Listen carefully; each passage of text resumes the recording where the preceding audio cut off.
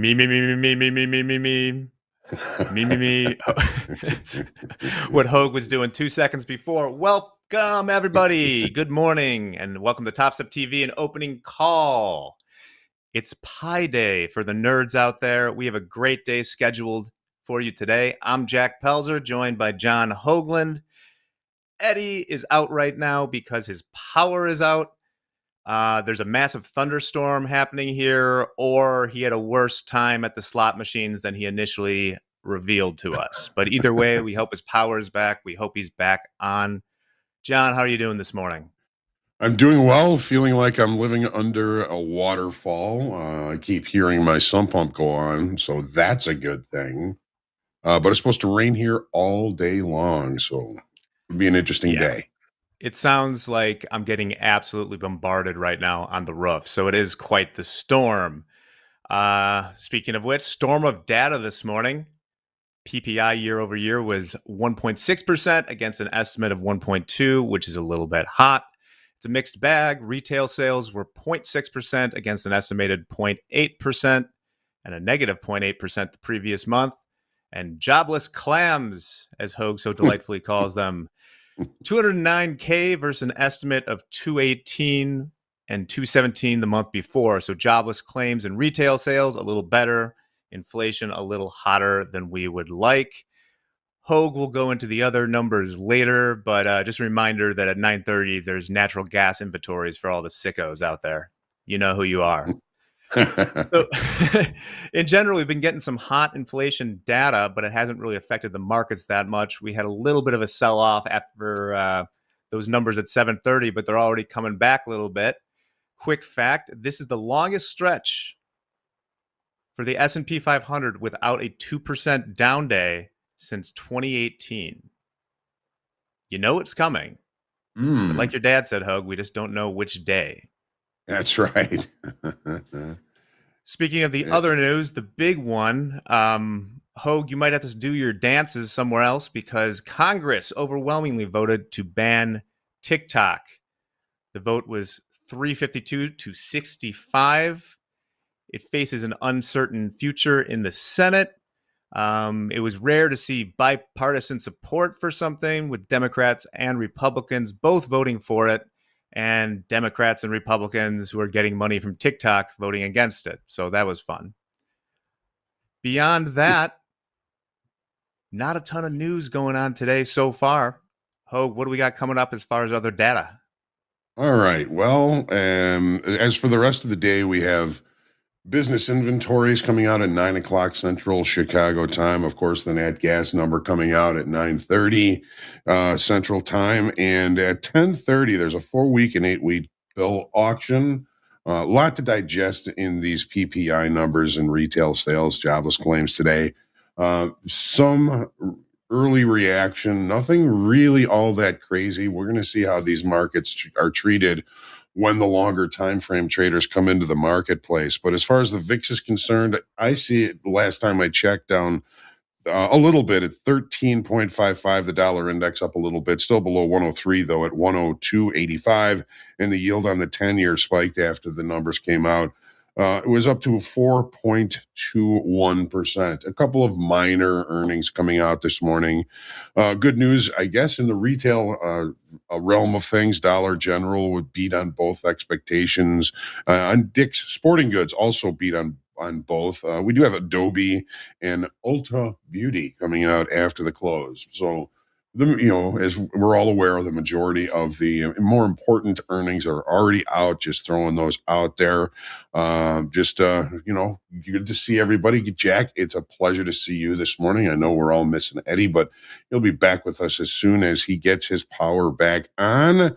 And as always, Pi Day, 314. Yep. And we're always focusing on accurate context, good risk management, and patience on this segment and every segment.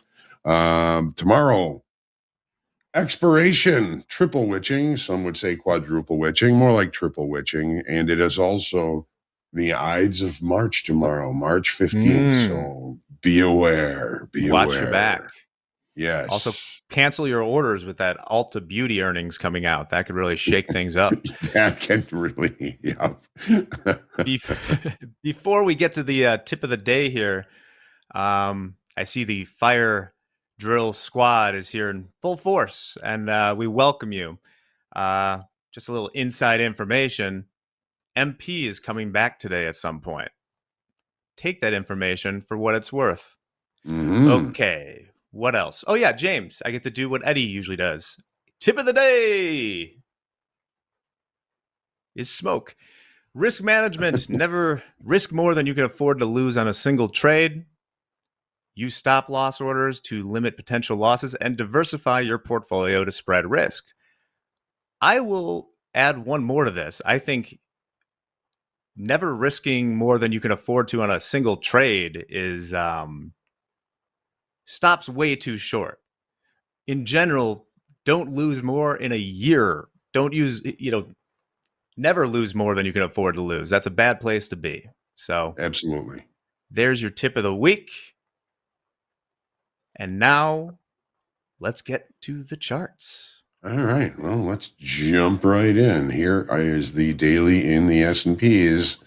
It's almost getting exhausting to say that, yes, this market is maintaining upside structure on the daily chart, the weekly chart, and pretty much even the monthly chart.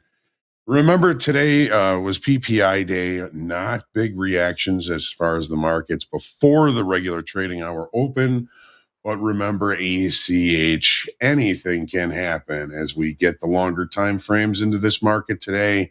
Again, anything can happen. Remember, however, that it is rollover, and a big part of the focus of the longer time frame traders is getting a cheap rollover done. Now, that said, as far as the open interest in the S&Ps, there's about 684,000 estimated left in the March contract. The vast majority of those are going to expire and settle in cash. So you might say that the majority of rollover is done. There's 2 million in open interest in the June contract, and again 684,000 in open interest in the left in the March contract. Yesterday we did add 23,000 in open interest overall.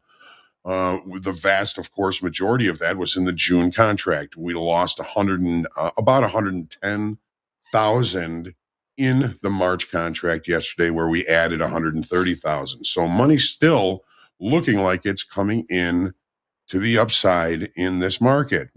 As Jack said, we know that there is something probably coming, some sort of a pullback. Either that, or we're just going to fall into range for a period of time.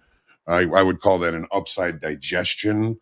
And we're kind of already in that in the NASDAQ more than in the S&Ps, and we'll see that very shortly. So with expiration tomorrow, the majority of the rollover pretty much taken care of. We might see more directional activity from our longer time frame traders if that is in the cards. So seeing, here we are, we've got that key reversal pattern that occurred last Friday, took us basically right to this trend line. And, on what was this, Tuesday, we saw the market recover, and we still haven't taken out the high of that key reversal area, which is the all-time high in the June contract here, 52.57 quarter, looking like it might get a test of that level possibly today. So when we take a look at the 30-minute chart here, let's get this scaled. All right, so I'm going to go a little bit further out here. There is our key reversal pattern, testing to this trend line, testing to this trend line.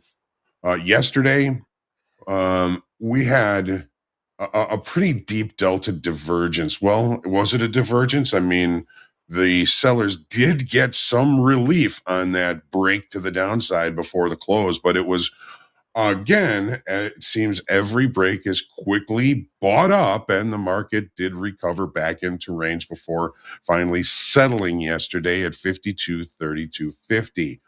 Overnight inventory was long before the number came out. It has taken us out of the probability of opening with a gap and has us opening in range and in value. To me, that kind of complicates things for the day session today.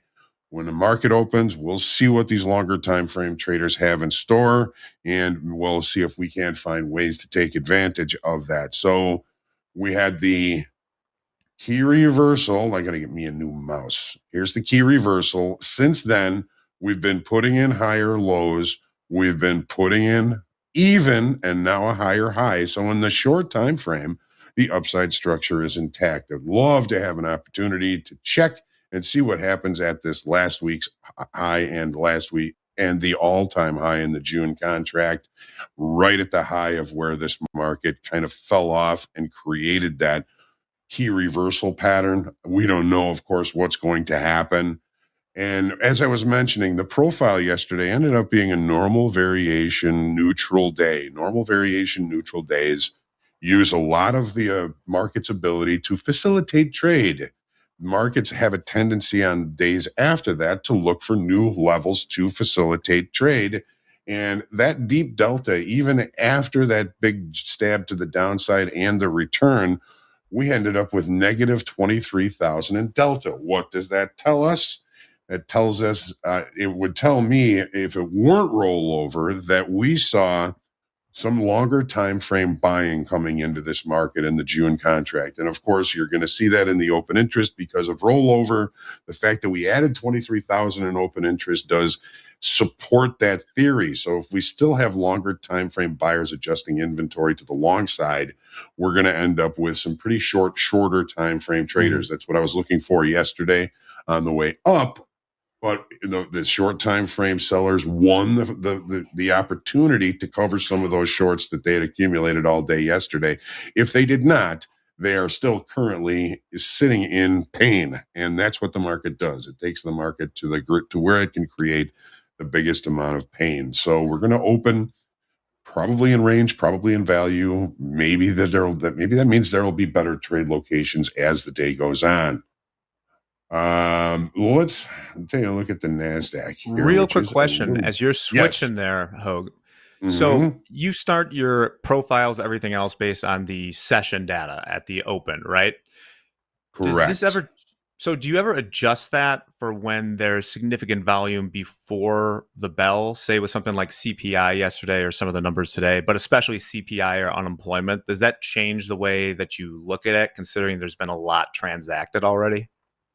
It won't change the way I look at the regular trading hour profiles, but I do have profiles off screen here that include the overnight information.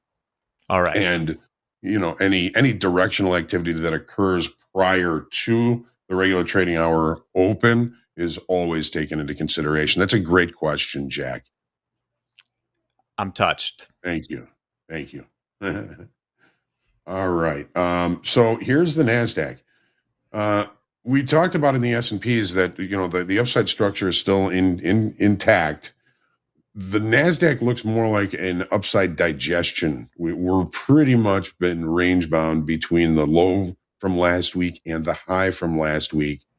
And it's looking like we are pretty centrally located inside that range. So the NASDAQ has been digesting here, I think, a little bit better than the S&Ps. And when you have this digestion, when you have this consolidation, it does a lot to even out inventory. And sometimes when markets are, when certain time frames get too long or too short, that's when those adjustments come in. Well, Dad always said, when the market always looks the best at the top and the worst at the bottom. When you finally have all the laggards long, that's when you usually will put in the high, and you'll either digest or get some sort of a pullback. We don't know when, we don't know how, but at least a digestion or a deeper pullback might be in order for these markets. They've been pretty, directional to the upside for a long period of time here. It might take some sort of impetus, some sort of bad news. I'm thinking that the PPI numbers today were a little bit hot. So, but we're going to have to see how traders and markets treat those levels. So, more range bound in the short time frame than a shorter time frame directional move here. Take a look at the 30 here. So we had that same key reversal. This was Thursday's range. Friday opened, traded higher, closed lower. In a trending market, that is a key reversal level. We're so much further away from the high of that key reversal day and the all-time high in the June contract here in the NASDAQ. We're right in the middle of it. So more of a range bound look than really any kind of shorter time frame upside move. Yes, we are putting in higher lows. We are putting in higher highs until now. So the more range bound look here has me thinking, well, I'm going to have to stay a little bit patient, at least in my time frame. There's traders that are trading in infinite time frames here. So you do what you do. Really just trying to put some sort of context over these markets. And the fact that the market was overnight long, it has reconciled those overnight longs and taken us right back inside value from yesterday, says, we're going to have to really take a good look and see how the traders treat this information from today and try and stay patient, look for the right opportunities, see if we begin to reject value from yesterday in either direction. It might be, more of a storm in a teacup, as Deeyana likes to call it, because we're right back in value. No gap in the S&Ps, no gap in the NASDAQ, right back into value. Try and stay patient. I know it's going to be difficult. We all have big expectations for days like this, for big opportunities. And the way the market is opening right now, it looks like those opportunities may come later on in the session. Here's crude oil. So crude is, quickly kind of marching now away from balance and range. This is a potential breakout day. It is in rollover. We will probably be trading the May contract tomorrow. If not tomorrow, then definitely on Monday. So we lost about 6,400 in open interest yesterday. Again, that's going to be a little bit blurry because of rollover. But we are at a level where longer time frame traders may have to take some of that focus off that rollover and start thinking about adjusting inventories. We're above weekly kickoff high, $80. 80.67 is last week's high. And then this last little swing high up here at 80.85 really takes us to the last kind of resistance level until we get to 4 or 5 months ago, these price levels up here. So what I'm looking for is meaningful participation above $80, and then I'll be looking for meaningful participation above 80.67. Take a look at the 30-minute chart here. We got a scale here. All right, so here's the open yesterday, no gap close, has us looking for opportunities for longs. We've opened again with another gap above an important level of inflection. There was a naked point of control here at 79.95. We have not tested that in regular trading hour session, but this might be a nice opportunity for a pullback, for a continuation to the upside, because that weekly kickoff level is there right now too. Currently breaking out above last week's high, and this is a kind of an important level. I'm going to take a quick look at the profile here. Excuse me. The profile did not leave the opening range at the absolute low of the session, but we're seeing VWAP higher. We're seeing bars holding VWAP. We're seeing lots of long shadows above VWAP. This is going to be kind of a tough trade to try and get into long. I would probably be looking for some sort of a pullback, which might leave me behind, which is fine. Yesterday's profile, a normal variation day. After a normal variation day, price continues to seek new levels to facilitate trade. Give me 1 second. The mute cough. Yes, yeah. Well done. I am still. I can't believe it. It seems like it's been a month, and I'm still fighting this cold. Everyone's sick. It's crazy, right? All right. All right. Let's look quickly here at gold. which is doing what it has a tendency to do on the daytime frame, on the daily time frame. We get a big move and then we sit.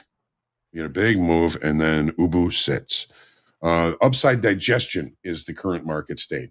We got a big up move. We've fallen into range. We're creating a triangle pattern, pennant formation, whatever you want to call it, which could give us some decent opportunities once the market finally breaks out. But there's probably going to be some head fakes when that happens. You got to be careful doing that.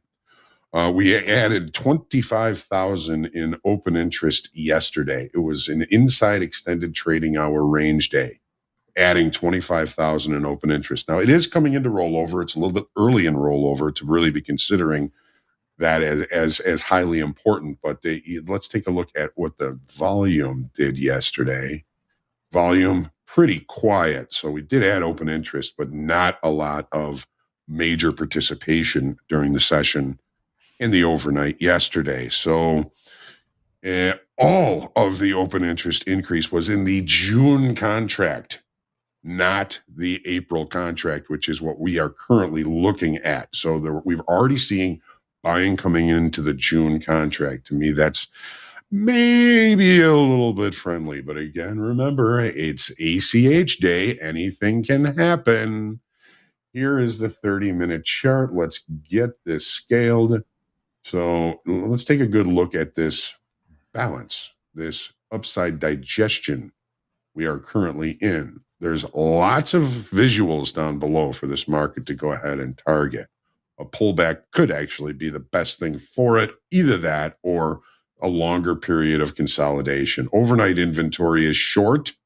Initially, the opening range was the high of the session. It did take it out just by a little bit, and it's really been a little bit volatile here.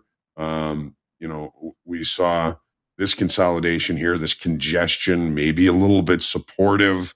And the profile yesterday was a trend day higher. A trend day higher is, in essence, the market just puts higher highs and higher lows, higher highs and higher lows in all day long. So you can kind of depend on the fact that we did add some new longs yesterday in this market. Those new longs are taking a little bit of heat there. And this congestion area looks like a pretty good area for where they may start to protect those levels. All right. So take a deep breath, traders. Make sure you remain humble, grateful, creative, and centered in your trading today. And always remember, say a prayer for peace. We need all the prayers we can get. And let's have a great trading day. Jack, how you doing? Really quick, I am doing fantastic. It's always great listening to the master. Good stuff there. Stick around today. Coming up on Fast Markets, we have Andre, MP, Hoag, and Deeyana. And guess what? MP might be a little bit jet lagged. He might be a little bit late.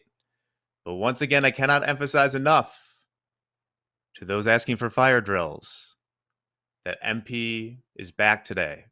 So just think about that. Besides that, power players, we have France is back. He's been talking with JD and Eddie. We got TopQuiz with Vanessa today. Coach Robert and JD for group coaching.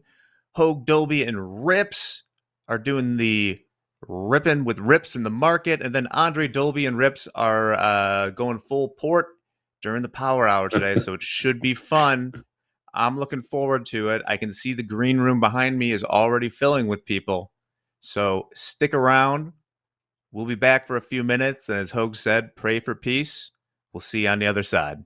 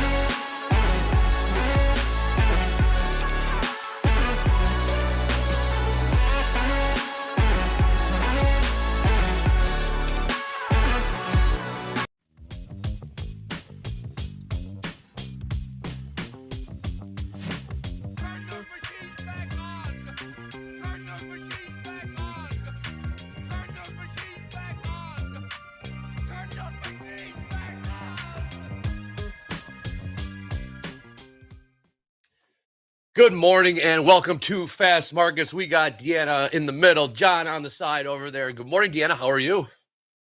Good morning. How are you? I'm trying to get over my my slight problem with beef because I thought it was okay, but What I happened? wasn't. So Uh-oh. I finally slept after like 4 days, and yeah, hopefully it's gonna get better into the end of the week.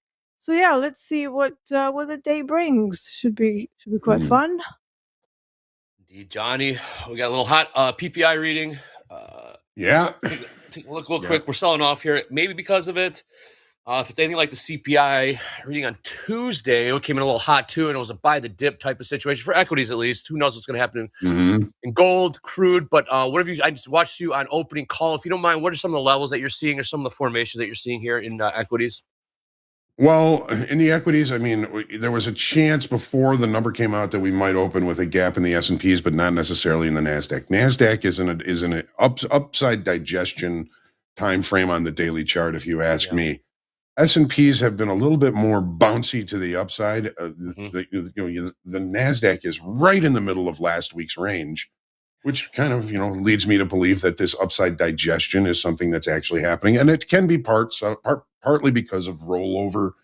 Oh yeah. Today, I'm probably going to take the opening range trade just because I like to take the opening range trade in a Hell small yeah. way. This will be on my live account today. And if it does continue, this might be something I might add into because, as Deanna says, I think those numbers and the way the market reacted to them was a storm in a teacup. I don't think that there was a big reaction to that. So maybe that was kind of expected. So, in my time frame where I sit, and I'm not a scalper. I'm looking for longer time frame opportunities. The fact that we're opening in range and in value from yesterday after a number like that in the equities says, oh, just hold off a little bit. Just Okay. be patient. Better trade locations may come after the open. There we got the Who did that? we got the Oh, bell Who's now. So there we go. Who did that? we're Well done. open, and I mean we're right in the middle of the value area. From this was yesterday, and we opened in value. So even with those numbers, the way we opened this morning looks like there's very little change in the perception of value here. It's almost like the market is still looking for new information. Are we waiting for a rollover to end tomorrow? Sold. Are we waiting for FOMC tomorrow? There will be opportunities, but when the market opens in range and in value, there is a tendency for me to remain patient. So if I take this opening range trade, it's going to probably start with just a one lot. Okay. And then if we do see some directional activity away from that, that might be something I can add into. Okay. But I'm really not in a hurry this morning. Take a look at the overnight low in the Nasdaq. What is I it? believe 42. it is 18,342.50. If we can't hold below it, that might be a buying opportunity. If we barrel through it and we continue, that might be a selling opportunity. We're still in the opening range in Coming the up there. S&Ps. Then the Nasdaq broke to the downside and is continuing to move lower. But again, the Nasdaq is still inside range and value from yesterday. The opening range was pretty big in the Nasdaq, and we've taken our first look below. So if we're going to take that, it would be to the short side. We're still in Sold. the opening range in the S&Ps. In S&Ps. Yep. There we go. Nasdaq. Just kiss the news. Yes, Deanna. Yeah, so I am in a short trade in crude oil that I kicked off during London just before the open. It's very difficult for me to try and go long at these levels because of several Right. reasons, and I'm talking about crude oil in particular. If I go to my daily chart, we are at this top of the range, and typically there tends to be at least an intraday reaction from there, at least when we're opening with a gap, and we're opening with a gap. So that's my idea. Furthermore, in an intraday time frame, there is this fixed daily range high area. Now, every time I see that happening, there's a pretty high chance that the value high actually gets tested pretty quickly. So if my hypothesis is correct here, we should see a reversal pretty soon. If that doesn't happen, then my trade is not going to be valid anyway. I am on my live account, but if this trade doesn't work out, I'm going to pause the live trading. And then if another opportunity comes along, I might go onto my combines because I am trying to minimize risk in my live. So we'll see what happens. It's certainly an interesting outlook here, but like I said, I can't long it just out of the box in this area. It would be a breakout trade if that's the case. And if that happens, I'm totally fine not being in on it because my trade location is not there. So even if I was going to long this, I really need it somewhere lower rather than these areas. So that's my take on crude oil today. So yeah, just staying patient. So far, the trade is surviving. It is underwater, but it's survived for a good hour and a half. Oh wow! So yeah, that's generally not a terrible trade location. If your trade manages to survive even with a little bit of a higher highs that are happening, that tells you that maybe the auction is not that strong. Again, we could be wrong. Anything can happen. But yeah, for me, this is more an opportunity for a short than it is for longs. And then it's up against your average daily range. It's up against last week's high. And most breakouts fail. Exactly. And even if they do break out, they typically have some kind of a reversal before they build enough power to continue. So because of all of that, my hypothesis, number one, is that we are going to go slightly lower before we go higher again. And it's John, looking good right now. I mean, John, did you take the trade at all? Okay, good, because it reversed.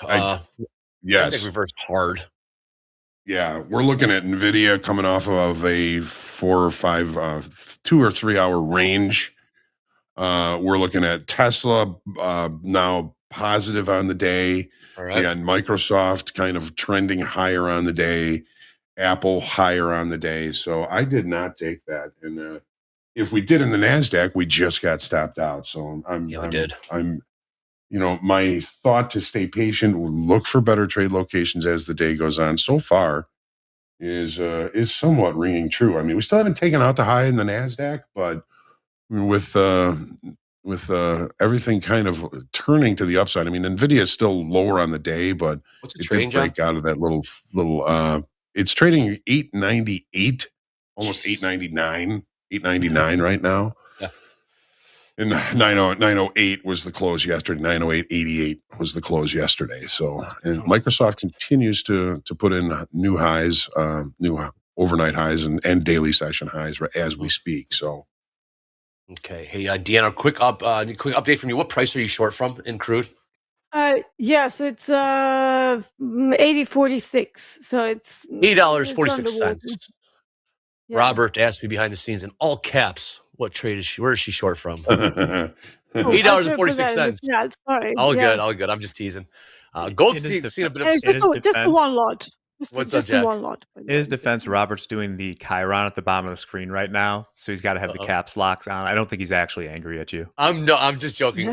He's writing in here something right now. I'm just teasing. We're seeing a bit of a sell-off here in gold. Coming up again, that was for you, Robert. Coming up about $2 off the lows here, but we did see a sell-off. Oil is trading pretty thin in the S&Ps. Look at the S&P ladder right now.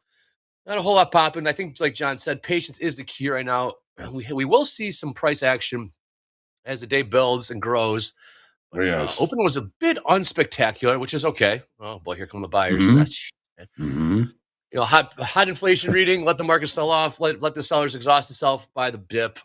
Seems to be the play. I got to stay short. It's hard staying short, John. It is.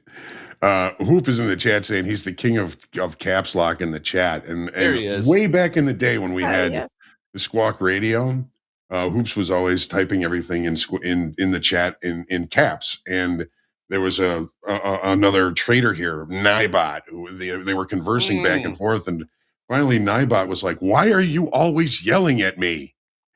And Hoop says, "I'm not yelling. I just can't see." So he does everything in caps because he can't see. But it's funny. It does seem like whenever anybody's like texting you or slacking you or something, and they go in all caps, Yeah, it's you're like getting they're yelled at. yelling at you. Like they're yelling at you. Not Yeah. necessarily the case. No, it's not. No, I was just teasing. Have a little fun. Robert, you're doing great.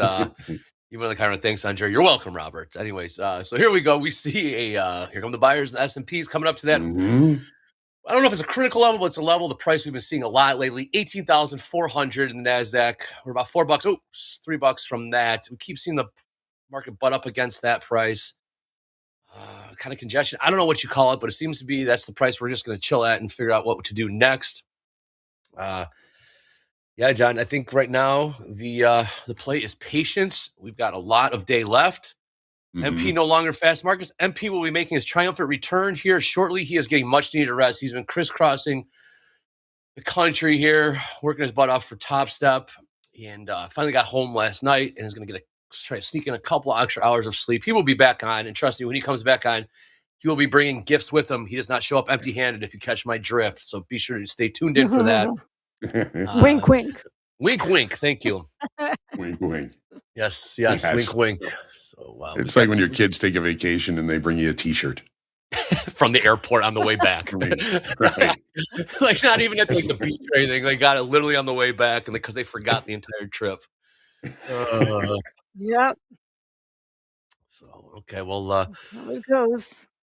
oil's still trailing a bit sideways. Would you call this consolidation or barcoding right now, Deeyana? Or what do you call this right now? When I'm looking at the 5-minute chart here on crude. Like, yeah, exactly that. That's what you call it. I mean, it's got an upward slope because we still have some reactive demands on a lower time frame. So if I drop down to a 5-minute chart, let me just get rid of these standard deviation curves because they're a little bit of an eyesore.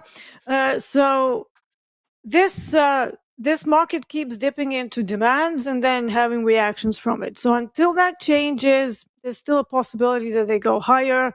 Yes, it's sort of stopped and it's kind of consolidating a little bit, but there's no, like, every time they try and dip, that somebody kind of buys it. So I am still gonna hold on to this trade. It is the initial balance, so there's a lot of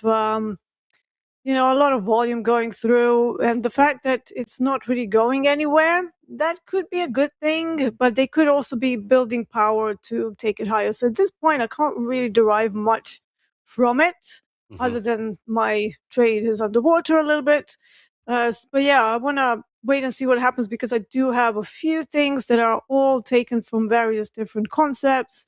And they're all telling me that this is, if I was going to go long here, that would be the epitome of buying the top in any other market. And we also have the rollover coming up, which happens every month. I'm not really that keen doing momentum trades during the rollover because typically those kind of days tend to lend itself to at least a range bound day. But, obviously we still have a range to establish because it's so early in the day. So at this point, this is more a probability play based on things that I have seen around this time of the month and around these sort of levels. So I'm using the top of the range from a slightly higher time frame and intraday levels like the fixed data range high, just to find the direction first and foremost. And if it doesn't happen, it doesn't happen. It's fine. I'm certainly not going to go long here. That's for sure. Yeah, it's there's a 42 tick range in the regular trading hour session so far in crude oil. Yeah. Pretty Which is small. not that big. Yeah, No. it's pretty small. So, we have already gone into the B period to that like second half hour of the initial balance. So yeah, we'll see. If it doesn't survive, it doesn't survive. Like I said, no biggie. I've already accepted the loss. And if that happens, like I said, I'm parking my live account for the week, actually, and focusing more on the combines. Smart. So right about now, at this point in the day, I'd be asking Eddie, what are the econ numbers say? Well, Eddie is currently out. We are having major storms here in the Chicagoland area where most of us are located. And he's having a power outage where he's at. So wishing him the best. Get the crews out there working hard to get him power. So I'd ask him right about now, what do we have on the calendar for the rest of the day? Well, folks, most of it's already in the rear view mirror. we had retail sales and core and PPI already come out. We're looking ahead. We have a 4-week bill auction here in about less than 2 hours. Besides that, there's really nothing. So it's gonna be open slate, a lot of no numbers. Tomorrow we have some. What we got anything for tomorrow, John? We got some industrial production. We got Michigan. Well, today we still have business inventories at 9 a.m. Central, which is probably not going to be wildly impactful. And then for all you crazy natural gas traders at 9:30 Central Chicago time, you got the natural gas inventories report. And there are some bill announcements. There's a 20-year bond announcement at 10 o'clock, which that's just an announcement. It's not going to be impactful. We do have a 4-week bill auction and an 8-week bill auction at 10:30 today, and that's going to be it. But tomorrow it is quadruple witching. Some would say now triple witching. It is expiration for equities and options. So.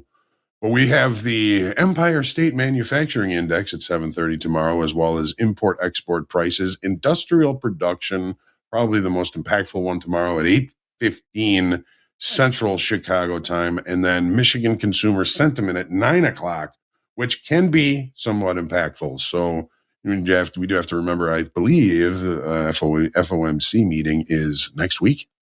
Next week. They've obviously been watching and digesting the inflation numbers from this week. CPI, like I said, came in a little hotter. That was on Tuesday. 2 days later today, PPI came in a couple ticks hotter as well. Markets did initially sell off, but the buyers came back in. And here we are just kind of chopping around. Not a whole lot doing right now. It's kind of off to a slow start, which is okay. Like John said, we're going to stay patient. Wait for these opportunities. John was talking about taking the opening range trade. The trade never presented itself, I guess you could say, right, John? Well, it did. It broke to the downside and then took out the upside by 2 ticks, which probably would have been enough to keep me in it. But it's just there's no confidence in this right now. That's the word I would use. I mean, I don't see any real reason to get very aggressive into anything here. And again, that's a time frame thing. Some shorter time frame traders may be seeing something beautiful that they're going to be able to take advantage of here. It's just not me. I'm in range, in value, not a confident open in either direction. We haven't really left value, particularly in the S&Ps. I'm going to stay patient, wait for opportunities as the day goes on. And that's typically what I try and do when the market opens in range and in value. It's not fun. It's not sexy, but it's what I got to do. That's trading. That's trading.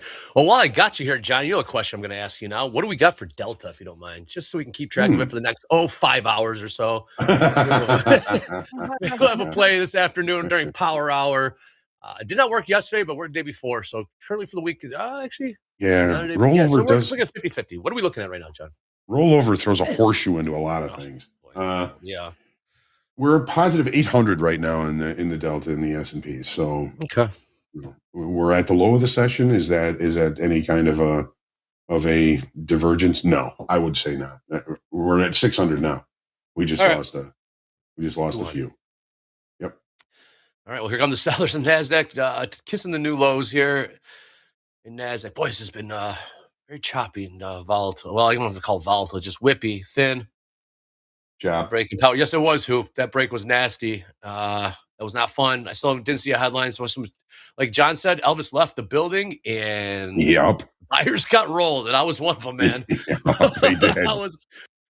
Baby. I got rolled on that one. But hey, at least I had my stops in, because if I didn't have a stop, the loss would have been a triple. So that's why you have your stops in, accept the loss, manageable. Exactly. Yep. And taking a loss is the biggest thing, and being okay with it as well.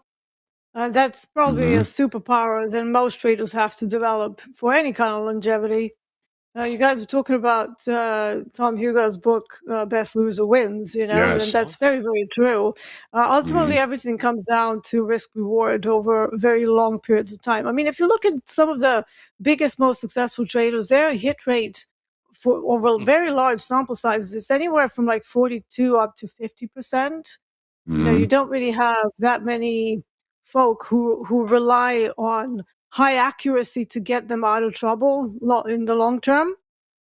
So this is why trading gets very difficult sometimes because you get yourself into a slightly lower accuracy, and if you don't have that risk reward on your side, it's going to start to bleed your account without much possibility for recovery.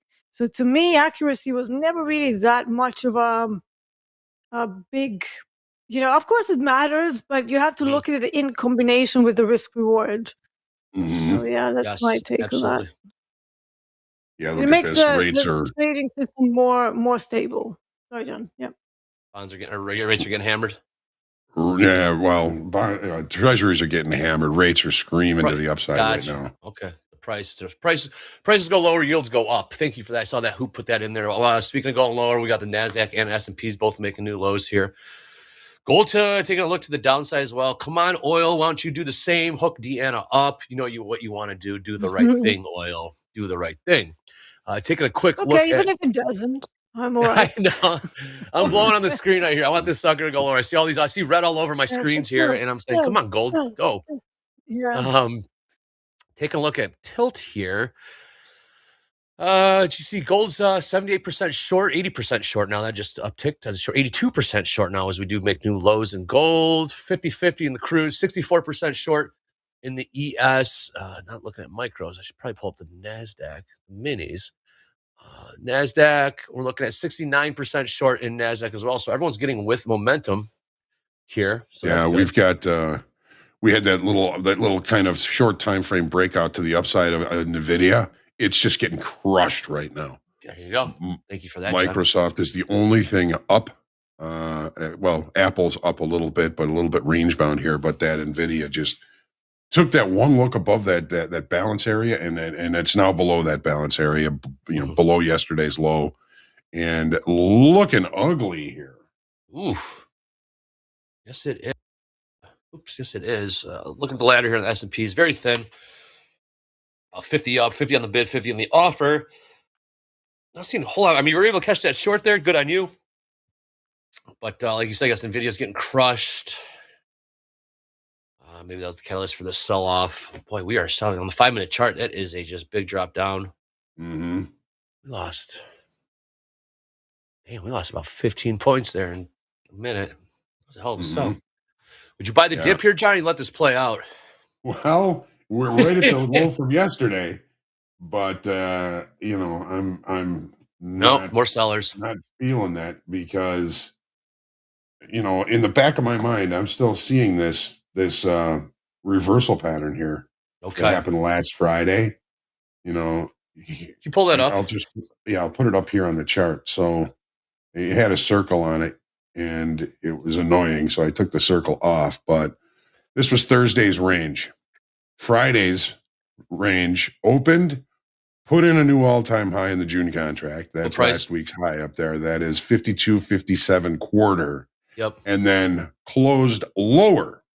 So in a market that is on a trend to the upside, opening, trading higher, and closing lower is a key reversal pattern. So we haven't tested to it, haven't tested above it. The high of it is still remaining resistant.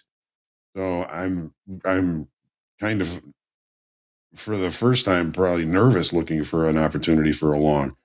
One thing that we saw yesterday was this afternoon pullback low in the S&Ps from Tuesday. That level. What was that price? 52.07 half. 52.07 half. We are getting close to that. So that it kind of it might offer some opportunity. It's a Dalton thing, when you have a day that has a pullback and then a continuation to the upside, that afternoon pullback low can be important. However, yesterday in the NASDAQ, it was ignored. There's that same afternoon pullback low. Initially, it was respected, but then, when we had that dive to the low, I mean, I don't think we ever closed a bar below that level yesterday in the NASDAQ. And then we kind of closed right on it. So it did not provide, cheap opportunity yesterday, although it was supportive to a point. Now look at this thing go. Man, look at this sucker. Look at this sucker go. Mm-hmm. Okay, here we go. That's what I call jump off a cliff. Yes, Yeah. with no parachute either. This thing has got Nothing. Yeah. Just nothing. free fall. Yes. Wow. And it was Come on, like, oil. it's Do the like right no thing. confidence on the open. You know, usually when you see a directional move, you're gonna. Well, I mean, we did take two ticks above the opening range in the S&Ps. That's not really a true breakout of it. I'm typically, Would you if I'm deem that a short it, value rejection then? yeah, but now right at value low and getting close to those afternoon pullback lows in the S&Ps. You want to see it on the profiles. This is it. So when So there's definitely get there are yesterday's a couple low. of scenarios. Yeah. So there are a Pardon? couple of scenarios. You can have a response long from, below value, or you can have Mm-hmm. that continuation.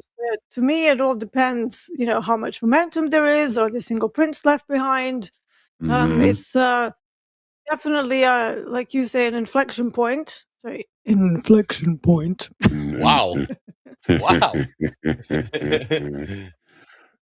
You have to say it with that voice. Every time that somebody Absolutely. says inflection, I just hear John in my ear going inflection. It's gonna stay An with me inflection point. forever. Inflection. Yes. Inflection point. In a world of inflection points.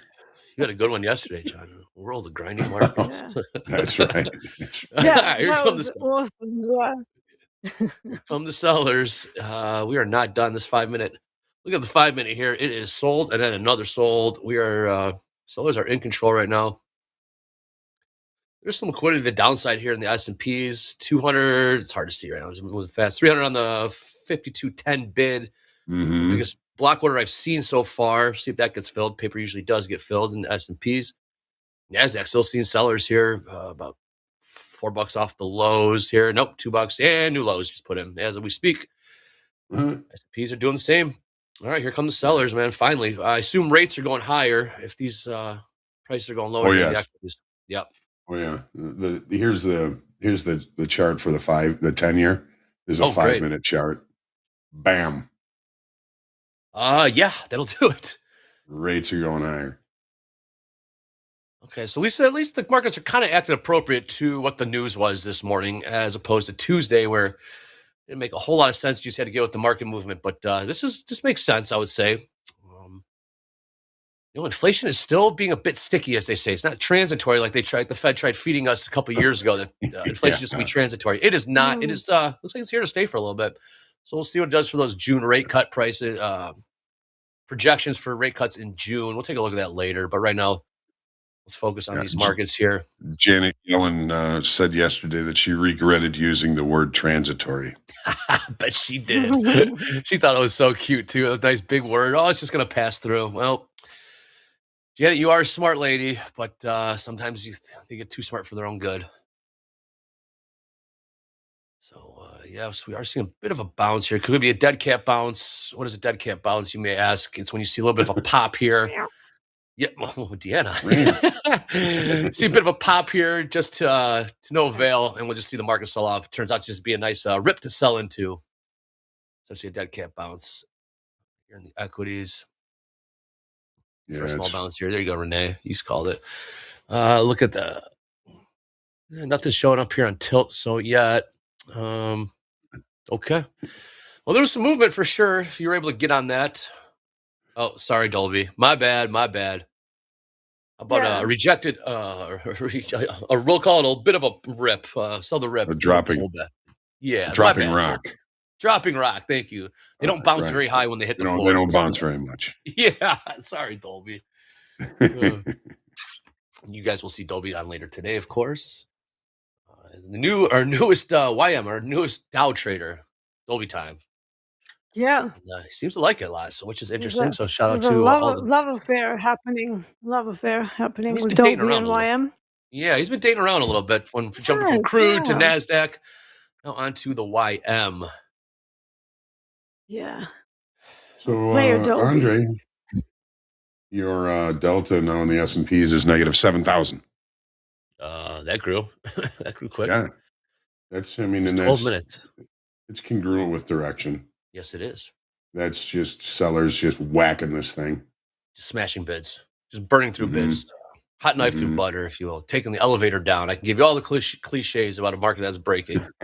A flushacito as well. We can call it that as well. We'll Yes, see there here. you go. A dead chicken bones from all the chicken bones. Yeah, but then the rooster's not going to like that, John. Oh, good call, John.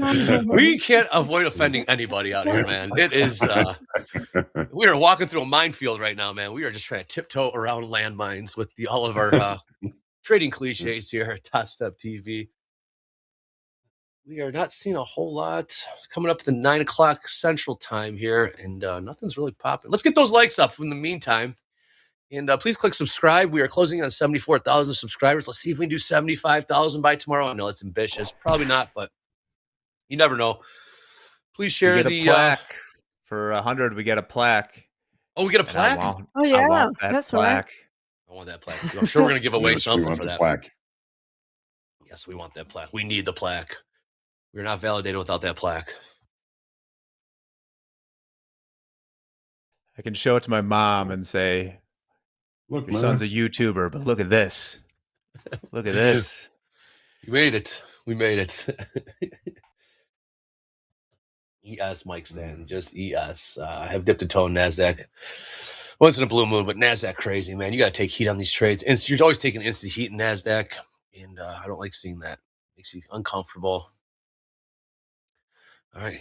Well, speak of the devil, it was a dead rock bounce there, John.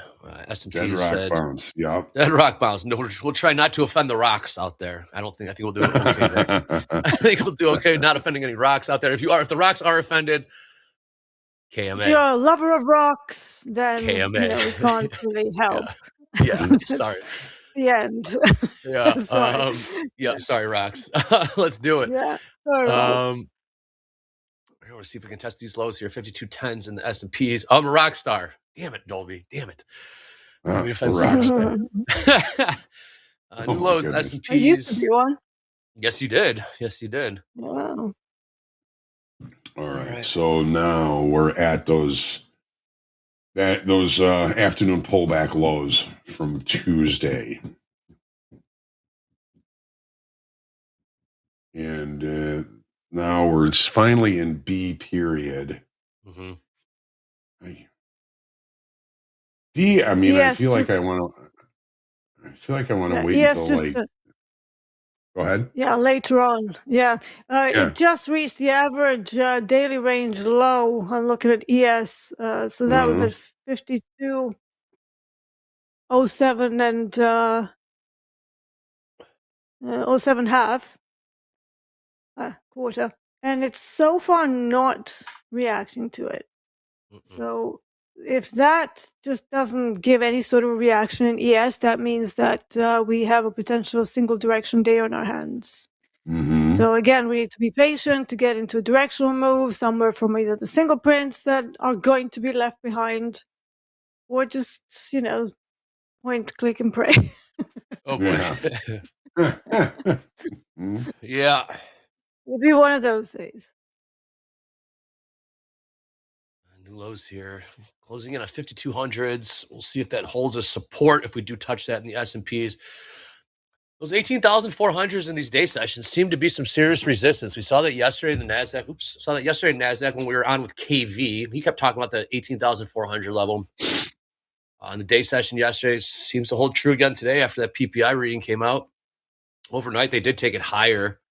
Not by much, by about 28 points. Not by a whole lot, but once the day session started, 18,400 in that NASDAQ seems to be the line of demarcation for the time being, as the seller said, nope, we're going to take this lower. PPI came in hot.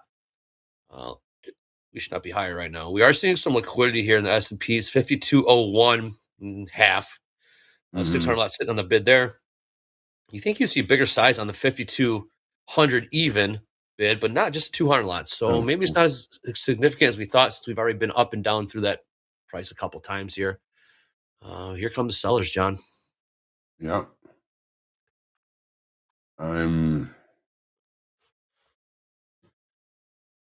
Wait this thing out. Where is the NASDAQ? I'm looking at too many things. What do you mean by that? Well,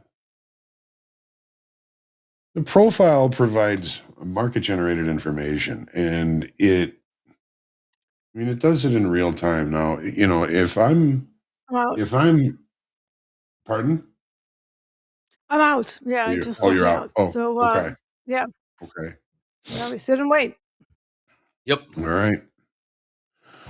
So if I wasn't looking at, Microsoft and Nvidia when they broke out to the upside there, Yeah. I'm thinking short. We did take out the high of the opening range by 2 ticks in the S&Ps. Mm-hmm. It was still a cheap trade. When the opening range breaks to the downside, if you want to go on my charts here, so this gold bar right here is the opening range, 7.5 to 0.5, 3-point opening range, 12 ticks. Mm-hmm. So if I'm going to take that short, it's going to be 1 tick below the opening range at 37 even, right? Yeah. Then I'm going to take the stop, which would get me long above the opening range, and I'm going to move it 4 to 6 points above the opening range. So 4 to 6 ticks, I should say, above the opening range. So I'm looking at 6-7 points of risk on this trade, and so if that was the case, and I decided to take this trade, which I obviously, I did not because we opened in range and in value. But if I did take this trade, move my stop, 4 to 6 ticks on the other side of the opening range, it would still be short. And yeah, you would. I thought about taking a short once we got back down below the opening range when we left those 2 ticks up there. But that's when I'm looking, hey, wow, look at Nvidia. It's really breaking out to the upside. And, Microsoft, it's at highs it hasn't seen in quite a while, it looks like, on this daily chart. So I'm thinking, oh, boy, well, it's another buy the dip opportunity, which it still might be. It still might be. Okay, yeah, I mean, here they go. I'm a bit just indecisive as well, too. I mean, the sellers definitely had conviction there. But then in the back of my head, I'm thinking, for the last however many weeks, anytime we do see, stuff like this, it's just discount prices for the buyers. So that's what's in the back of my head. But we got to trade what's in front of us, right, John? We can't. But I mean, with that being said, you have to be cognizant of, of a higher time frame, top-down approach. If you look at the 4-hour chart, so to speak, you'll see this could be just a pullback, a simple pullback, which is in otherwise uptrending markets here. So indecisive here myself. 10 years are pulling off the lows. Yeah. Maybe we should be watching bonds a little bit closer. Yeah, I have a tendency to just kind of watch the 10 years.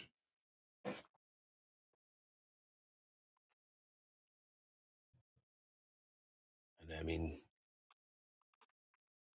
looking for something here. Gold chopping around. Nothing on the tilt. ES, here we go. 72% long in the ES. Maybe calling the bottom there. NASDAQ 67% long. I'm getting the tilt. Either you get the tilt on Topstep X here. I'm seeing it, or you get to see it scrolling across the top here of the broadcast there. You'll see the same. Well, the numbers across the top of the broadcast here, those are delayed by 8 to 10 seconds, I want to say, ish. Could be wrong on that. You're getting in real time here on Topstep X. So if you have your Topstep X, please look at it there at the bottom, or you may have rearranged that window to be somewhere else on your screen. Real estate, as KV would say.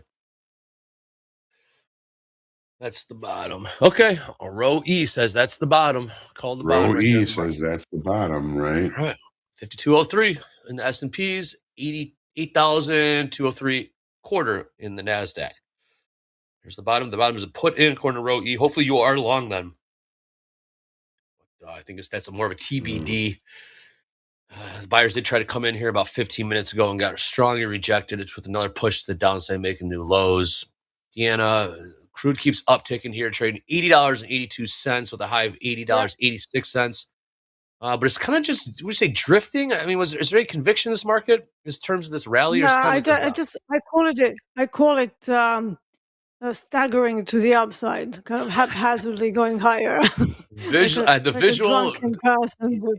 I can see the visual in my mind right now, just stumbling towards the exit of the bar. Stumbling towards the exit of the bar. Where is it? The pub, yes. Oh, sorry, mate. Oh, sorry. Oh, yeah. And then it trips up and it carries on. So haphazardly going higher. That's the price Stumbling out action in the we have bar, today. into the cab, into the Yeah. taxi. Is that a dated reference at this point? Into the Uber, Throwing up throwing every so up, often, Into the waking up in the void. morning, continuing the journey. and say, "How did I get here?" Before you know it, Yeah, crude's that's trading gonna be 82. tomorrow. That's Yeah, gonna be tomorrow. Hangover. crude's trading Ow. $82. And you're like, "How do we get here?" It was Yeah. barely a rally. So yeah, I've got some hypos here. Don't know whether I want to get involved. So I put the fourth hypo as continued upside auction into average session range high, which is located around 81.30. So it's just at these levels, the way it's going. If I were to start doing trades like these, this is something that actually got me in trouble in February because I was chasing the auctions and the breakouts, and it just doesn't work because most breakouts will fail. So those few that do succeed, they typically happen about 35% of the time in crude oil, at least for the last sort of 3 years. If we go back pre-COVID, that number actually falls down to about 25%. So this is another reason why I'm not too keen on chasing these moves, because crude oil is such a double-sided product that there will be, some sort of a reaction later on in the day. So I'm going to let this go, but it does give me more information and a potential new levels to play off of. So one of those would be the initial balance high on a pullback at 80.80 at some point. So not now, but at some point. If we continue to go higher, then I do have, that was the average daily range low at 81.30, 188 is the average session high. So let me just correct that. Mm-hmm. So 81.88. And so we could have a reversal there at 81.30, which is the average daily range high. If we do end up with some kind of excess, there's some potential for a short. But the initial balance is really small. And that could mean two things. It could mean a directional move. So for now, everything is telling me directional move. I just don't like the trade location where this is on a larger time frame. Here we go. Yeah. Because I've been stung many a times trying to long the tops in the last 16 years. So eventually I just stopped doing that. So I would actually rather take a trade that is cheaper around those levels than get run over because I was trying to. And every time I try to do that, I just feel like price action again staggers.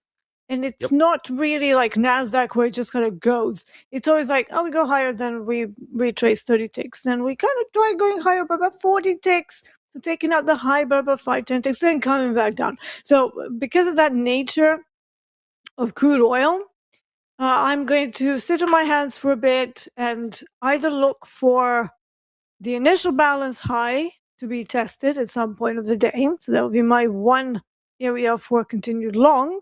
Mm-hmm. Or if we don't get there and we actually leave some single prints behind quite a bit higher up, those could be my area for further long too. So if it carries on, I always have sort of like a backup of what area I might want to get involved in. And of course, we could also have the typical crude oil thing where we get to the last hour of the day and it just smashes through all of the single prints and starts going into a late failed auction, which has happened a few times recently. Late failed auctions are not really a thing, or they haven't been a thing since about 2014 in crude oil, but it seems that we're back there. So I have observed them, journaled them, and I was like, what's happening there? So we've gone all the way down and then reaccepted, so to speak, the initial balance and just carried on down. So I'm very wary that there is a bit of a change in the behavior of crude oil. So rather than chasing, I would rather stay back and just observe and do some journaling, gather some data, to see whether we can find a slightly better way to position myself.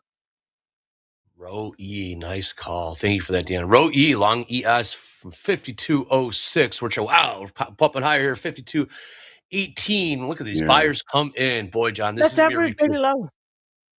I'm just going to show you the chart. Yeah, so average daily low was at 52.07 half, let's say. And it did smack through it by about 4 handles. But then it reversed, and since then, we have been going higher. So average daily range low is being reactive today. which makes me think that this is more of a responsive long. However violent it might seem, it's still a responsive long. That responsive long, what does that mean, Deeyana, responsive long? It means that every time the price, so we have to open inside value for that, and then every time the market dips below value or goes above it, the market makers step in and just bring it back towards value, and sometimes all the way into it.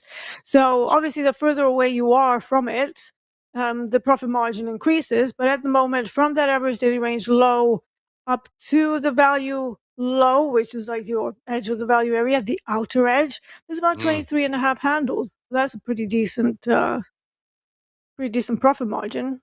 Absolutely. So whoever caught that, well done. Absolutely. Yeah, very well done. We did see the sellers come in. Hey, real quick, just update. See some people in the chat talking about support. They're working their butts off right now behind the scenes. I just want you to know, we know about the rebill issue, the trade of eight discrepancy issue. We have to correct those manually behind the scenes. So please, also the rhythmic account creation delay of might be even up to 7 hours right now. So please be patient. Please be kind to our support reps. They're working really hard right now, as hard as they can, and they will make everyone whole and right by the end of it. But please be kind to them. They are working their butts off around the clock to all your tickets. So please be kind to them. We are aware of the issues. No need to be disrespectful or you just be kind. They are working their butts off, and I can assure you, as you guys know, at TopStep, we will make you whole and take care of you. So yeah. Yeah. So now just for don't that, be a tick. What were you gonna say, Deeyana? With a D. I said, don't be a tick with a D. Don't be a dick is right. Thank you. You can say that. I cannot say that. You can say that. Absolutely. Don't be. Yeah, you said it. You said it. I just said it. We are aware of all of the. Oh, also it's quad witching. So please remember to roll your contracts. They're working very hard behind the scenes. Should be trading June in the equities. You should be trading June in the equities, of course. What else? What about in gold and crude, John? Crude probably May tomorrow. Okay. Let me double check. May. I checked this morning and April was still K. Yes. Yeah, May's K. Yeah. I remember that. K, May. Yeah. By the end of the day today, they'll probably be about even. May, maybe a little bit more. So I would say definitely move to May tomorrow for crude oil. Adjust all your levels and trade May tomorrow.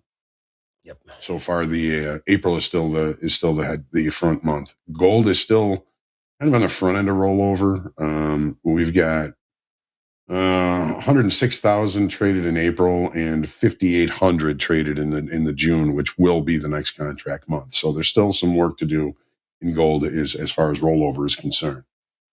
I tried to cheap into that long at the low there. I got within 2 ticks of my entry and it just ran away. What price were you trying to buy, John? What price were you trying to buy there? I've still got the order in 52.10.75, and it got down to about 52.11 quarter, and then took off. So that's on me for trying to cheap into the trade. Nice call there, row E. Nice call. ICT is my master. That sounds a little weird, but okay. Whatever you say, I'll take it. It's a little weird. Okay, but hey, good, nice call on the long. Is that Jack chuckling in the background? Jack, what do you got? What are you laughing about, man? Yes, master. No, stop. Weird. Yes, master. Some quick updates. You guys were talking about rate expectations changing after the print this morning. Just wanted to show an update, which I should often. The Fed Watch tool on the CME website is a great way to check. You can go by month, whatever meeting, to see what the implied probabilities are of rate cuts. So what we're looking here is for June. And yesterday, we were close to a 70% chance of easing. Today, we're down to 63.5%. Most of that seems to be capitulating from, it was 6.1% of lunatics who thought that there was going to be a half-point cut. Yes. And now that's down to 3.8. So that's there. A little more PPI news. With the PPI numbers today, basically the concerning thing, we're kind of done declining, it looks like. This wasn't so hot a print that it shows a new trend, but we're kind of not going down anymore. So obviously something to keep an eye on. If this is the new trend, it puts those rate cuts in question. Somebody has written this nicely, though. MicroStrategy shares are up more than 180% this year after taking on Yeah, debt to buy more Bitcoin. If you're not familiar, this company is basically a proxy for Bitcoin because they own some absurd amount of Bitcoin. True believers. I'm glad it worked out for them, but I would say it takes some real chutzpah to take on Yes. debt to Good word, buy Jack. cryptocurrency. But if you look at the guy that runs it, I mean, this man is a human Bitcoin. I 100% believe that this man will take on debt to buy as much as it takes. So good luck to them. Now back to the markets. Thank you. Those are having issues with Topstep X. They should be good to go now. Maybe hit the should be fine. This is data feed just picks it back up. Okay, thank you for that. Thanks, Mac. But yeah, Topstep X, any issues? Should be good to go there. We are waiting for Mr. Michael Patak. Hopefully he's getting that rest. Here come the buyer. Gold still. I mean, excuse me, not gold. Crude oil. Upticking here to 81.23. Yeah, what are we seeing there, John? Just reaching. Let's take It's a look just here, reaching the average daily range. So average daily range high at 81.30. So if it doesn't stutter there and it doesn't give us a meaningful auction fade, then this thing is going to go even higher. So we'll see. I mean, there could be an opportunity here, but I am switching to my combine now. So I'm only going to be doing the combine trading from now on. Like I said, I'm trying to keep the daily risk on my live pretty tight. So I'm only allowing myself a couple of trades per day, and if those don't work out, I leave it alone until the next day.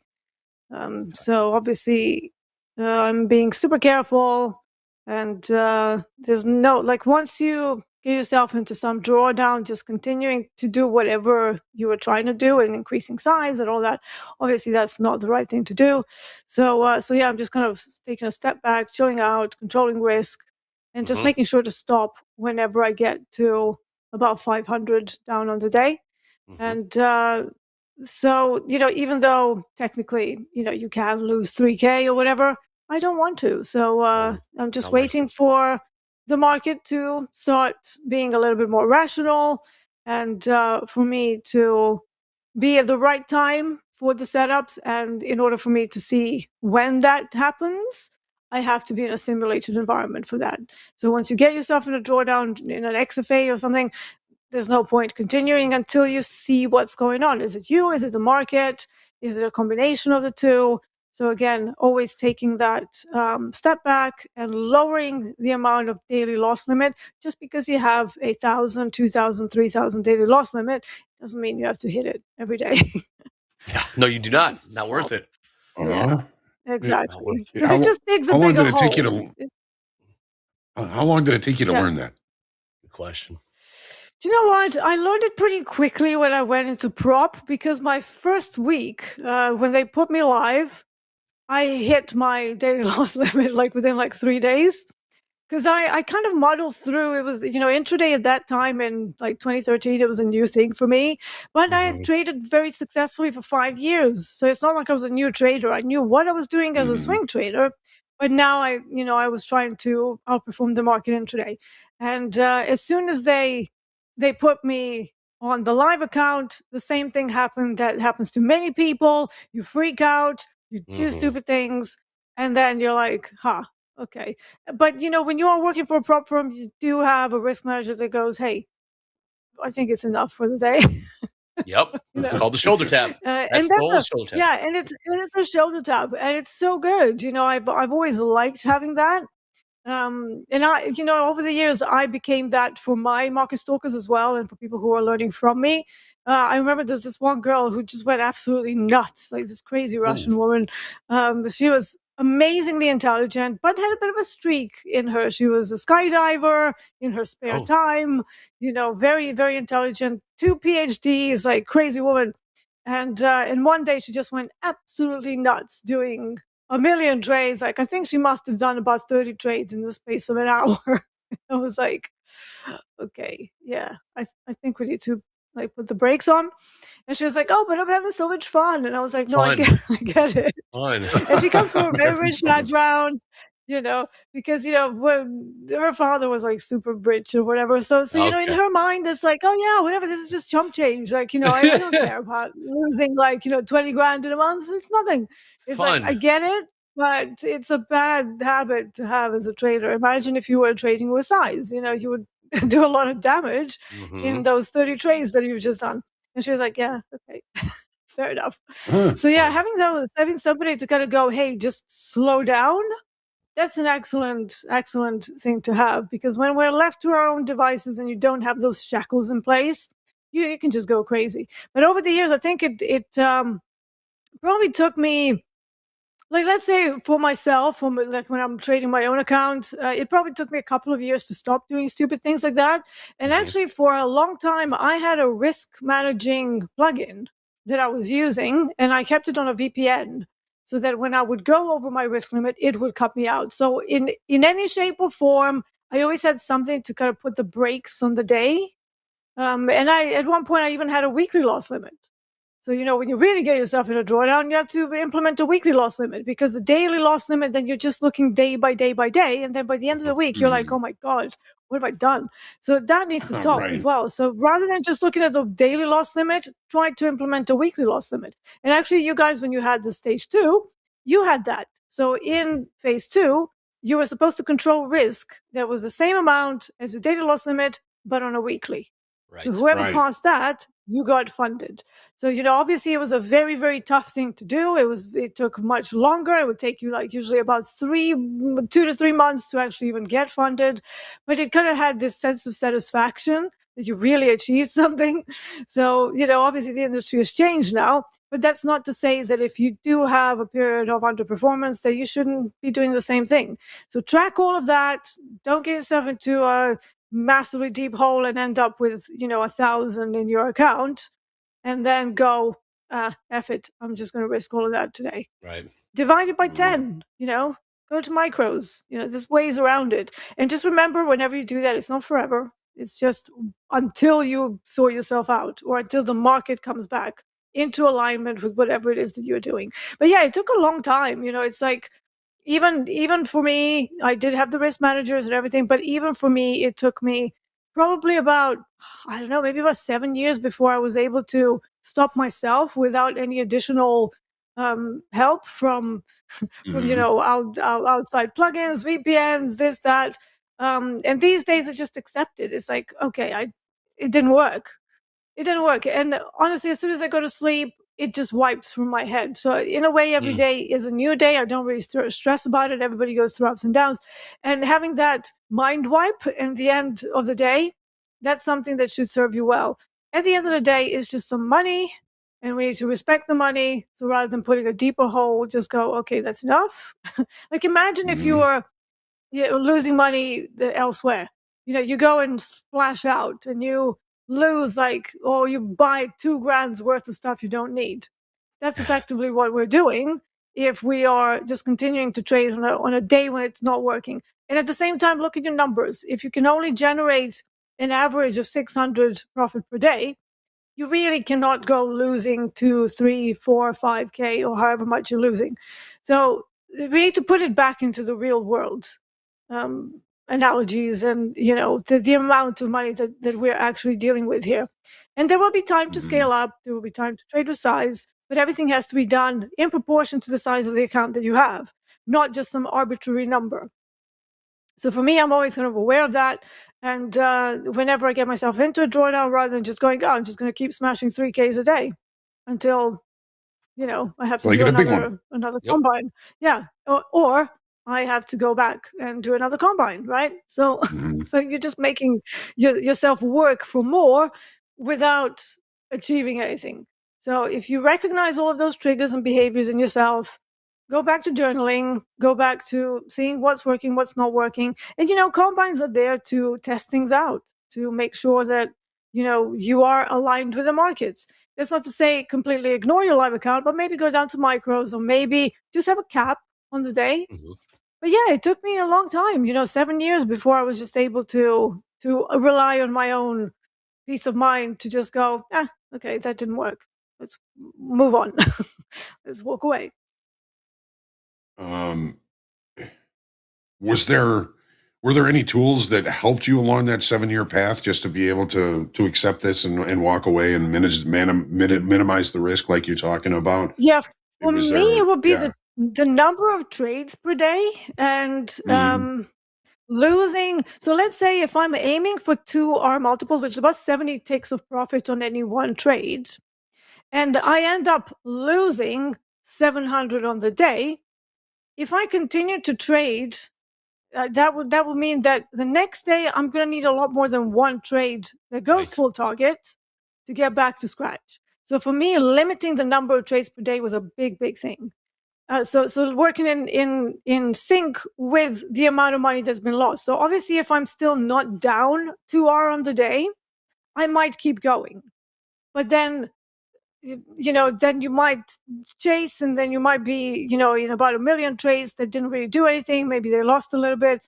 That's also not a great thing because it makes you like hop around too much. And I honestly believe that when you're in that state, you're not looking for quality trades. You're just looking to dig yourself out of a hole. So somehow we need to glue ourselves away from the monetary side. And one thing that helped me massively is to just go into tick-based values. So not even look at the dollar amounts, just have number of trades per day, how many ticks did I win or lose, and when to stop. So if I lost 2R on the day, I walk away. If I've done more than 3 trades in the day, that's too much. It's not too much when you're doing well, okay? But when you're not doing well, Right. number of trades per day, that was like one thing that completely changed my mind.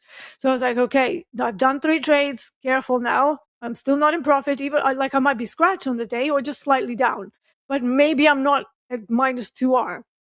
But I've still done 3 trades on the day. It's like, what sort of trades were they? So then instead of carrying on to trade, I would go back to journaling and going, well, that was a bit shit.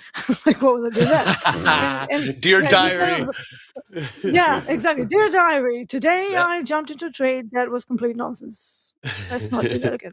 So all of those self-reflections and not just staying glued to the tick by tick that's happening, to me, that was a massive thing. So instead of doing more trades and more damage, I would rather go into journaling and self-reflection rather than continuing what I do.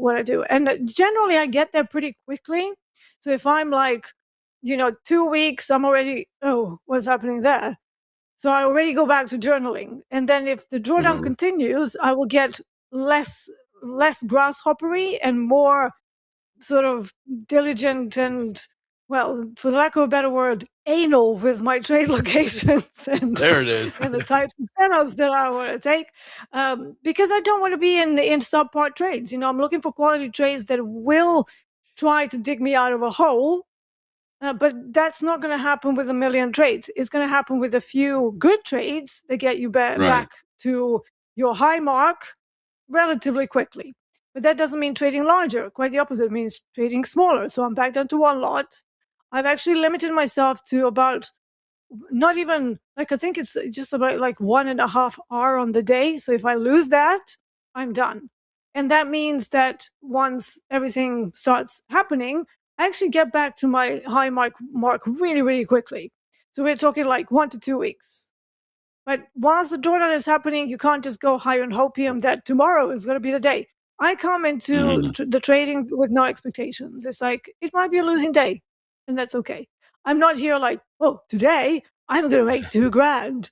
Right. It's like, no, you won't. You don't know that. Nobody knows that. So getting rid of the expectations, moving to tick-based values, limiting the number of trades you have, and having a personal daily loss limit that is based on the risk rewards that you get usually on your trades as a daily loss limit.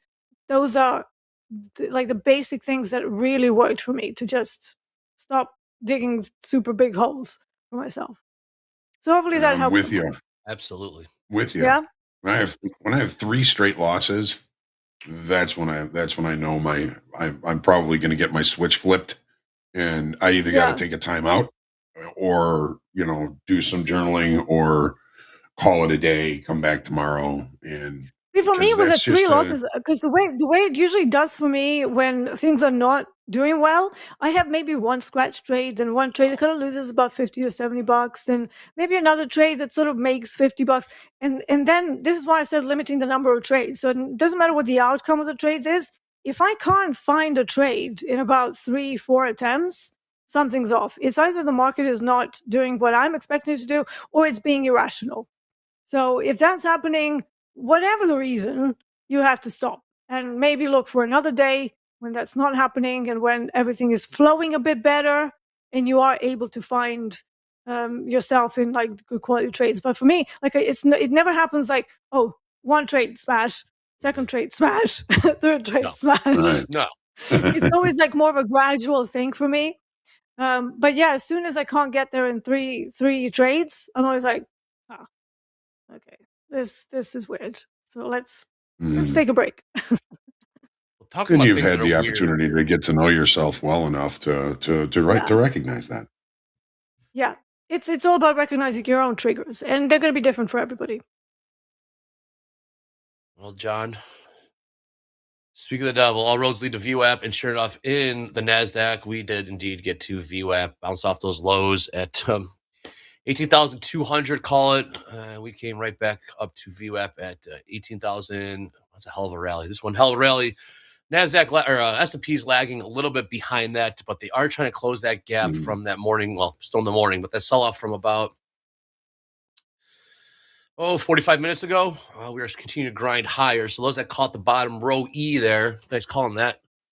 But yeah, I guess we'll see if we can keep pushing higher here. But I'll be damned if they make new highs today after this sell-off. But should we be surprised, John?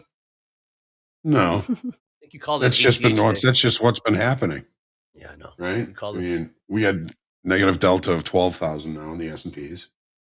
Nice, 12,000. Yeah, 62% long, negative 1,600 negative in the NASDAQ. You know, I can't figure out what's wrong with me. I don't know if it's you, John. No, it's me. I was looking at that afternoon pullback low from Tuesday as a wonderful opportunity, and it got there and it turned, and instead of just taking the trade, I tried to cheap into it, and I'm just trying to be cheap, I guess. I don't know. There's something wrong with me, and I'm going to get it figured out. And Andre and Dee and everybody in chat, you're going to help me get through this because it's I'm not upset about it. You know, I've missed trades. I've been a survivor of the futures industry for almost 40 years now. And, you know, it's just it's a little different now. I'm trying to figure it out and I will. And I just feel like, you know, there's more I should be accomplishing here. Well, one thing for me is that I was starting to look at too many things and kind of missing out on the setups that I was looking at. I don't like using limit orders for exactly that reason, because I've missed more trades that I can count trying to get the perfect price. And then it would get there and smack right through it. So I'm like, well, that was a waste of time. So for me, I like to look at the lower time frames as a way to just look for that reversal, whether it's sustained or not. So maybe find something that can kind of give you that like little trigger around your level of interest. That's something that's helped me a lot. Or when you get yourself into that, oh yeah, I'm a bit afraid to pull the trigger, because you are risk averse, John. You're very risk averse. And you know, I've noticed that about you. Yeah. I've had my day of big risks, you know. I'm here just to make a little bit of money. Almost like David Green was saying yesterday, you know, he's had his big days. He's just trying to make a little bit every day, and that's kind of where I'm at, you know.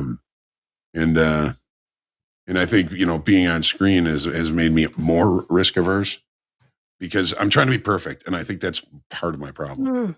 And I'm not. Yeah, I'm not perfect in trading. I absolutely know that. There's no perfection. There's no perfection. No. Yeah. If it was, everybody would be, you know, just doing this for a living and no other jobs, right? It's a hard thing to do. You got all the experience and everything, and yes, we are on TV. You know, it's not easy. We've got a lot of people, a lot of eyes on us. But at the same time, there are tools that can help you to push you into a trade, because you've missed a lot of trades. So that's something that personally I've done before as well. So that means you need something to take away that control, or some kind of a unequivocal trigger, like whether it's price action, whether it's some sort of another indicator, maybe just to kind of go, hey, yeah, there is a reversal happening. Anything that can give you an equivocal signal that that is it at your level. So maybe we can come up what that could be together.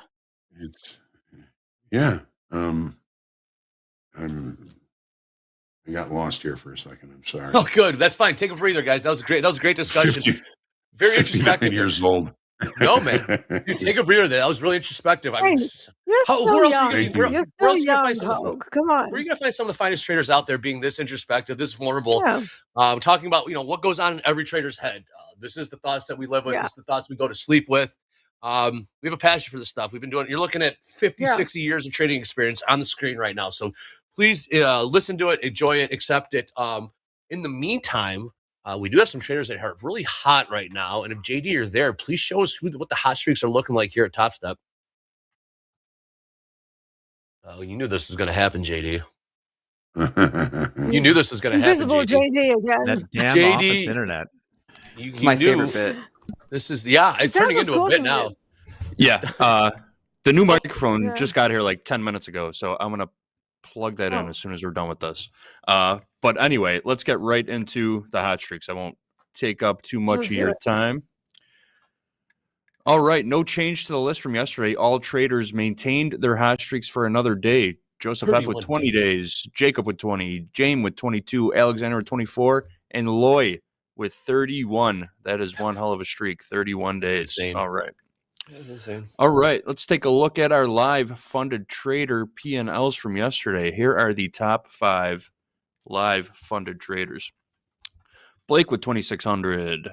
Nicholas T with 2,600. That was good enough to move him into the top 10 list, which we'll take a look at just a little later on. David with 3,000. Isaac with 3,000. And Nicholas F with nearly 10,000. Nicholas also moved into the top 10 list after yesterday's performance, so we will check back in on that at around 10:15 Central Time. A couple of announcements. Just want to remind everybody about slow markets tonight at 8 o'clock Central Time with Coach Dakota. Tune in for that. Also, we got a special presentation from Coach Robert after the close today. From 4 to 5 o'clock Central Time, Coach Robert is going to do a detailed walkthrough of the Topstep X trading platform. There's going to be a Q&A. He's going to get to all your questions, and he's going to tell you everything you need to know about the Topstep X platform.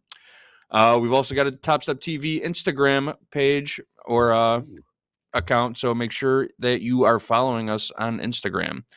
We're going to pin this link to the chat in just a second for you to follow us. All right, that's what I got for you right now. I'll be back in a little bit with some more. Thanks, JD. Thanks, JD. Thanks, JD. And remember, everybody, whatever they say about me on Instagram is not true.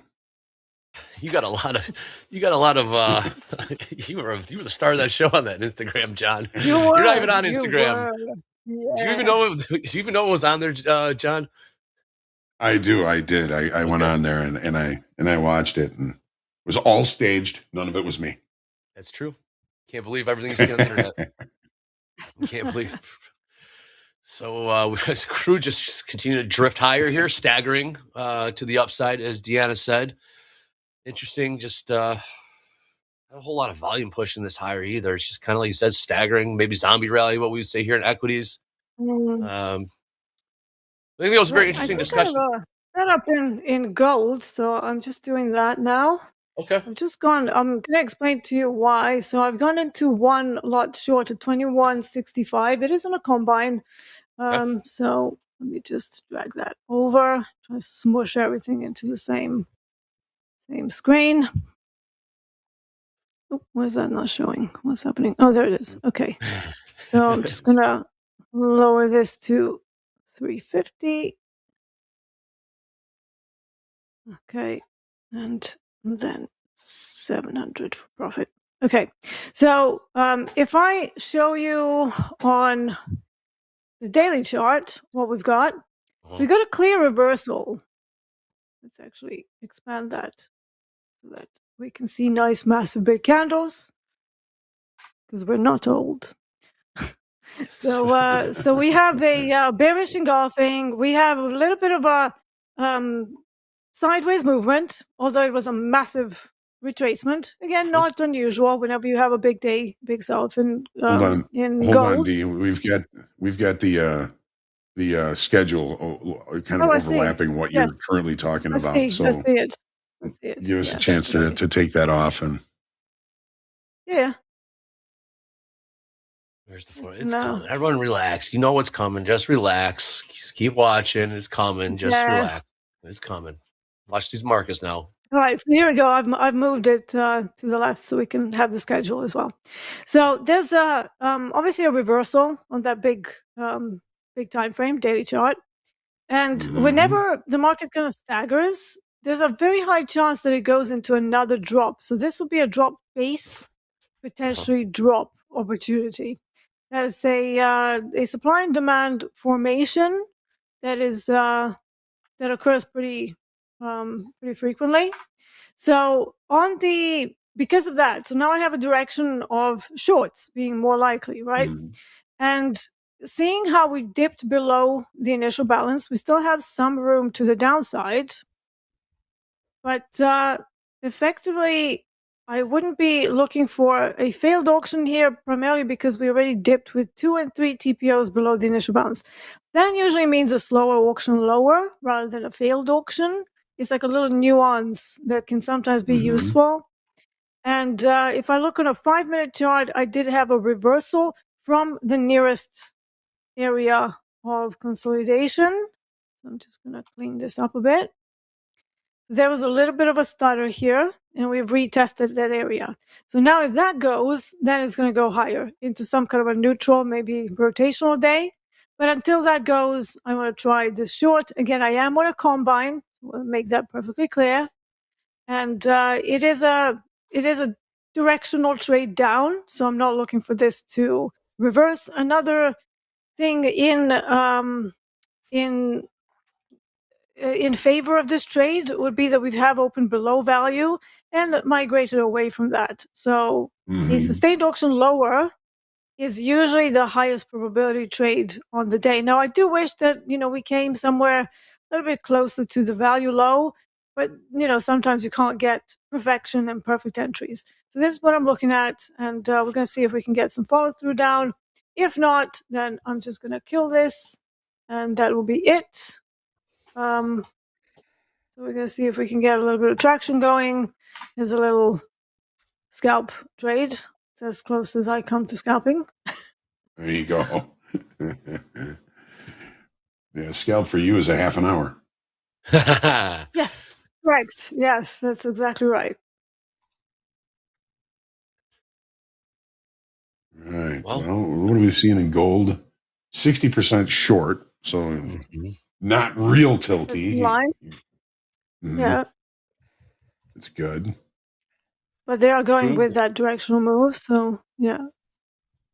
Crude just continues to drift higher. Some call it a trend day. I saw in the chat they're calling it a beautiful trend. Yeah, I suppose you can call that. I don't really see a lot of this type of formation, just beautiful, like drifting like this in crude. Too often. $81.41. Yeesh. There is room to the average session high, like I said, 81.88 is where that is. But again, without some kind of a pullback, not interested in this. We do have some single prints left behind that are now at 21.24 area. So let's see if we have something on the lower time frames. No, there's absolutely nothing. You see, I don't like going against the move when you have absolutely nothing. There's no stutters, there's no speed bumps, there's just like whoosh. So that's not very conducive to how I like to trade. So yeah, nothing for me in crude oil just yet. And Mr. Dalton would say, don't fight a directional market. You need some sort of structure to form up there before you could even take that chance, because where's your risk? You don't know. Yeah. Absolutely. Yeah. Andre, what are you thinking? What are you looking at? We went right up back to VWAP and the S&Ps. looks like almost to the tick, and now we're just kind of hanging range bound here. We are You see hanging range anything bound. you- No, Yeah. no trades yet. Yeah, we've probably filled the gap. I guess not fill it, but retraced about halfway from that sell-off around 8, about an hour ago, and we almost got to the VWAP. Yes, we did. Take a look at the NASDAQ. We went through VWAP. The sellers came in, took it down below to about 18,300. Probably the play was probably buy the dip there, but you would have to take a heat. I mean, look at the 5-minute and 1, 2, 3 5-minute candles. And we had to outweighted that sell off. Like I said, row E nailed it. I think trade of the day goes to row E right now in S&P's 5206 getting long. It was gutsy because I thought for sure they were going to test 5200 evens, but we did not. Isaac R nailed it too. What did Isaac Arba get? Yep. Yeah, he was looking at that too. He put that, I think it was 4203 in the chat before we even got down there, and he said he took about 20 points off that on the other way. So, that's big nice time. trading, guys. Yeah, nice man, trading, that's big guys. time. Yep. That's big time. Yes, so I don't know, gold's kind of chopping around, but nothing doing. Like I said, I was going to put in the chat, we still have 5 more hours left in this market. I think more opportunities will present itself. Tilt hasn't really shown much. I did see a short, or it was a long tilt crude, 80% to the upside. So hopefully you're able to capture some profits there. But right now, yeah, okay, here's a little pullback in oil, if you want to call it that. But oil's, it's tricky. So if you think of the rally's going to continue, please, here's your pullback if you want to get in. Because it's hard, like Deeyana said, it's hard buying these highs and not hoping, but watching the market go higher. That's what we've been seeing at equities. I would need to see some of the candles closing below that 8130 level, which was the former Everest daily range high. If it doesn't, it still means it's in the same range. So I don't really want it. No, nat gas did come out, but that was a whole nothing there. Just to update at that, they were expecting minus 40 billion, came out minus 9, so a little bit lighter than expected there. We are wait and see mode for the time being, which is fine. No trades yet for me. John, one trade you tried taking, you got maybe a little too greedy on the price, but the idea was right. So maybe you are seeing the markets properly. And no, I mean, yeah, I see. And you're also, our heads are spinning around here. Yeah, well, that's part of it. There's a lot going on. I saw somebody comment yesterday. If I took all the trades that I called, I'd be up big, and it's just. With everything going on, looking at all this stuff, doing all this, I'm finding it very distracting, and maybe that's part of my issue. But I will. We'll get through it. No biggie. Someone asked me what are the different colored bars, volume bars in my chart. They're there just to tell me that there's maybe a volume churn, but the price might not be moving accordingly to the volume that's coming in. And sometimes it can be an extra indication that there is a fake out coming. Obviously, that has to be matched with some levels rather than just looking at volume and going, hey, churn, let's go against the move. So yeah, it's kind of useful. I don't look at it that much, but it's also just there to show me when the volumes have completely dropped off for whatever reason, so that I don't try doing breakout trades if we're in a very low volume environment. So yeah, it serves a couple of ideas. Yeah, I mean, that's a great point. If you are going to have a breakout, you want to see everybody involved. Yeah. You want to see a lot of volume. You want to see participation. You want to see a very active dome if you're reading the dome. Yeah. Anytime you get a kind of breakout like that, because and I know D, you take a breakout trade and the dome dies and it just sits there. You're like, oh no. Oh no, it's right. No. Yep. I gotta get out of this. Yeah. Yep. That's why I time stop breakout trades. I want it to go now. Yeah. And if it doesn't, I'm out. Yeah. Right. Because I'm on a combine. I can but one thing that I will do, I don't want to be in 2 positions at the same time because then my focus gets diluted. So I'm actually going to kill this for about $120 okay. minus.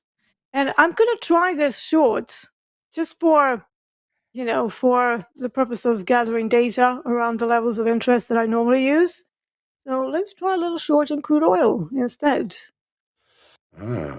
So again, short 1, 21, 28. Yeah. Why? Because the 5-minute chart closed below that average session high area. Sorry, average daily range high area. So We you've might have a got bit your of a pullback. inflection point there. Hey. Correct. Yeah. And again, might be wrong. It's a directional move, so this is very, very risky. Because I'm fighting the trend now. Can you say inflection point? Inflection point. Hey, shout out to Bill Faffo. Shout out to Bill Faffo in the chat here, putting out, we got 1,000 lot sitting at 52.30 in the S&Ps. We're still about 12 points away from that, but shout out to Bill Faffo in the chat. It is still there. Almost 1,100 at 52.30 half, I should say. 52.30 half. We'll see if it does just sit there or it gets pulled. But thanks for noting that. So we do here at TopstepTV. Everyone looks out for each other's back. Dee, you did take a short in crude, or you're looking to? Yep. Yeah. Took a short. Okay. 88. 81 with 28. Nice. And now we're just gonna chop around here. S&Ps. You got to beat gravity. There it is. Let's see how that goes. Well, the trade. If this one doesn't work out, then I'm gonna pause it for the day. That's gonna be it for me. It's okay. We were talking about that. We are not going to hit our daily loss limit. We will stop before that. Yep. It's great discipline, and it's hard. You got to learn the hard way. I don't know anyone that just shows up and says, "Nope, I'm never going to hit my daily loss limit." I think you have to hit your daily loss limit how much pain tolerance do you have? You can't just be, in my opinion, you got to know that the stove is hot. You have to touch it a few times to know that it is indeed hot. And when you touch it enough, you'll never touch that stove again. So personal loss, daily loss limit, much better to reach than your daily loss limit. It's discipline. And John, you said something, I don't want to say profound, but something that stuck with me the other day. You will never come to a point in life where we just say, I'm patient. I think we always come to a point where we say, we're working on our patience. But I do think we can come to a point where you say, I am disciplined. I am a disciplined trader. And I think there's a difference there. But it was very interesting. They said, I don't, at your age, and you'll never come to a point where you say, well, I'm patient. It's always something that we're working on. I think some FOMO is something that we're still always working on. I think Dee does a better job. You said that there's always another trade, Dee, when it comes to FOMO and missing out on moves. Well, that there will be you say that, trade. but I was on with Dolby the other day, and I massively FOMO'd into a trade. That's towards Dolby's the end fault. of the day, and I was like, well, he's short. I'm going to be short too. That's Dolby. That's Dolby's fault. No. That's atypical.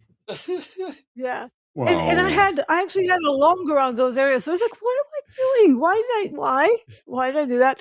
So now I'm like even more aware that, being on the show and stuff, you want to trade more, you want to find the setup, it's not at your level. You're like, F it, I'm just going in because you want to see the trade. It's like, no, stop that. Dolby time. I see you in the chat. You know what you did, Dolby. You know what you did. That pulled pork. Everyone wants a bite of that pulled pork, man. No, I'm not blaming him. I'm blaming myself. I was like, why? Wow. Since when does D go along with other people's ideas? It's like, Dolby time has that effect on people.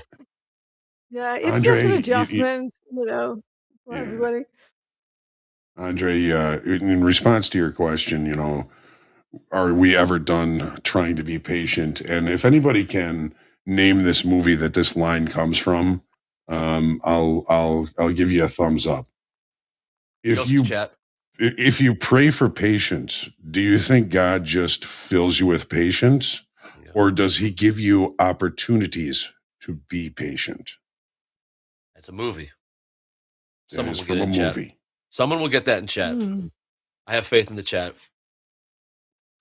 That's actually a good quote. It is a great. It is a. Oh, we've got 3, 4. Oh boy. Every time I thought being impatient, I just say to myself, another quote from a movie. Evan Almighty. Young grasshopper. Evan Almighty. Evan Almighty was the first one. Yes. Right. Yes. Morgan Freeman. Oh, that sounds like a Morgan Freeman. I can hear it in his voice right now as you say that. It does, You got a little Morgan Freeman in your voice, John. I can kind of do them, but mostly from Shawshank Redemption. Yep. Our chat don't miss. And that's the way it went for Andy. All-time mover right there. Yep. Yes. So yeah, it's a patience. So give you opportunities to be patient. I think the market is one of the greatest testers of patience. Golf as well. It's very, very. You have to be very patient there. But yeah, these markets will make you realize you need to be more patient. Yeah, maybe we missed out on that sell-off in the equities. You missed it. FOMO did kick in a little bit, but you got to move on, and there'll always be another trade. As Eddie likes to say, there'll always be another bus or another train coming. So you got to wait for it. 100%. Yeah, but you get time to think and reflect. So the next train will be coming as we do approach the 10 o'clock hour here in Central Time in Chicago. We are having some major storms. I was wondering about Eddie. He's having some power outage issues with the storms here. His power is back, but the internet is still unstable. So we will see what happens. Interesting times here in the great city of Chicago. Let's do a quick influencer update here. Isaac Rivera. We're talking about Isaac Rivera. Up $3,500 his live funded account. Nice. Dakota unfortunately hit his daily loss limit. That's okay. Be sure to tune in. You'll probably see him on the top 10 leaderboard. We'll see that here in about 15 minutes or so. So we'll see if he's still out there. Traders to give a shout out to: Edward K up $3,500. Alba P, wow, 10 grand up 10 grand. Large. David A, almost up $5,900. Oh, just got an update from our fearless leader. 15 minutes, he'll be walking in that door. So get ready for that. You know what that means. Hit that smoke. We won't be hinting at it anymore, will we, Jack? Should we just read the rules? Should we read the rules right now? Yeah, give me 1 second. Okay, I got him here. But you can do it, Jack. I miss your voice. I haven't heard it much today. I mean, if you haven't, okay, then I need 1 second. You got it. S&Ps took a look to the downside, but the buyers came in. Take a look at the tilt. Nothing really showing on tilt. 69% short in NASDAQ. But volume has waned a bit and has kind of declined here in the last 4 or 5 bars. I look at the 5-minute because I am a bit of a scalper, so the trades I'm going to execute are going to be a short time frame. All right, you ready for this? Yeah, Jack, tell them the rules. It's coming in 15 minutes, everyone. Get ready. Go ahead, Jack. Yeah, it is kind of like waiting for Godot with waiting for Patak. Just never arrives. But when he does, we'll pin a form in the live chat. It will be up for 10 minutes. 2,000 invitations are up for grabs. Invitations include a code to lock in up to 5 Topstep X 50K trading combines for $4.50 each per month. So as long as you're in the account, it's $4.50 per month. It's like a dozen eggs. Resets are still $49, and you get 1 free reset at the time of your monthly rebill if you exceed your max loss before the rebill. Winners are picked at random and will be notified tomorrow morning via email. Lastly, we want to give the opportunity of trading Topstep X to as many traders as possible. Therefore, this giveaway is for those who have not yet traded in Topstep X. There you go. I have gotten through those bullet points, Andre, so I'll send it back to you.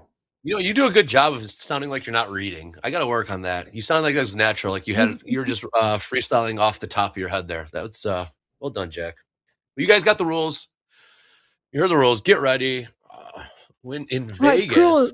Crude oil is falling. Yes, it is. What are you short for? Okay. Nice. See the trend, bro. So, failed upside auction there, John, Deeyana. I guess, Deeyana, this is your special failed upside auction there eventually? This is more of an auction fade because we've come away pretty far. Because in my methodology, I distinguish between a failed auction, which only pops outside of the first hour range and then comes back into it, versus the auction fade that moves quite a bit away from the initial balance and then fails. And for that, we need a level like the average daily range high, which is what I've got here. So this is why I tried it. It was a risky trade, but again, statistics, probabilities, that's what it's all about. So if, you follow your plan, you know the stats of some of these levels you're using, eventually probabilities just play out. So we just have to follow the plan. Follow the plan, play the probabilities. Like you said earlier today, it's a long play. This is it's a longevity. Yeah, it is a long play. Yeah. You know, day to day, week to week, sometimes we get stuck in the weeds, so to speak, but you got to, zoom out, so to speak, like Michael says, top down approach, 30,000 foot approach. You got to look at it over month to month to month, and eventually those months stack up on each other and becomes year to year to year. Like I said, you're looking at probably 60, 65, 70 years of trading experience between the three of us here. So we're in the game for a reason. We haven't blown out. Too bad. Or at least recently. Still here. Still here. Maybe some scrapes, maybe some bumps, some bruises, some scars, perhaps. Yeah. But hey, they've all healed, and here we are. Speaking of which, as we watch crude break, probably going to test the 81 evens here to the downside. We got NASDAQ on the move to the upside, breaking through VWAP. S&P's lagging a little bit. It's about 4 points off of VWAP, 4 handles off of VWAP. VWAP there, S&P's is 52.27. So we are watching intently, I should say, not contently, intently. Or contently, it depends. Yeah, well, it depends how you are watching. Trade is doing well, yeah. Very content, aren't we? Very content. So you're setting up kind of a double distribution trend day in crude oil to the upside. What does that mean, John? It'd be nice with that short to close out all those single TPOs. So this is now a single print page. Yeah. So a double distribution is. Early in the session, we talked about how small the initial balance was. This blue line represents the initial balance from 80.77 down to 80.35. The market ranged there for a while, and then it left, seeking new levels to facilitate trade.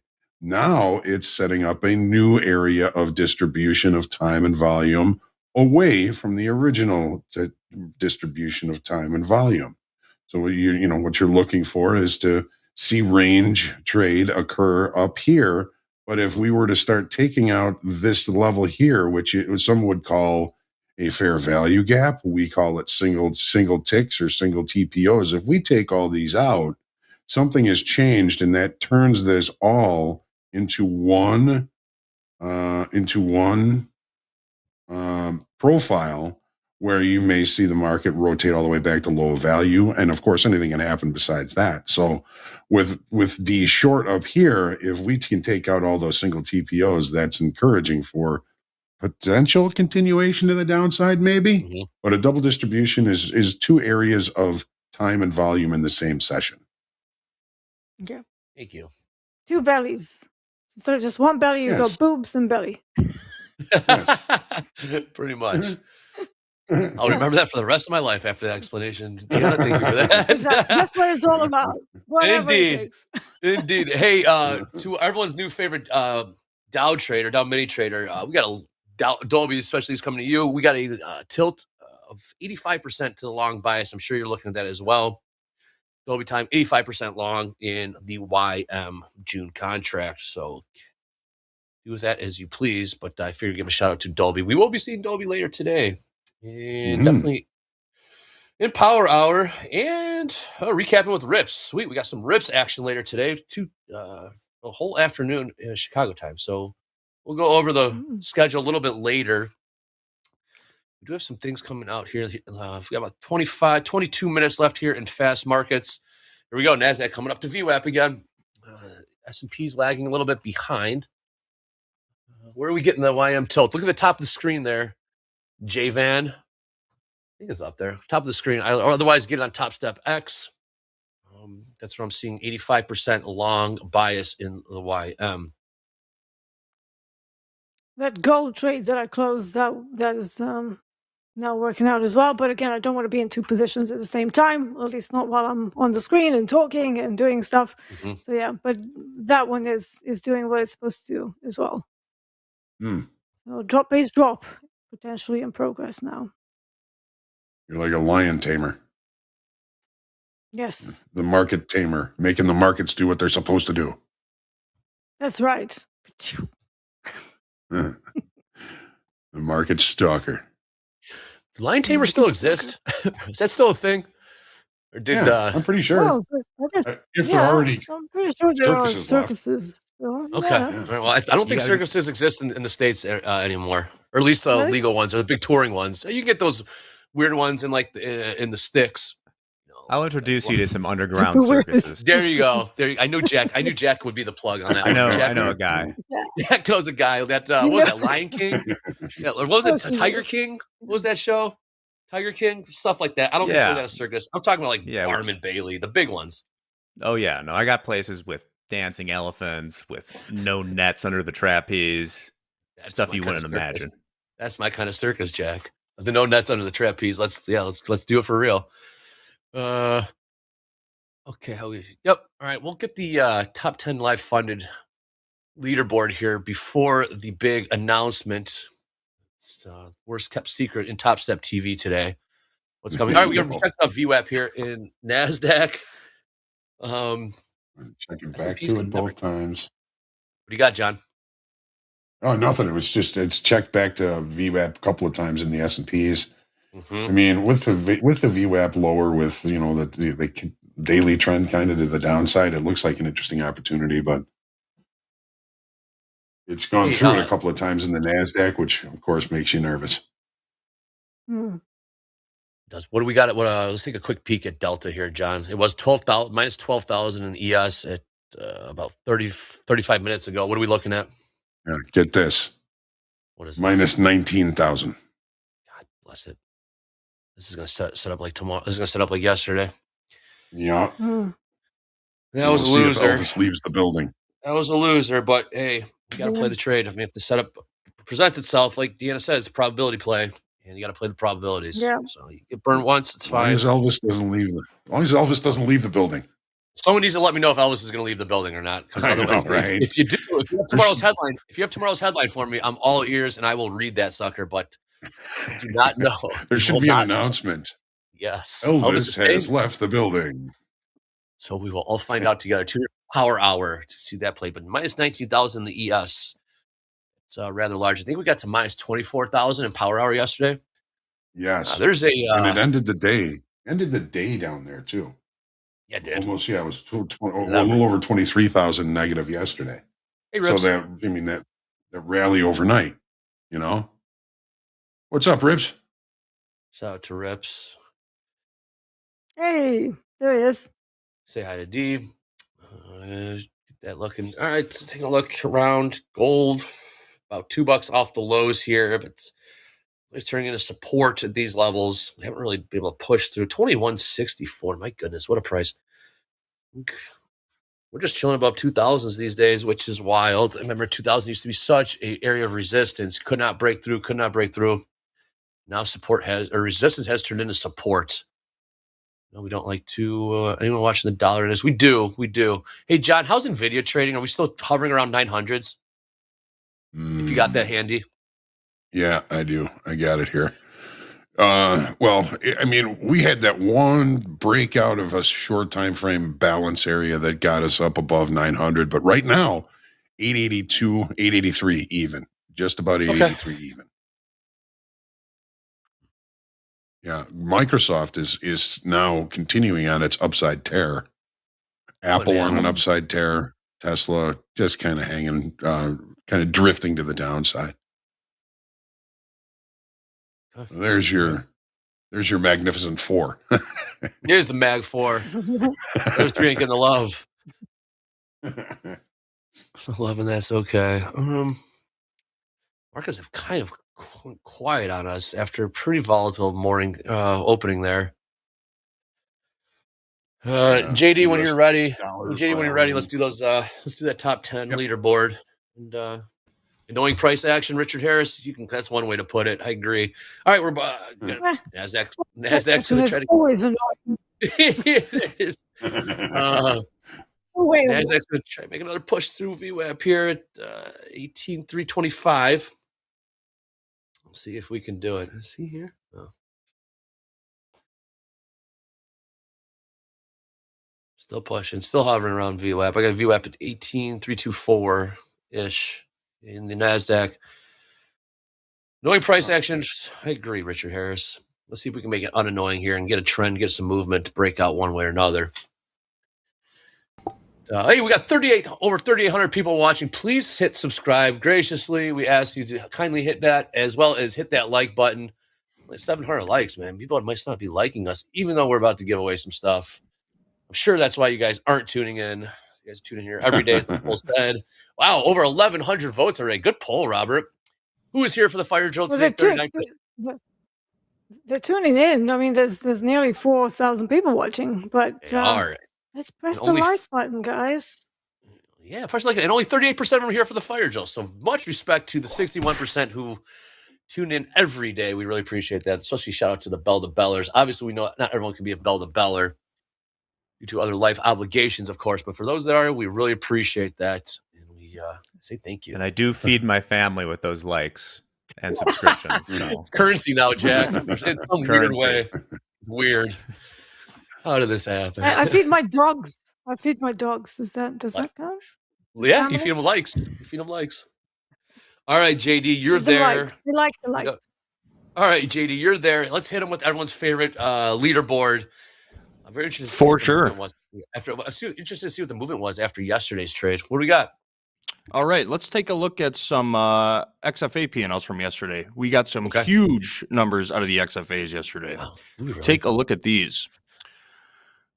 All right, so Joshua took home more than 12,000. Jonathan was on the list yesterday, pocketed another 12K for a 2-day total of more than $24,000. Solo took home $12,500. Carson with almost $30,000 yesterday. Carson was actually trade copying across a couple of XFA accounts and profited a total of $57,000 yesterday. Not bad for Carson. And our leader, topping the list for the second day in a row, is Abby. Abby's 2-day total, he racked up just a little more than $36,000 the last 2 days. Nice job, everyone. Wow. All right, nice. now Here we go. Here's the bottom half of our top 10 list. Mr. Isaac put up $3,000 yesterday, but still dropped down to 10th place from 6th. Man. Nicholas F is back in the top 10 after a $10,000 day yesterday. He was previously in 12th place. Abby, who we just mentioned, moved up from 45th place to 8th place. Wow! After that nice string of winning days. Nice job. Genelin dropped down from 4th to 7th, and Raj dropped from 3rd to 6th. All right. Someone want to bang on their desk for a drum roll? We don't have Eddie today. John's a drummer.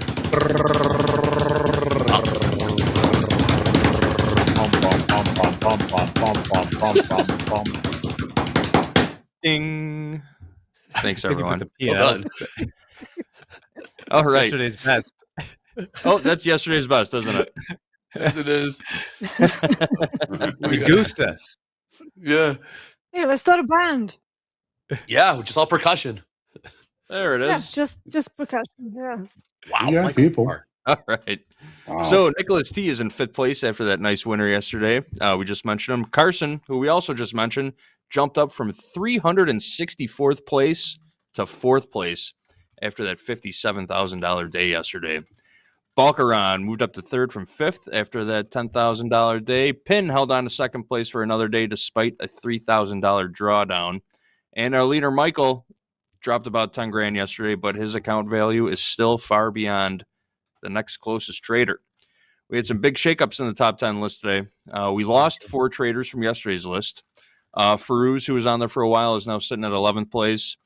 Coach Dakota dropped down to 12th place. Who has also been on the list for a few days, is now in 15th place. And Marcel is sitting pretty in 16th place now. I'm sure we will be seeing those traders back on the list very soon. They've been fighting their hearts out for sure. All right, that's what I've got for you. Thanks, JD. A lot of movement on that top 10. Yeah. Isaac making $3,000 and losing spots, man. That's good cutthroat competition there for a top 10. Good, great to see. Yeah, it's just some really good traders. That is a tough list to get on. Yes, it is prestigious. We should come out with like an award or something. We can stay on there for, like Michael R has been on there for, it feels like weeks. We give him a hat or something like that. It's pretty impressive. Have we ever seen Michael R in the chat? Has he ever identified himself in the chat? I don't think we've ever really seen him. So give him a shout out. But I'm sure his trading is doing the speaking for himself. Doesn't need the pat on the back from us. Yes, we are waiting here patiently, guys. Patience. I feel like I do worse when people are giving me praise and stuff. I don't know. You suddenly feel like, oh my god, it's a weird thing, isn't it? It's like, well, no. Yeah, no, I have to keep doing this. Like unnecessary keep going. pressure. Mhm. So while we have some time, let's take a look at the schedule here ahead for the big day on this Thursday, PPI day. But if we got that schedule handy, throw that up there, Robert. There it is. Well done. Wow, we are in sync today. It's funny how that works behind the scenes. We got Shoulder Tap coming up next. Hoagland, Mick. Good to see those two back together. Power Players with Eddie. I think Eddie is back online. I think I saw he's back online. So hopefully we see Eddie there. Him, yeah. Yeah, with Eddie JD, my man JD, and France H. Always a good listen to. Top Quiz with Jack and Vanessa. Ooh, then we got group coaching with Robert and JD. We should get that. We have it's not up yet, but we'll get that form pinned to the top. Load up those questions for Robert and JD. Then we got the recapping with Rips, Dobie and Rips, and more Rips coming at you. Power Hour.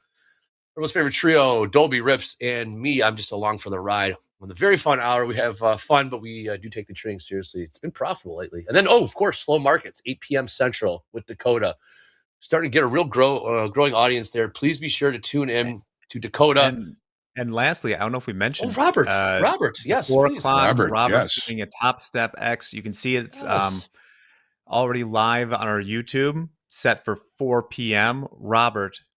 Coach Robert himself is going to be there to walk through all your questions, everything else about Topstep X. He's the man for that. It's going to be great. Yeah. Boy, if that's not a seal of the approval, expert. I don't know what is, man. He is the expert. Okay. The moment you all been waiting for, the moment we've all been waiting for. Trust us, people. We've been waiting just as long as you guys have been waiting to pull the trigger. It's probably going to flow in from one segment into the other, which is fine. The form still works. The engine still goes on. We'll get this party started here very shortly as I see the man is online. Uh-oh. I just saw MP Wow. log in. I think he has his hunting vest on today, too. So get ready. He is coming looking for it. That made him smile. That made him laugh. I got you there. He is stop hunting today, folks. He is hunting out. He is seeking and destroying all your stops. So be careful. The boss is back, man. Boss is back. Take those shades off. I'm doing play-by-play. Look at that. He's got a postcard or a calendar or something there. You guys will see him very shortly. Are we going to do a doorbell? Ding. If Eddie can do the doorbell. We're waiting we might just to test Eddie during the break. So in lieu of that. Ding dong. There it is. Ding dong. Here we go. Look at that face. There he is. Face only a mother can love. No, I'm kidding. That is a face for television, folks. That is not a face for radio. That is a face for television. What is up, Chief? You know what to do, man. You know what to do. What's up? Yeah, I'm set on my screen. Hey, what levels do we have? 2 hours in. 2 hours. No, we don't have any levels. It's There's no levels. They're all gone. Wow, it is smoky as hell. Yo. I'm pulling it. I gotta pull it. I gotta first seconds to within seconds of being on. We're gonna go 2,000. Is it 2,000 or is it 3,000 or is it 2,000? Jack, Eddie, usually corrects me. 2,000. There we go. All right, we'll do that out of the gate because we got another one. Do we have another one? Well, let's just focus on this one right now. Is it starting? Oh, there we go. Yeah. Turn that. Damn, that's loud. I like this. There's a fancy line. What is that? There we go. We did it. We got a fire drill, guys, this week. I was tuning in all week, well, mostly in the morning for the first hour and a half. And then yesterday afternoon. But, man, you guys look like you had fun. Deeyana, what's up? Guess what I got, Deeyana? What did you get? Hey, yes, you finally got it. Oh, wow. Yes, I spent that. Yeah, so that's my my pack, my first squad. So I basically said a card. Yeah, so that's all of them. That's very Mom, cool. Dad, I and the love 6 it. puppies. Yeah. Yeah, I thought it was a local shelter sending me a postcard, but we got these ones sitting here. Come grab them. But no, they're beautiful dogs. No. Thank you. Yeah, they're very cute. How have you guys? No, I'm so glad you got that. Oh, I know. I don't know where it just showed up. I don't know where. I have mail coming from 3 different places, so it's just like, yeah. But thank you. It's awesome. I know it's a Merry Christmas, so it's a little bit delayed. 3 months later. It's a bit delayed. That's all right. But we missed you. We definitely missed you. I missed you too. I missed you too. Yeah, I'm excited to be back. Looks like you guys are hanging in there just fine. We put up good numbers. People are on here. They're chatting. They're having a good time. Power hour seems like it's a big thing now. That's exciting. Hey. Oh, yeah. The form is posted. Boom. 10 minutes. The overlay is on. We did it. Remember, you're all right, guys. Buzzer beater. Buzzer beater, man. 2,050K combines for $4.50. You can get up to 5. This is an offer only for folks that have not traded on Topstep X yet. What else to say about it? It's a good deal. I got something to say about it. Here we go. I got something to say about it. I'll show you. Oh, what's that strobe light? I know, right? What do you got? Okay, here we go. For all of those people that say, you guys don't do discounts. What the hell? What the hell? Do you know how much this is? It's not, we're going to play the game that other firms play. It's 27.27% off. There you go. There's your discount. There's your 71.5, 91, or whatever other people do. This is your 97.272727. Keep going. If you want to round up, you can round up. But there's your discount off. We're excited to do this, and it's only for Topstep X because we have a nice little sweetheart deal with them. The deal is coming to an end, possibly. No. And we are going to when we go public. It's not going to be when we go public with this, which will be here. I don't know, within April, and then it'll be regular, just like what you guys see. Don't switch. We're not asking people to switch. We don't want you to switch. If you're comfortable and confident in what you're doing, this is just a new, shiny, awesome, exciting thing. That's a total trading experience. So do what you like. Please get on that list. We're going to do this again and again and again, and then it'll be public. And then only, it's like Nordstrom's rack, Andre. You know how Nordstrom's has their thing? Yeah, only on TopstepTV, only are we going to be doing these special things. And that's the reason why we created TopstepTV, so we could all get familiar with each other, trade together, learn together, and you guys get in and make money and insider information together from Topstep. Backstage. John, hey, speaking of backstage, did you see Johnny's videos? Did those ever go out there? The backstage? Oh, they've been getting a kick out of them all week. John says don't believe everything you see on the internet, too. And I'm with John on that one. Don't believe everything you see. Fake news. I had a lot of fun. I did, too. It wasn't John, everybody knew you had a lot of fun, John. What happens in Vegas doesn't stay in Vegas with social never media. does. So, yeah. There's that final thing. All right, that was awesome. I'm excited to be with you guys. And what's going on? Is there nothing? They want me to instigate. They want me to instigate an MP rant. There's not enough time in the day. We got 2 minutes left in fast markets, Michael. We saw a big sell-off. I'm sure you look at the charts. Keep it light and tight. When's the last time you made a trade? I made one last. Oh no, I made them made it in Vegas. Yeah, I made 8,000. What about real trades? I made 80. I did. I made 8,000 that week. And guys, I lost $1,200, and then or 5,600 of that came from losing $1,200, closing my screen, still having a stop working, stop getting hit. And then clearly the market kept going the direction against my position because my stop ended up being in the money 6,500 or whatever the difference of that is. Oops. Brett, our awesome support or risk team, texts me and goes, "Yo, what do you want me to do with this 5 lot?" And I'm like, what 5 lot? What 5 lot? And he goes, "You have a 5 lot on." I go, "What am I?" I go, "What's the P&L?" Yeah. I guess what's the P&L? Go ahead, Deeyana. Yeah, one evening I'm just relaxing. I thought I'd shut down the platform and everything, and I get a message on Slack from Brett, like, "Hey, do you know you have like a position on, and we're about to like start flattening?" And I was like, "Yeah, what?" It was the same thing. I left the stop on the ladder. Yeah. So that's what happened to me. I'm really funny. It happened in Vegas. Where do I have that? I got this a long time ago, and I just keep it around. Disregard that the paint's coming off the belt buckle. But Quality. it's a Lady Luck. All aces. Oh, you got Lady Luck on your side, my friend. You got Lady Luck. Yeah, it's a belt buckle. But long story short, yeah, I was up and I go, what's my P&L? And he just writes back 6,500. And I'm waiting for like, is there a minus in front of that? And I'm like, oh, that's nice. So I go, close me out. And yeah, it was. Thank God I stopped trading.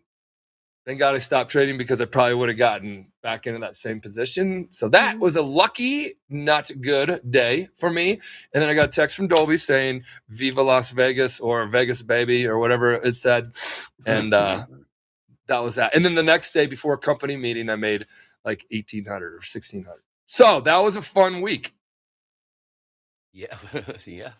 But out of that week, Deeyana, I need to ask you this question, Deeyana. Out of that week came on the top of my screen on Topstep X, right here next to probably DLL, or maybe they put it next to layout, will be an octagon shaped here in the States. And I don't know if they have it where you're at, octagon shaped stop sign.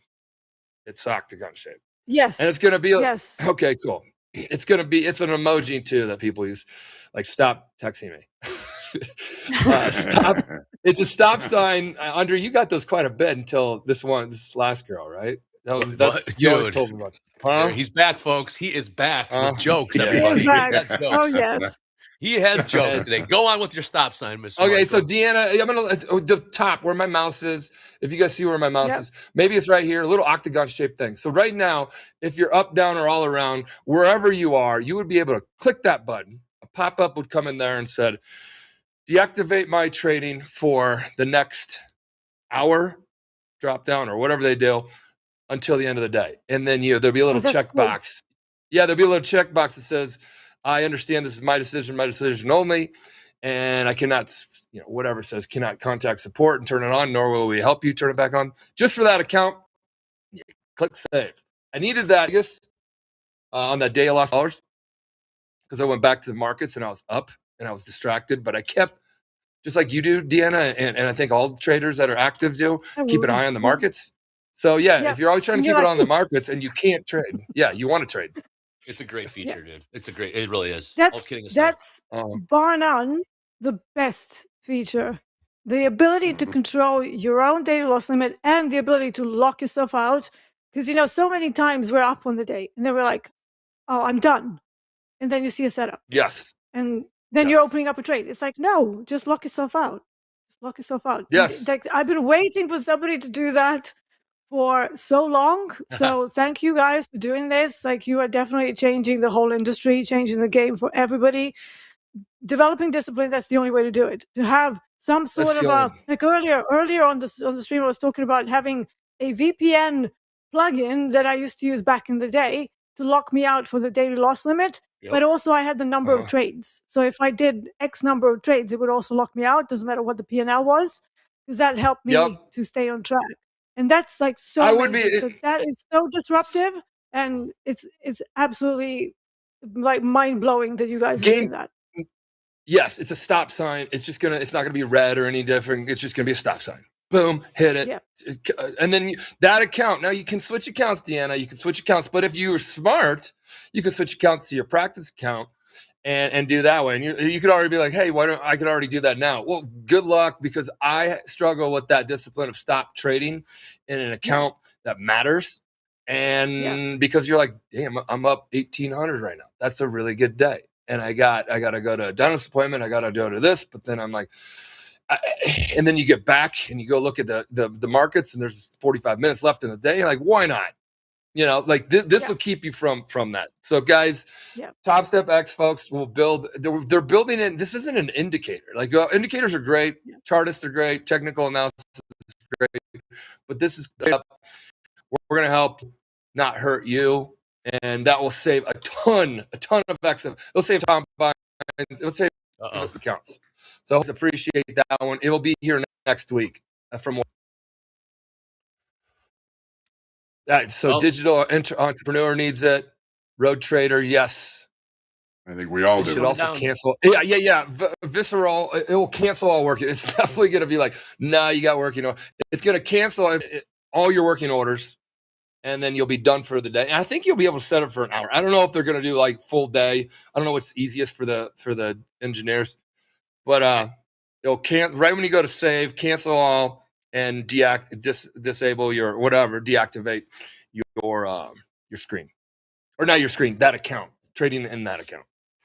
And all right, so I took profits on that trade that I was in, so it went fully back to the initial balance high, which is where my target was, but it was in a combine, sadly, because like I said, I've been trying to keep things very tight risk-wise.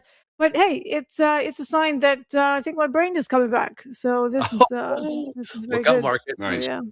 Bad day to be the crude oil. Andre, are we in ESM4? M4. We are. Yes. M4. Wow. Okay, cool. It's been a minute. All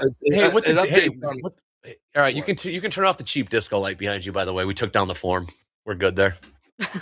Thank you. Party's over. You usually start dancing when you see this stuff. That's when it drops, right, Andre? That's when the beat drops, indeed. Well, we've you can't look at this. This is amazing. That's our boss, everyone, right there. That's the boss. Unplug it from the wall. Everyone. Big G's. Unplug it, Michael. You can unplug it. I can't. He is back, everybody. He is back and better than ever, fighting with the disco light behind him and the hunting vest on. Jack, do we want to roll into shoulder tab, or we still want everyone to enjoy the beautiful face of a one Michael Patak? It's your call, my man. It's Jack, really quick. It's so good to be back as a trader. I've been CEO, Michael, for 2 weeks, and I don't really like being like that because it's too like prim and proper, and you have to like, I don't know. You have to do all the stuff that I've always been a trader. So, but needless to say, out of all that came that stop button. Yay. It's awesome. Mm-hmm. Yeah, you were wearing a suit. You had to wear a suit all week. Yeah, I saw that. Yeah. You look sharp. You look sharp. But I knew you weren't comfortable. I bought it. I bought a black one as well. I got a I guess I was there. They said you could expense it, but I already put it on my own personal card. So I tried to get them to back out of it. I could have put it on Topstep card, but no, these are my personal suits now.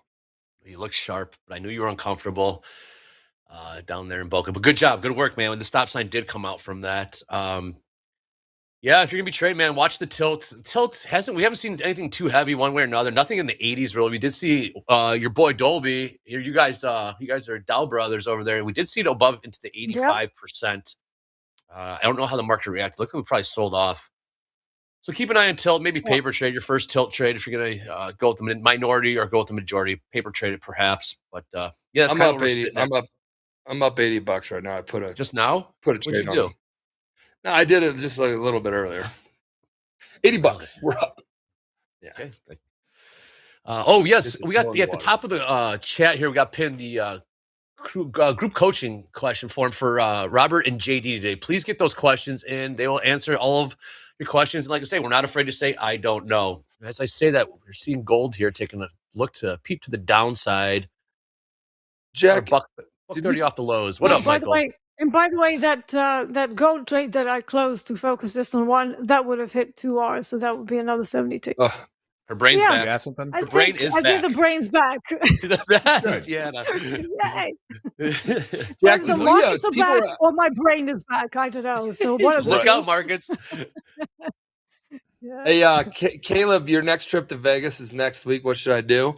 Always bet on black. Wesley Snipes said that in passenger 57. Red 24. All right. Yeah. Totally Jack, true. Did you share anything? About the HyperX Arena? Because Topstep Trading League is going to be kicking off here shortly. And the arena's incredible. It's going to be so much fun. We shared a little bit about the walkthrough, but now that you're back, like tomorrow or the day after, I'd love to share more of our little walkthrough. I didn't want to go rogue and say anything we shouldn't. Oh, yeah, because I guess we haven't fully They blocked the date. They blocked the date. We haven't signed the agreement. But guys, it's going to be really cool. Wow. I think we're going to do the full venue, and we're going to do like half. And then I'm like, that's half-assing it, and you never do that. You always full-ass it, from what I've always heard in the country world. So Always put a full ass in. Yes, That's a real saying, huh? Full ass. that's a real saying. Yeah. Oh yeah. Especially with your chaps It on, almost full means ass. give it hell. You usually say that when you're like pulling somebody out of a ditch. Put half-ass in it, and then you slam on the gas, and then they rip off your bumper trying to help your buddy out of the ditch. But these are all happened to us before as kids. Yeah, no, that's I'm very, very excited about that. We had about 8 people on the Topstep team walking through it, showing what could be done here, getting old school trading floor videos going while we have like the head-to-head teams going, and the players or traders on those teams, kind of like an NFL or the playoffs does NFL does their starting lineup. I'm from the Ohio Buckeyes, and like we'll have all that kind of production level. With smoke and lights and all that? Really cool. I don't know about the smoke and lights, but there'll be lights, yeah, but I don't know about the smoke. You want to wheel that smoke machine in, fine. I mean, You got Vegas. one. I'm sure they're sitting in the storage closet somewhere in that place. It's Vegas. They're around there somewhere. Probably. Let's bring yours. You always threw an Andre after hours and had one. I don't know what you're talking about. He's back, everybody. Welcome back, Michael Patak. He is laughing at his own jokes today. I don't know if they've been good or not. I'm sure people have been laughing. Look at him. He's loving it. Look at him. Can't help himself. Good. I'm glad you're back, Michael. Yeah, man. What'd you miss most? Just the markets, being trader, Mike? I really missed like being here talking shop. I always like talking shop because I wasn't talking shop. I'm like, okay, what's your roadmap? And here's what we're gonna do. And renegotiating agreements with people and talking to them about, I don't know. Yeah. It's because everybody knows there's a lot of entrepreneurs here. We've done surveys before, or self-employed or paving their own way. So like you go on all that stuff's good but it's like watching the paint dry. It's like, okay, we're gonna do this, and like, well, when's like end of the year? That's our goals, is to get there in the end of the year, which is good. But trading gives you more throughout your day than your 9-to-5er, at least for excitement. That's for sure. You petered out there, Michael. What I missed, Johnny, you're here. You made it back from Vegas. I hear the Vegas the last day of Vegas. Jack was a rough one for quite a few people. Yeah, no, definitely.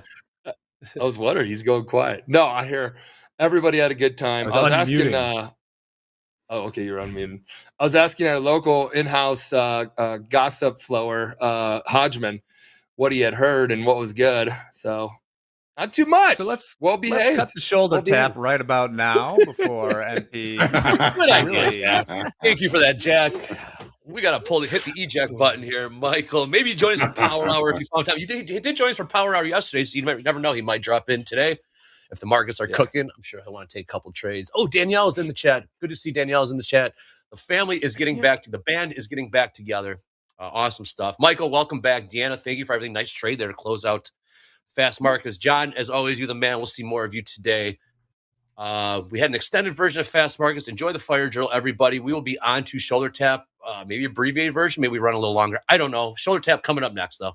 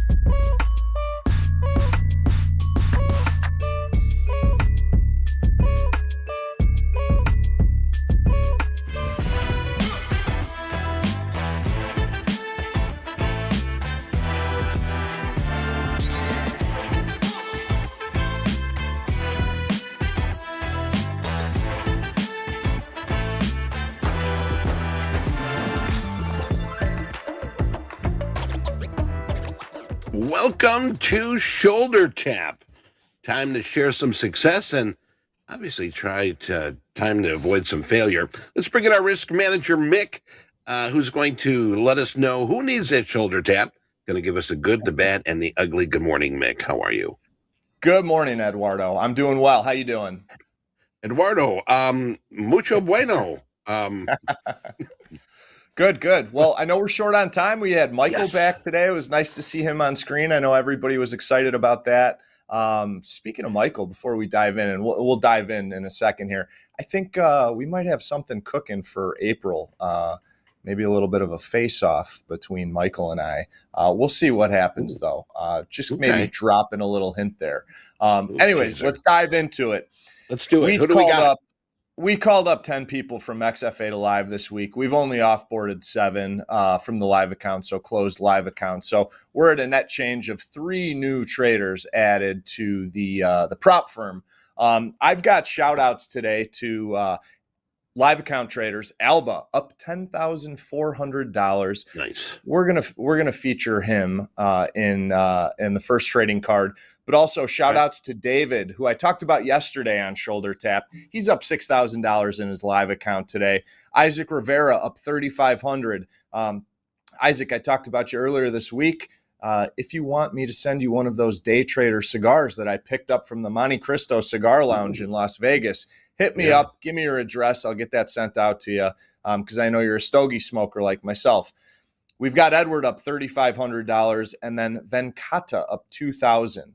Nice. I had seen in some of the comments and feedback from the channel that were shared internally here just yesterday, or actually yesterday evening, I saw this.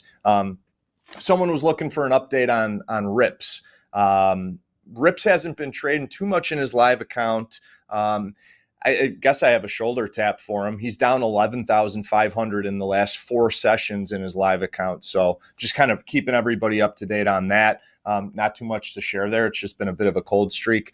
Speaking of people that everybody, all our viewers here are familiar with too, it's not really a shoulder tap, traders that do well go through ups and downs. And just like RIPS is on a little bit of a drawdown over the last 4 days, we've got Dakota, Coach DBA, on a bit of a drawdown over the last few days too. He's down about $10,000 over the last 3 sessions. So I just wanted to mention those. Yeah, it happens. I mean, it's 3 days, small percentage of those account balances though. So keeping everybody up to date on that. With that, let's pull up this card for Alba. And Eddie, cue your music. I don't know how you have it all queued up and whatnot, but we've got a big shout out for Alba because they're up $10,400 on the day today. And guess what? There you go. New account balance highs for this live account. So shout out to Alba. New account balance highs today. They're at about 26, just $100 short of 26,000 in their live account after putting up 10K today. So really good stuff there. Let me see. Where is this trading card for Alba? You will see that average daily P&L is pretty nice here. They've only been in this live account for 8 short trading days. Average daily P&L of $613. We don't have the most stellar metrics here on the winning days or winning trades, but risk reward is carrying them. Like many of these traders that we feature on here that don't have more than half of their trading days being winning days, or even half of their winning trades being, winners. So risk reward here is helping. I really like Alba, not only because they're up over 10,000 today, but they're averaging 3 trades per day. They are trading size. They're doing 15 lots and 10 lots basically. So they're going pretty much all in, all out on their trades. It's all working out well. Account balance highs, new account balance highs are something I love to see, love to talk about, love to cheer these traders on. I think, there are, with most traders, there's areas for improvement, right, Eddie? Of course, always.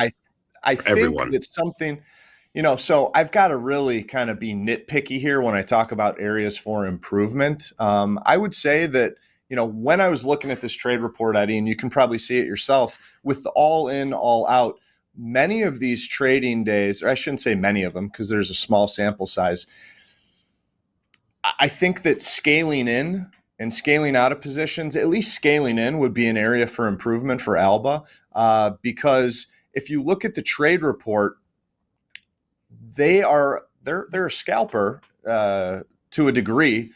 A lot of their time spent, well, I should say a few of these trading days where they hit the daily loss limit, they're only spending 1 minute trading that day because they hit that $3,000 daily loss limit in the first minute because they're putting size on. Now, yeah, as a trader who's got, I mean, we can essentially, these markets are open for 23 hours a day, basically. You don't want to just put yourself on the bench after 1 minute trading. So if Alba were to scale into winning positions and start small, your initial position, start small. I've said it a few times over the last couple of weeks. If it goes against you, you have less exposure on.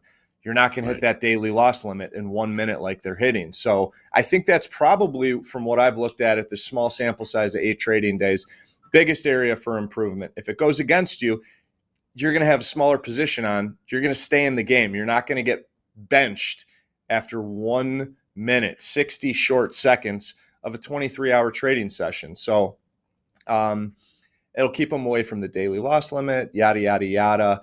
They could consider implementing a personal loss limit. We've talked about a couple examples this week, Eddie. Actually, I think a few examples of extrapolating that, difference between a daily loss limit that's standard with the account type or account size and a personal loss limit, and how over a small period of days or a short period of time, that can add up to, the tune of thousands of dollars. So this is a shout out. They're doing well. There's areas for improvement. There always are. But very happy for Alba. Eddie, is there anything that you want to add here on Alba's trading?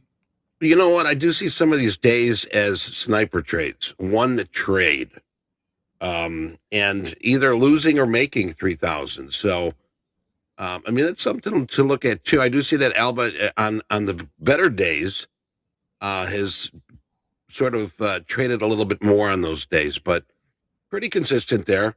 And just want to see that these, daily loss limits are cut a little bit more than what Alba is letting it run to. So that's all I got to say. And we can move on to our next card. Before we do, just to, kind of back up what you said, I love the sniper trades. They're averaging less than 3 trades per day. Many of these days, it's just 1 trade. That includes the losing days too, because they are slapping on the 10 or 15 contracts. They put 1 trade on, hit the daily loss limit in 60 seconds. But yeah, I do like the selectiveness of that. And then what you had mentioned around, some of their bigger winning days, because there's a $5,400 winning day here. There's a $9,000 winning day here. Those days where they did trade more than, took more than 3 trades a day, nothing wrong with that. We always talk about, when you're in tune with the markets, put the pedal to the floor. If it's working, if you're seeing and feeling the markets well, hammer it down. And that's how traders, can make some money. When it's working, put the pedal down. When it's not, pump the brakes. So just kind of backing up what you said there. With that, let's move on to Shane. Shane. Okay. Eddie, look at this trading card. I am pretty amazed by this performance. When we do get the trading card up, everybody will see why. Oh my goodness. Delicious. This is Chung Yam Lamb. Can we put Shane Mark up? We don't have that one. I have Alba, Chung, and Mark. Okay. All right. Well, take Chung off because I got to talk about Shane Mark. Shane Mark, someone we called up from XFA to Live yesterday. They have 100% winning. Oh, we got Mark. All right. 100% winning days, 81% winning trades. They got called up to a live account in 9 short days. Average daily P&L of $1,200, a little north of $1,200. One thing that amazes me is these metrics. The 81% winning trades, really hot. Obviously, 100% winning days over 9 days is very good.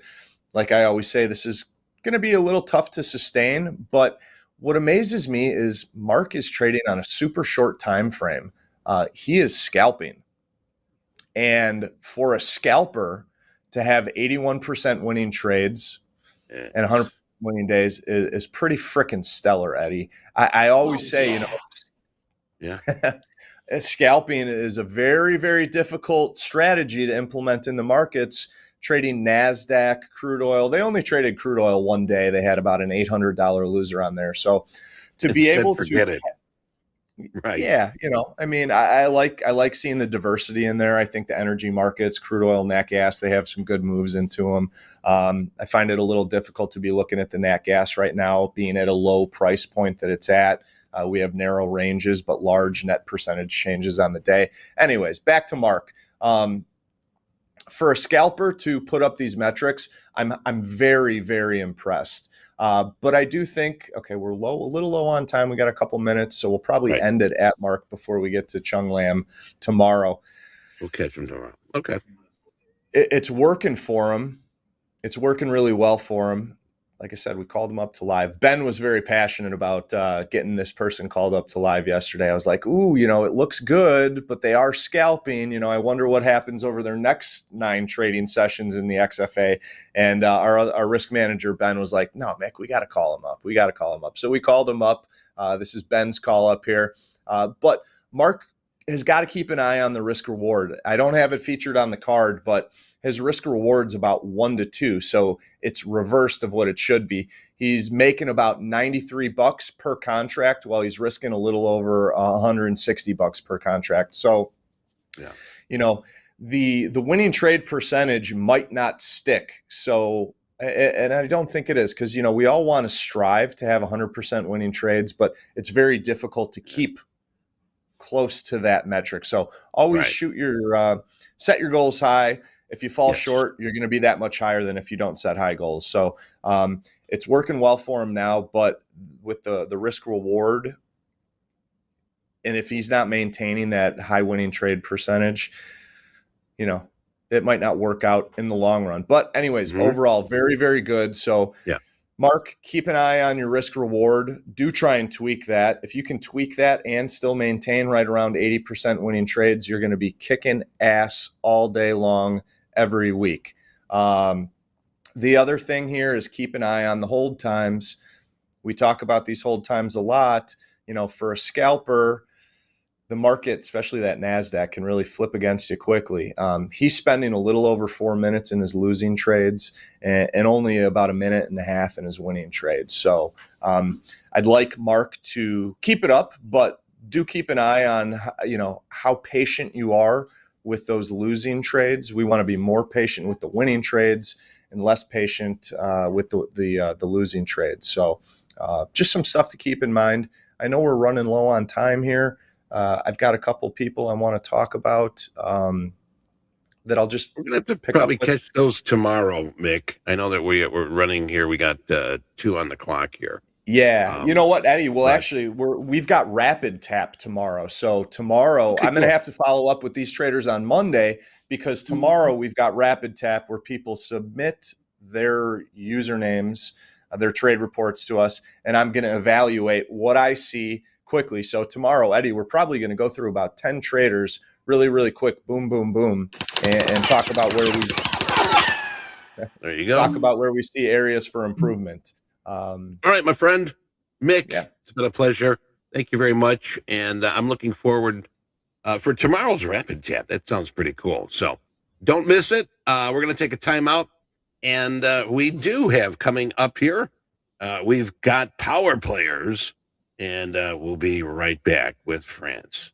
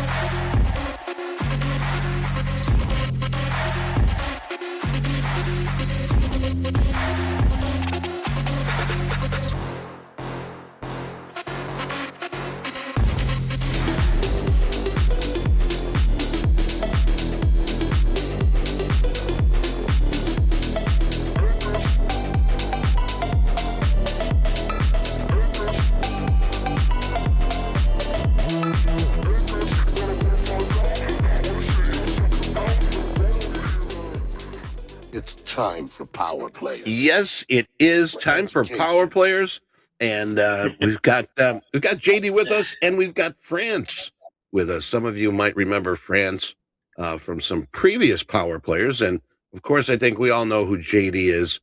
And good morning, gentlemen. JD, how are you today? Doing excellent. It was kind of a rough morning here in Chicago. I know you lost power. I had a rough commute. I typically walk to the train station in the morning. It's a little less than a mile away, but the rain was coming down so hard that I decided to call a rideshare, and it took well over an hour to drive in. It was brutal. Oh my goodness. France, how's the weather by you? Was it? Well, what is it? What is it in Fahrenheit? But basically, it's 8 Celsius. I don't know what is that Fahrenheit to be. Sorry. We'll figure that out. Cloudy. But France, very nice to have you with us here again. And like I said earlier, we've got a lot of new people here, and France is one of our favorites here as far as funded trader here at TopStep for a while. And France, tell us about yourself and where you're from. Yeah, so I've been with Topstep for about 5 years now. The whole entire time basically has been trading gold. And I've done everything. Well, I'm in Toronto, Ontario, Canada. And basically done everything from overnight trading to, more openings to economic news. I tried everything that a gold could do, and it changes all the time, right? But yeah, so I basically a gold trader with very little ES trade on the side. Okay, little trading on the side. So trading the gold, and I know that's been sort of a kicker here and there. I tell you, some days it is just excited and stoked, and then sometimes it just rolls over like a dog looking for a tummy rub. So yeah, like today, asking for a tummy rub. But you know what? Let's get started here now. Have you put any trades on today? I honestly speaking, no. Just because I've lost my Express Funded account yesterday, and I expressed that to everyone on Facebook. My live account, I lost it on Valentine's Day. So I had my live account for 28 days. Got 2 payout, and then I lost it afterward. Well, you know what, France, been there, done that. You know how to get there. You've been there numerous times, and you know how to do that. So only good thing is, like, every time when I do get a payout, I take a payout. So all the money I've got from prop firm, like, remember when Topstep for a month you guys didn't have TS traders? I was with Apex and Take Profit for a month, and once you guys had it, I came back. But all the money I spent on prop firm, I gained it back in the last year. So my first payout was last year, and then with all the payout this last year and this year has covered all the expense I took in the 5 years I spent with prop firms. Wow. So anything now is just gravy on top to if that would be all profit now. So that's a good thing. But the bad thing is now I basically in the last I passed 3 times Express Funded account in January, 1 in February, and twice in March, but they all busted so far. I did took some payouts, so at least that's good on the one I could. And right now I'm trying to figure out what do I want to do, since I have to be in the office 3 days a week now again, instead of me just can be staying at home and like what we did during the pandemic. Right. That's when I technically started trading. So it was very convenient and comfortable to just look at the chart all day long. But now you don't have that options. I'm not trying to figure that out. Okay. Now you mentioned, you had the XFA, you had the funded. Time to sort of take a few steps back and reevaluate. But how did that happen? Let's say your February 14th, Valentine's Day. You lost an account. What happened, and what did you learn from that?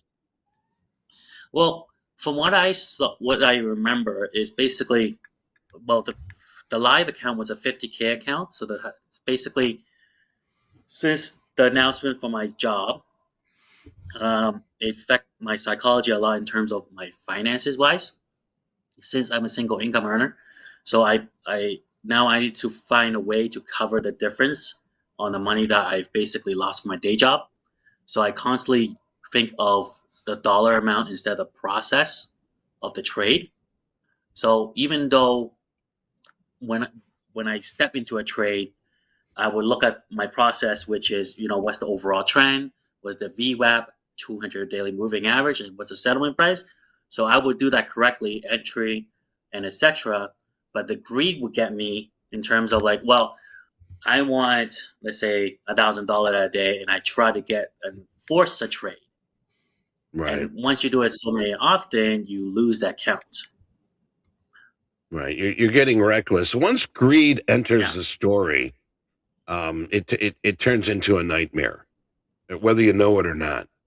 And I mean, that's one of the biggest factors why we see busted accounts. The thing is too, I'm always preaching the saying that don't ask yourself, how much can I make today? Ask yourself, how much can I afford to lose? And you're always going to see that next day to trade. So, I mean, what did you learn from this? Well, I need to step away. Like, look, basically, when you do something stupid, you have to like go back to the drawing board, I guess you call it, and understand what you did wrong, and then what could I change again. Like it will be like 2 days down, 1 day up, 2 days down, 1 day up, and that's not always good. And that's what happened in my psychology, at least. I guess the good thing is, at least I got payout. At least you got payouts, and that's a good taste, knowing that this is something that I can do. So coming back to where you want to be isn't much of a big climb up a mountain. Okay, you like I said, you've been there, you've done that.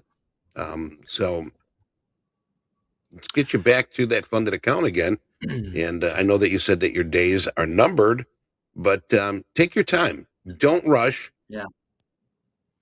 And for those that only have certain times to trade, take your time. I mean, this is not a rush. And usually those traders that do rush and try to get funded right away, there's too many setbacks, too many errors. You take your time, step by step. But JD, real quick here, can we take a look at the markets? What do we got going on in the markets? Yeah, checking in. We got seeing a little action in the equities right now. ES and NQ are currently trading a little bit lower, approaching those lows of the day. Gold's on a little grind higher, and crude oil is just kind of sitting there. So, France, you mentioned going back into the office 3 days a week now. Just out of curiosity, would you mind sharing with us what kind of work you do outside of trading? What's your 9 to 5? So my day job is a team lead for talent acquisitions. The Sobeys is the company I work at. They're the second largest Canadian grocery chain, but that also has pharmacies in it. So it's just like Walmart, for example, Walgreens, that kind of thing, where they have pharmacies. So basically, we have a team of 10 recruiters working side by side with me. I make sure all their trainings, all the information they need, any questions, they make sure that they are provided. And if someone is new, they have a lot of questions, and that's where they go to me for. And I've done all the recruitment in terms of all the province-wise. We call it province, you guys call it state. Basically, we have about 10 provinces, and each of them will have 1 or 2 recruiters to work with the managers. In the last 2 to 3 months or so, we had some layoffs internally and also with the clients or the managers. So that shook up how the day-to-day tasks, and also the feeling-wise is not the best when your day job is also could be, and especially that's the one who provides majority of the day-to-day finances, right? Right. Yeah, I imagine that's a pretty stressful situation. Sounds like the job also requires quite a bit of attention to detail. Would you say that's benefited you in your trading? Being funded multiple times, obviously you've been around the block and you keep coming back and you're doing better and better each time, it sounds like. Would you say what you do during your 9-to-5 day job is beneficial to you in the trading realm? It has, but it also could be very emotional just because you're dealing with a lot of people like senior management and also with your colleague asking all these multiple fronts.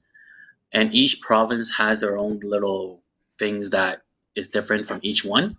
So when you go to your day job, it could affect you. But at the same time, yes, JD, when you have a job in sort of like a management where you do have attention to detail a little bit more, so you could say that affects could be positive and negative depending on the day on your trade as well. And I see I took a look at your account just a little while ago too, and you jump right back in there. You got a handful of open trading combines. Do you always keep open trading combines even when you're at the funded level, kind of switching back and forth between them? I technically usually has at least one or two, and honestly speaking, if I failed it, then I just open another one. Just to be honest with you. Mm-hmm. It's always good to have that in the arsenal, though. Have it ready for you. We got you here, France. Show us, you're trading gold.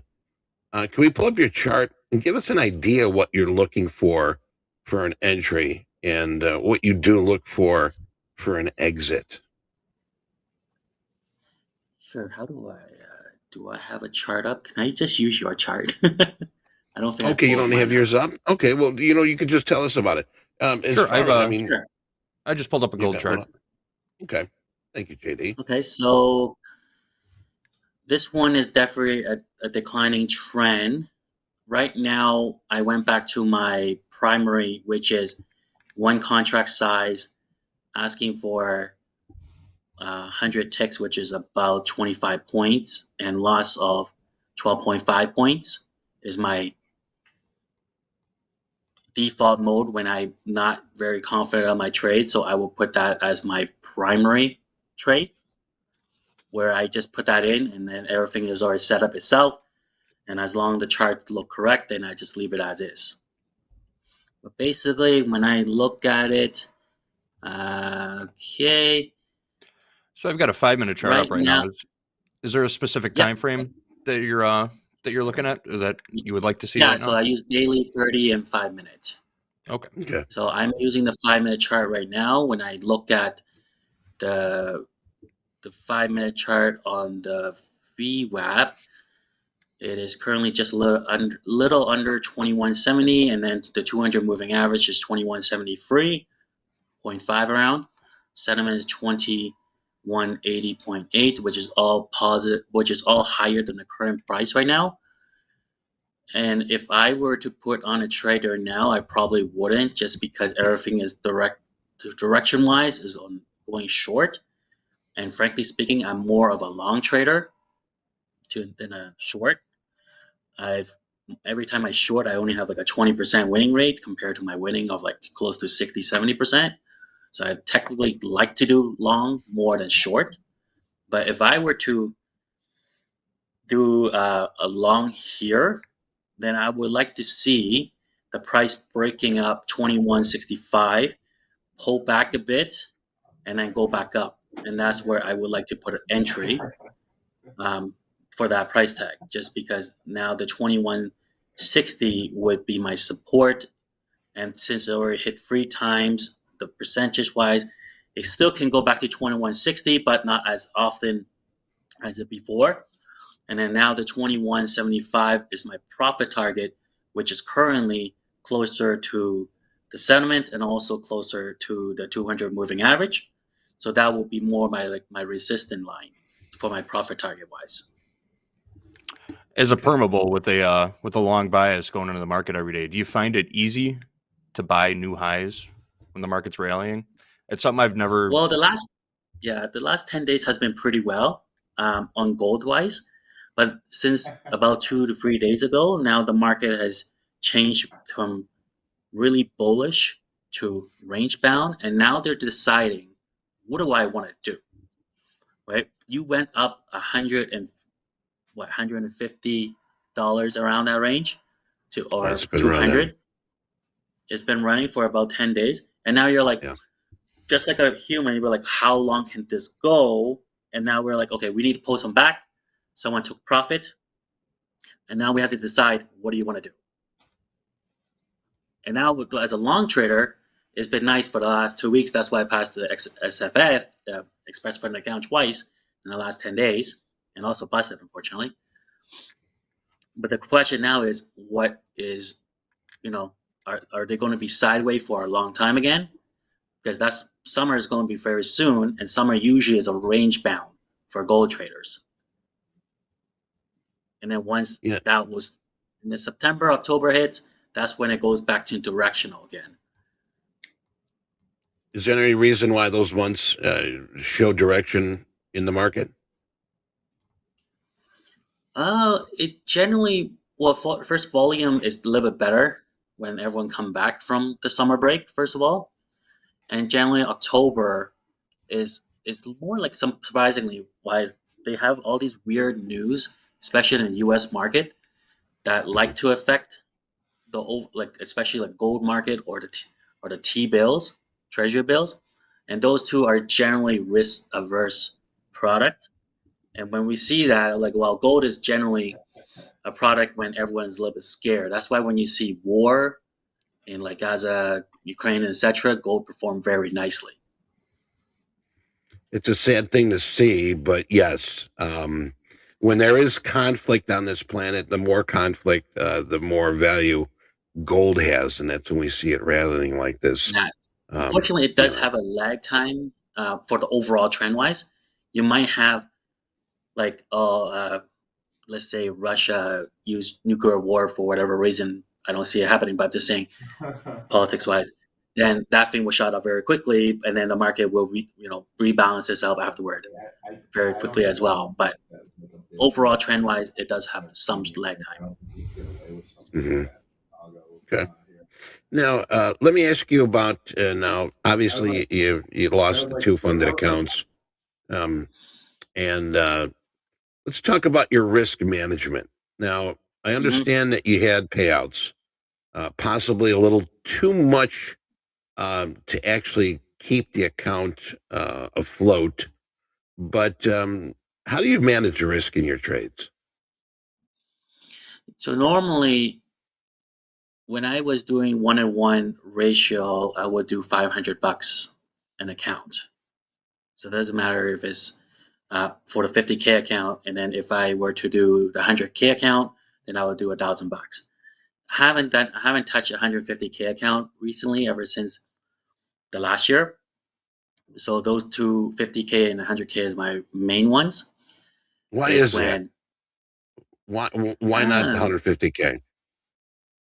I guess for me it's more like it takes longer on the 150K account, and in the what's that word I'm trying to look for? You could risk more in 150K account, but I also could lose faster than the 150K account, much faster as well. Right. And I guess it's more psychology of like it's take longer, and I don't know. Let me ask you something. That 50K, I've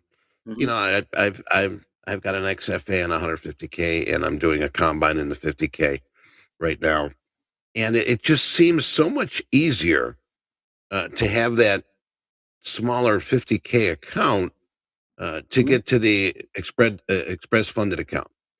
I mean, yes. The thing is, what you've got to do is you've got to pull back a little bit. If you're a big trader, you got to understand that, you've got to cut. You've got to trade a lot smaller. Did you see this? What's the difference between your 50K and your 100K? 50K and 100K. If I were to do 50K, I will go up generally up to 1 to 3 contract. If it's 100K account, I normally don't even go up to 5 anymore. I just go up to 3, but 5 is my max generally on the 100K account. Okay. It's usually when my biggest thing is, let's say I put a profit target of, let's say $1,000, and I was very close to hitting it, and it did not. And that's when the thing was like, okay, I want to chase it back for the money. and that's where bad things happen, right? Yeah. I mean, passing that 50K, $3,000. I mean, it's much easier. And for those that are out there that are listening, and if you're not signed up to a combine, highly suggest you look at that 150K. I'm sorry, the 50K. My goodness. Because it's much more attainable. The profit target is $3,000. I mean, you can do that. I mean, you can put up $300-400 in a day easily with that account, and it's not going to take you that long. But the biggest thing is if you're in those larger accounts, I think greed tends to sort of seep in a little bit more because you can trade big, and you see the numbers. And the thing is, don't look at the monetary. Okay. Look at the wins. You got to keep adding up the wins. And see that we got Michael Patak. We got the CEO in chat here. And one of the things I'm going to bring it around. When we were in the office here, I saw Michael trading, and he had a Post-it note over his screen, his monitor. And I was like, I passed him up, and I came back again. I'm like, why you got that Post-it note on your monitor? He goes, I'm not looking at monetary, right? I'm focusing on winning trades, which I think is very good because the mentality of seeing money can sort of veer you off the right course and sort of, put that greed on your shoulder when you want to see more money, more money, more money. But the thing is, eventually, if you keep putting in wins, you're going to get to where you want to be. Yeah, I understand the appeal of the 50K account too. I mean, not too many places are going to extend you, $2,000 worth of risk for $50 a month. That's pretty incredible. I'm also of the belief, though, that taking that 150K combine and trading it like you're in a 50K combine is a huge benefit. Assuming $4,500 worth of risk for $150 a month, like it's just unheard of, And if you keep losses small, that the profits run, you get a little more room to run with that $4,500 max drawdown. I just think that's the ultimate. If you're patient, JD, for sure. If you're not in a hurry and you're here to learn and you're taking it slow and you're not thinking this is an ATM, I see that as a perfect way to keep moving forward. Yep. And Matthew in the chat, yeah, that's absolutely correct. Once you pass through the trading combine, the monthly fees go away, and we actually refund you your last month's sort of like a bonus. Your last month's monthly subscription fee, once you get into an express funded account, is refunded to you after you pass the trading combine. So, yeah, there's all kinds of benefits for if you think you could pass a 150K account in 2 weeks, it's totally worth the $150 risk. Absolutely. But again, also I see the benefit of the 50K. Just jabbing away. Small daily profits, small losses, manage that risk, and you're in a funded account before you know it, for sure. Nice. Hey, France, let me ask you about you trade gold. I trade gold. We have a few people here that do trade gold. I mean, but that was one of the markets that really wasn't in focus at some point. But what other news or market trends do you watch for? Any stocks, anything that you're watching to sort of initiate a move in gold, besides obviously the conflict we have here on the planet? Well, in terms of news, I look at what the 8:30 or 9:30 news that comes out when the economic news come out, right? Like the CPI and the trade employment report. Those things move the market quite a bit, good or bad, depending on which side you're on. But you shouldn't be putting on a position at that time anyway, right? So. Right. It's better safe than sorry. And boy, have I learned that lesson too many times. But sometimes, I mean, it sucks you in. I'm going to try to catch it on the right run. And usually, I mean, the odds, you're gambling when that happens. And we're not here to gamble. We're here to trade. like I think for us human, like we think we got a 50-50 chance, but it's actually more like a 1/3 kind of thing, right? Because you could always go sideways as well when the Right. news come out. So you can do whatever you want, but just manage that. Don't put a position on when there's economic news, especially the big ones. Mm-hmm. Mm-hmm. Also done that many times. Quick check back in on the markets. We've got equities just kind of ranging right now. We saw a little weakness. Now we're right back to the daily volume point of control in both ES and NQ. Crude oil is still going sideways, and gold is catching just a little bit of a bid at the moment. You thinking about putting any trades on today, France? I know you mentioned you haven't traded yet today. No, you just kind of. I'm trying to concentrate on my work. I'm trying not to get fired from my day job first. Are you on the clock right now? Is anybody at work watching you? Are you on the clock right now? No. Some of the people of my team knows that I do this, but my team. I basically train the whole team. We have 10 people. That we're like, okay, just hush hush, because we all kind of like they all know I do this, but at the same time, we're friends to make sure that we all don't do anything stupid at work, right? So they got your six, right? They got your back. Those are friends. Which Those is important. Friends. So, of course, you're buying drinks. Next funded account payout. There you go. Friends, what advice would you give somebody new to trading here? I mean, you've been with us for 5 years. You've seen the highest of highs, the lowest of lows. You have the payouts. You're backing in again. What advice to someone new to trading? Well, I said last time that you can keep your account as long as possible, which hopefully I did for 28 days in the live. The other thing is keep the risk to reward on your side a bit. Mm-hmm. When you have one-to-one, one-to-one risk to reward, it's very easy. Once you start going down, your drawdown goes very quickly. When you have 2-to-1, a little bit easier and etc. I would probably say 2.5 reward to risk is probably the best in terms of you can still make good amount of money on 2.5 reward to risk, but at the same time your mind is going to be like, well, if you do 5 or 10, those are very low percentage of actually hitting. So you're trying to swing it all the time then if you're doing that. Let me ask you about emotional control. I know you've got a family. I know that from prior interviews, you're taking care of your parents. You've got your own family.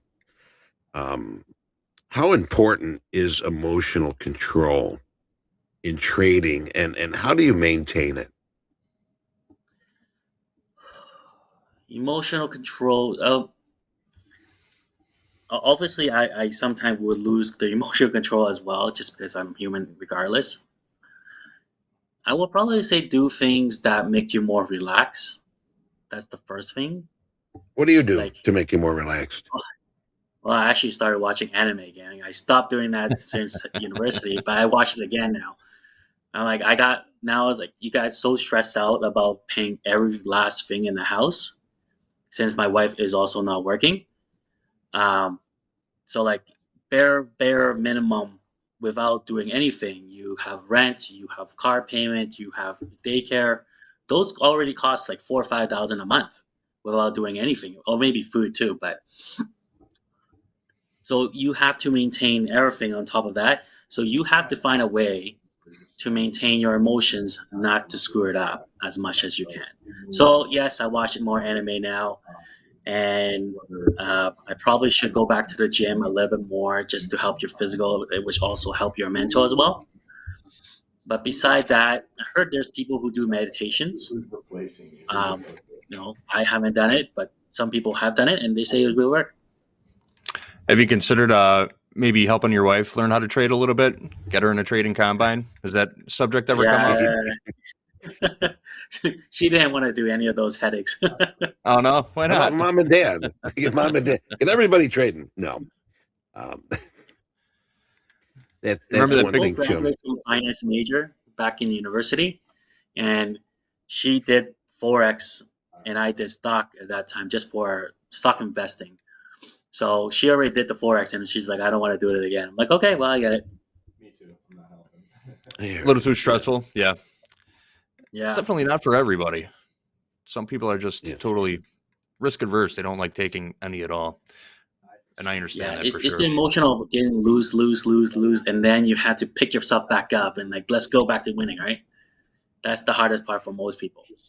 Right, getting back on the horse. You know, I mean, you fall off. It's not how many times you fall off. It's how many times you get up and get back on that horse. And I mean, that's a big point here in trading. You know, we're all going to see failure. You know, we're all going to. I mean, gosh, throughout the years, you know, it's a constant shadow that's always following you in this business. But you've got to make sure that you understand that you can. You have to accept that losing is part of this game. If it wasn't, gosh, your wife would be trading. Your parents would be trading. My wife would be trading. You know, but the thing is, that's just about it. You got to understand that management is so important here. And I can see where, you know, you were managing very well. You're getting your payouts, you're making profits, you're moving forward. And then at some point, like you mentioned earlier, greed sort of came into the picture. And this is where we lose our focus. We get reckless. We get forced to trade.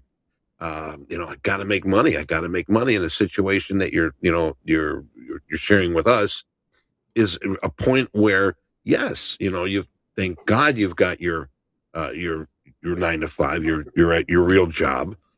But trading is such a nice way to make extra money. You don't have to make $5,000 in a week. You could, that'd be really nice. But if you've got a job and you're trading on the side, I mean, that's like bonus. That's a benefit bonus. If you could pull in $200 a week, $300 a week. So, I mean, that's good. And I give you props for what you're doing and how you're doing it. Yeah, having that second source of income is just a huge deal. I know we've heard Hoag talk about this before. I think it's one of his dad wisdoms where he says, you always, as a trader, you'll make the most money when you need it the least. And you'll lose the most money when you need it the most, if that makes sense to you. Good memory. So I've been here for a while. I've heard them all from Hoag for sure. But yeah, having that second source of income really takes the weight off your shoulders, and you can focus more on the trading than worrying about, you know, how am I going to pay the gas bill this month? Right. It's just a huge benefit for sure. You know, and the thing is too, you know, it's even better when you're not risking your own money. I mean, how beneficial is that? Well, it makes MP. But how beneficial is that? You know, bringing in that paycheck every day. And of course, you know, more or less you're having your insurance, your 401k, cover the family. And France, you do a great job of covering your family very well. But having that extra opportunity, you know, to bring in more money, I mean, that's something very special.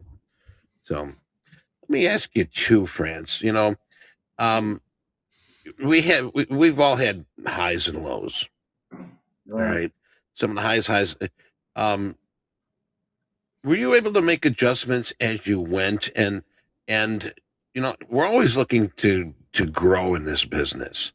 What are you working on right now? Can you continuing to work on to make you a better trader? Like I think the entry and everything is fine for now. I think my main thing is still the risk management to make sure that I don't do like, you know, I'm going to move my stop or take out my stop, or I want more money. Those are the things that I need to work on. Or I'm very close to my profit target and I didn't take it and it goes against me afterward. Like, and then like, for example, on Tuesday night, it went to my profit target 2 ticks away twice. And then it went all the way back down to $300 loss, all the way back up to break even. And that should be a stupid sign that says, just get out. Right. But you were like, at that time, you're thinking, maybe it will go back to my profit target the third time. It did not. So instead it hit my, daily loss limit instead, right? Because you do something stupid like that. Right. And that's something I still have to learn. We can't say we're stupid. We're human, and we all make these mistakes. I mean, I still fall into the greed category, the revenge category. But the thing is, you got to ask yourself before you make these moves and actions, should I be doing this? Is this the right move? You have to agree with it. Yes, why am I buying two here? Because it's on my game plan. Why did I have put my stop here? Because it's triple high or whatever. But you got to have something behind it. You can't just throw something out there and hope it sticks. And you're 5 years here at Topstep. You're doing very well, and you've got your combines again. So you're back on the horse, and you're kicking it good. And I want to make sure that we see you back in the funding account soon. But JD, any closing comments here? I know we're running out of time, and I want to make sure that we get to a TopQuiz coming up here soon. Yeah, sure. France, has been great talking to you. I love your dedication to this. Just keep jabbing away at it. Looking at your trade reports, each time you get to the funded level, you're doing better and better. You're taking payouts, just keep progressing. You're going in the right direction, and hope to see you back on here again soon for sure. Right. Let me ask you, France, here. I've got 20 questions here. Time for the fun question. I always end this segment with you've did these before, right? Yeah. All right. I think this is something new, but for you, I've put up 20 questions. Give me a number, and I'm going to ask you that question. Okay, last time I say 8. Let's say 16 this time. Sweet 16. All right, here you go. You're walking along a beach early in the morning and you find a magic lamp. Whoa! Along the shore. Just for kicks, you pick it up, rub it, and yes, a genie pops out. Grants you 2 wishes. Yes, I know it's usually 3, but with the recession we have, you're only getting 2. What are those 2 wishes? Oh man, I really wish I don't have to think about money again. Just because I don't have to. Play the lottery. Because I have I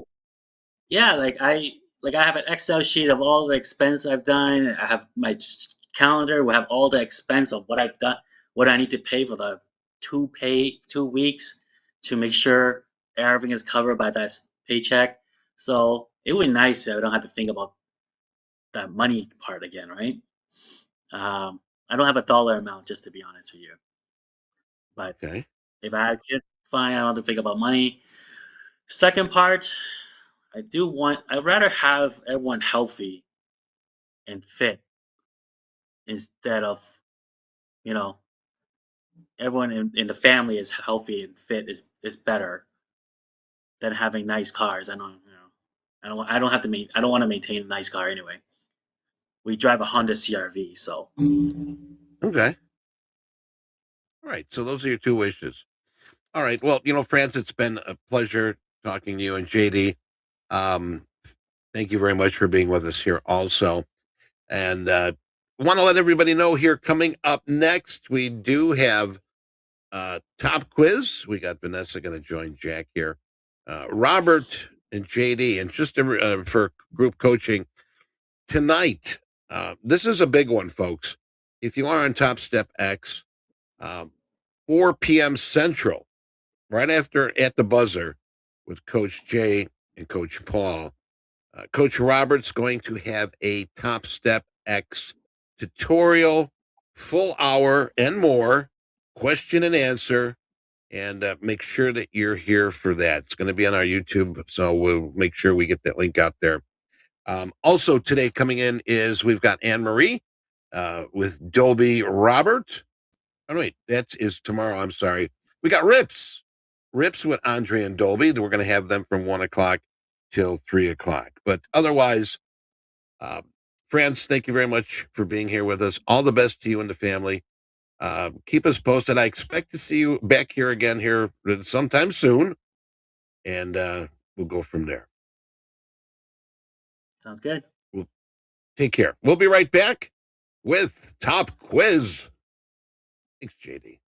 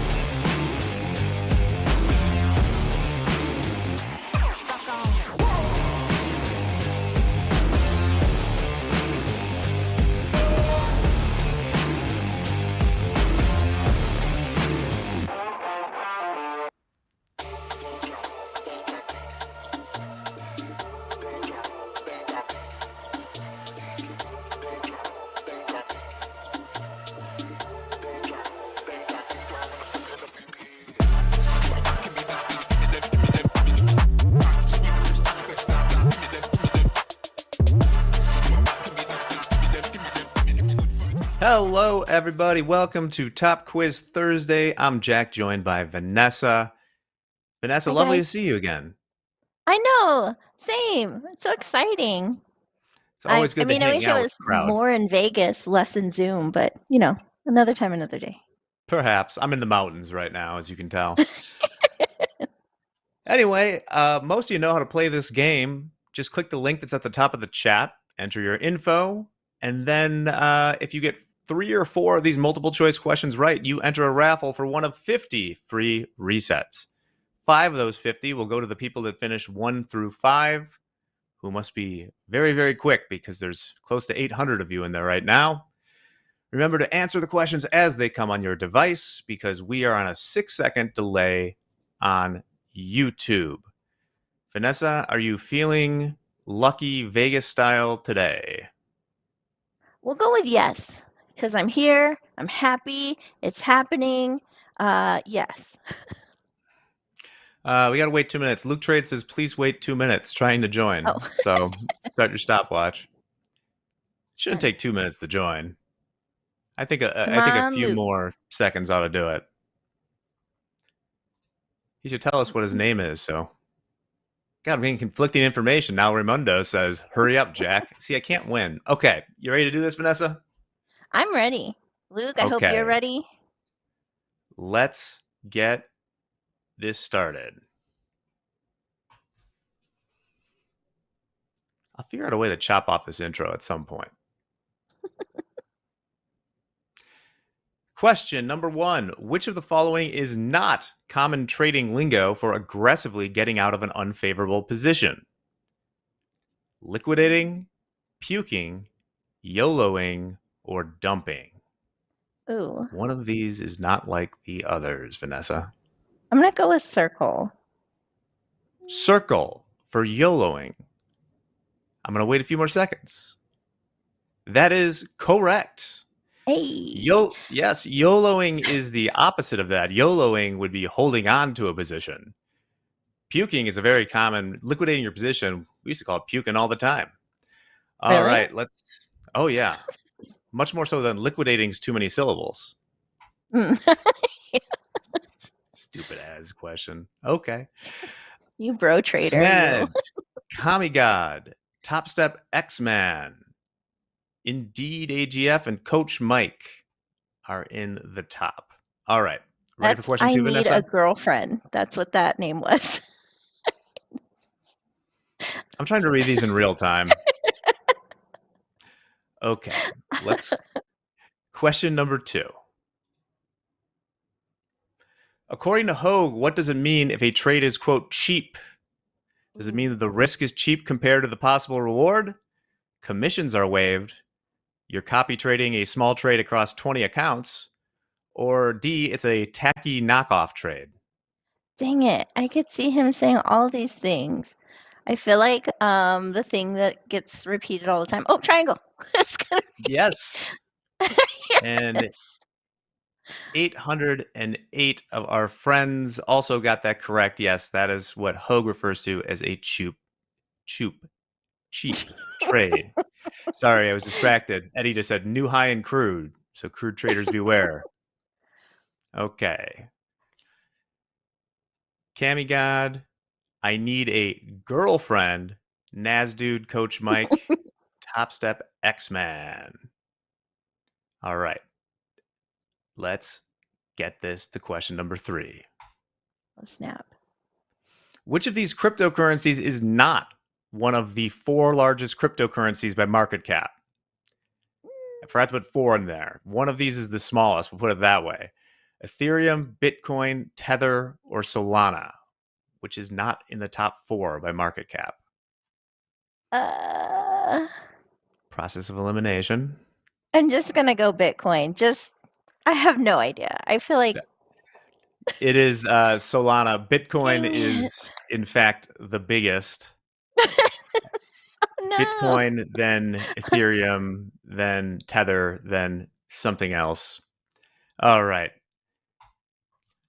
I was curious about the Solana, but dang it.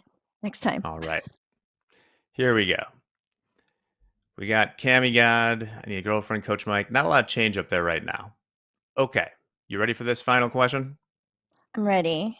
This is the one that I am absolutely sure will be correct for you. So nervous. Okay. With 6,852 rooms, the largest single building hotel in the world is the MGM Grand, located in what city? Is that city New York, Dubai, Shanghai, or Las Vegas? I swear to God, if this is wrong, Las Vegas. Yeah, for all the complainers, it is indeed Las Vegas. Click it away. And let's see. Yeah, it explains. Basically, I just looked up the market cap of crypto coins. I don't know enough about it to tell you what a stable coin is, but that's what it said. Okay, let's see the top dogs. Topstep X-Men. We got I Need a Girlfriend. You should get Here's one after maybe this. not the yeah. Cammy God. The chat here is probably not the right place. And then Coach Mike and Naz Dude. I just see the YouTube demographics. All right, everybody. Well, thanks so much for playing. We're going to be back in a few moments with, I believe, Coach Robert is going to be in with JD today. Then later on, Rips is joining us. We got Power Hour with Dolby and Rips. It's going to be fun. So stay Always. tuned. Be back in a minute or two, and have a nice day. Bye, guys.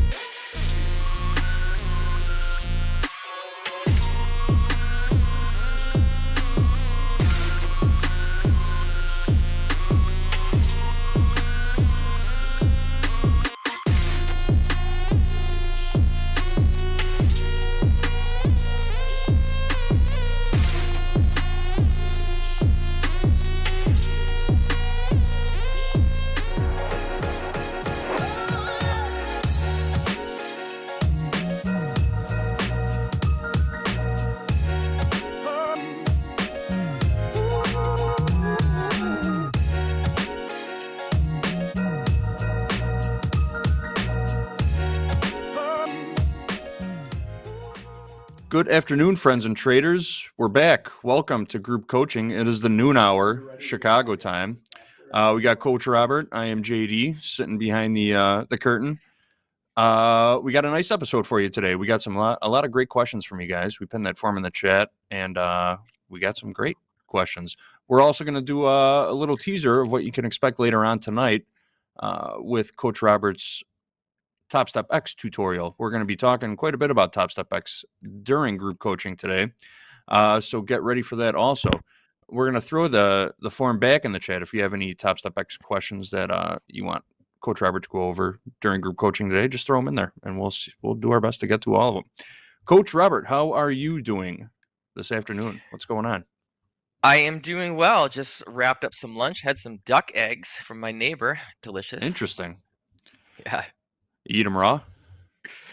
I did not. I do over kind of, I guess over easy, not sunny side up, just one side and a little flip on the other side, but definitely getting the runny yolks out of it. I have all kinds of them. I haven't tried an ostrich egg yet though. Quail eggs are amazing. Waiting to try an ostrich egg, so we'll see. I've also not yet tried an ostrich egg. The appeal is just not there for me. I don't know. But you only live once, right? Yeah, you only live once, and I'm a fan. It's kind of funny because I'm a fan of trying things twice, because the first time maybe it just wasn't done right, maybe you weren't in the right mindset, maybe there's a different flavor or something like that, and it really has worked for me. The first time I'll try something, I'm like, it's not that great. Think of just the like steak, how was it done? Chicken, how was it done? And like, yeah, I don't really care for it, but one time I'd been boiled, one barbecued, and it's totally different. So I always say I'm willing to try anything twice if I don't like it the first time, but there's rarely something I do not like. Excellent point. Yeah. Yeah. All right, man. We ready to go. We got some nice questions in there today. We do have that TopStep X tutorial tonight at 4 p.m. Central Time. So a little bit of a preview. I'll answer a couple of direct questions, but we're going to go through anything and everything possible that we can on TopStep X tonight. It's literally just going to be me sitting here with my screen shared on TopStep X, and we'll go through the questions on YouTube Live on TopstepTV, and it will be posted there for like a forever link, so we can all revert back to it. I'm really looking forward to that. We have other questions to go over today as well. So JD, ready when you are, my friend. Let's hit it. Question number 1 comes from Jason. Jason says, I've just passed my 4th combine. I blew my other 3 XFAs in a week. I seem to have no problem passing combines, but can't seem to hang on to my funded accounts. What is wrong with me? I don't know, Jason. Maybe Robert knows. What's wrong with Jason, Coach Robert? Oh yeah, it's Jason. Thanks for the question. Yeah, here's your answer. You're human. that is, you're human, and you're a trader wannabe, pro trader wannabe, whatever it is. It's emotions. That's just how it comes down to. And when you can pass the XFAs and then having no trouble with combines and then having trouble with XFAs, it is really between the ears. That it really is it. It's between the ears. It's between the front of the head. It's behind your sternum here. It's head, heart, mind, soul. It makes you human. I always said, JD, I'm gonna make this thing. There are 2 devices I want to make, and this is one of them. I want to make a button where somebody can log in and they don't know if they're trading in practice or combine or XFA, whatever they're doing. They're just trading the way they want to trade, and they're killing it, and they're doing an amazing job. And at the end of the day, they go like, wow, I took, let's just say 20 trades, and 9 of them happen to be on an XFA account. The other 11 were in practice, but you don't know which ones they are. I bet you'll have a good day. And what does that mean? It means you know how to trade. It just means that when you're getting to the funded levels, something is happening in the psyche. You're human, just like all of us. We all go through it. I still go through it. And it gets to you. There's a great line in a great section in the from Mark Douglas, Trading in the Zone book. And he talks about a dog. I like to use this little bit of analogy. Maybe you got bit once before, or your dynamics change on something, meaning a different dog. Let's say the first time you meet a dog, it was all pet friendly and licking you and very happy and waggy. You might be a dog person the rest of your life, and you have no trouble approaching the next dog that you see. But what happens if you approach that dog, the very first dog you meet, and you get bit, or they growl at you or something? Now you're afraid of dogs going forward. Well, one has nothing to do with the other. Point of this is the way you're trading one way, approaching that dog, should be the same in your XFA as well as in your combines, as well as in live funded. You're just approaching a different dog. One dog bit you, one dog didn't. One dog was nice, the next dog might come after you. It's a different approach. It's a different way of looking at the market, and it's just a dog. So your account in this analogy is the dog. I'm going to make my trades. I'm going to walk up to the dog. I'm going to make a long entry. I'm going to put my hand out and pet the dog. I just got bit. I just lost a trade. But it didn't matter. Like, are you afraid of dogs the rest of your life? Is it maybe the breed of the dogs you're afraid of? Is it the location that you're afraid of? Is it the way you came up to the dog you're afraid of? Okay. Is it the way you're trading your combine? Maybe when you get to XFA, you're trading it differently. Take a look at that. Maybe when you get to the XFA, you have more anxious behind you and you have more drive and say, I got to get this. Well, you just changed your mindset, meaning you didn't walk up to that dog quietly and pet it nicely. You ran up to it with your hand out in front of you and you got bit. So try to keep the same equal. Back to what I was saying before about making this little button on the top. I would love to have that. Just like, hey, I'm going to log in. It's going to take my account off the top. And I don't know if I'm in practice, combine, XFA, live, doesn't matter where I am. I'm going to trade the way I want to trade, how I want to trade it, and I'm just going to not know. What if there's a person behind there, or a computer behind there, randomly turning on your XFA or combine, and you have no idea? I bet you'll do well. So it's all here. It's all here once you get into that. Now, how do you combat that? It's time, it's discipline, it's repetition, it's over and over. This is a very, very, very common scenario, Jason, for all of us. Every single one of us, myself included, all of us. It's hard, and the way traders get over it is different for each trader. Just the way we trade, just the way traders trade, in instruments they trade, in times, in time frames, in charts, and indicators, and strategies. They are all different per trader. This is the same thing. Some traders have a really hard time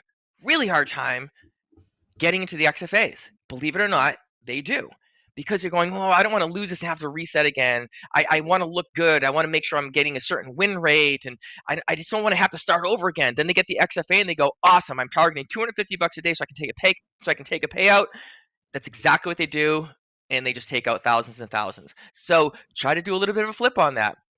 Trade the same way over and over again. With the repetition, see what you're doing differently with your combine to the XFA. The market didn't change. And if you're able to pass combines and you lose XFAs, it is entirely you. It's entirely us. We are human. That's what makes trading hard. It's like, man, it only goes up and down, green and red candles. It only goes one way or the other. But why do we take one account and do well and not the other? It is purely human psyche. Master that and you have mastered trading. Great question. We get it common. We get that question often, but sometimes there's a little different spin and sometimes there are other traders watching. So I always like to put a little bit different approach on there and hopefully we can hit a few more and make some headway. Good question. Yeah, I think that would make for a fantastic experiment too. The on-off button, the feature in Topstep X. It should be a thing. You never know which account you're trading. I think that would be extremely fun. Yeah.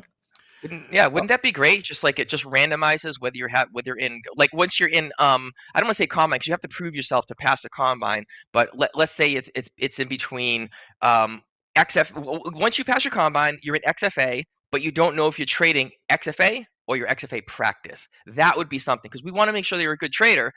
So you have to pass a combine. That should be its own separate thing. Yep, great. Congratulations, you made it. But now you're in XFA. Are you trading differently? So this may be able to help it. You just don't know. I think that would be really, really cool. The other one I want to make JD to throw in there is one, it's like a finger monitor or wristband or some type of Bluetooth thing where you trade for like a week solid and it monitors you and it analyzes whether you did good or bad on certain types of trades, certain types of days, times, markets. And then it monitors like your heart rate, your sweat, blood pressure and stuff.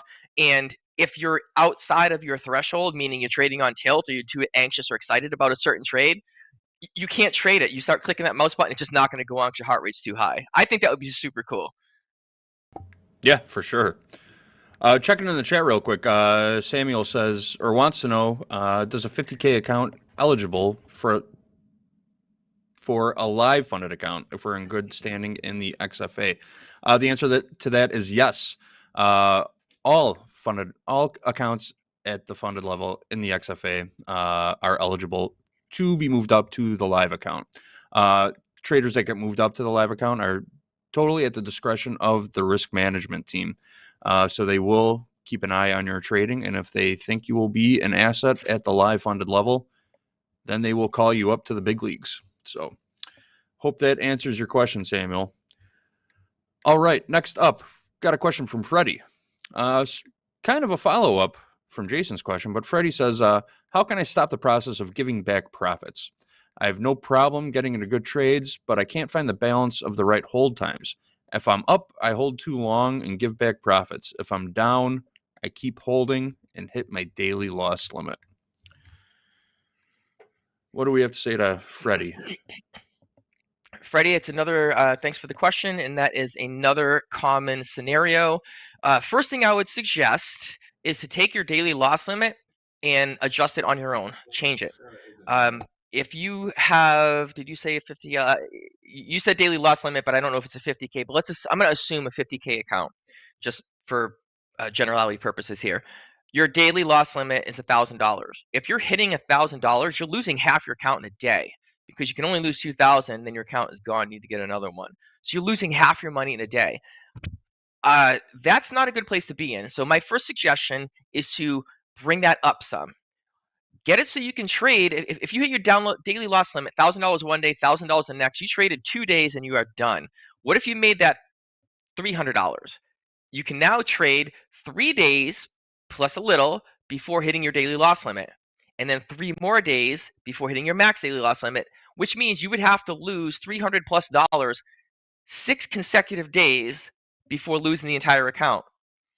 I don't know if that would be the case. I mean, we do have traders that do that, but it's better than losing the account twice in 2 days, or within 2 days, by hitting your daily loss limit of 1,000, max loss limit of 2,000 in 2 days. So first suggestion, number one, reduce the size of your personal daily loss limit. You can do that in TopstepX. I'll go over that later on tonight on the webinar. You can set your own daily loss limit, which is a great feature. So what's that going to force you to do? It's going to force you to trade smaller. It's going to force you to not hold on to losing trades that long. And it's going to force you to take profits a little bit quicker than normal. Outside of this, I don't know what your trading style is. You may need, again, total speculation here, you may need a larger account because of the type of trader you are. If you're a trader that might want to wait until you see the market moving and then get into that trend and ride that all day, you might have to withstand a couple of drawdowns before it goes your direction.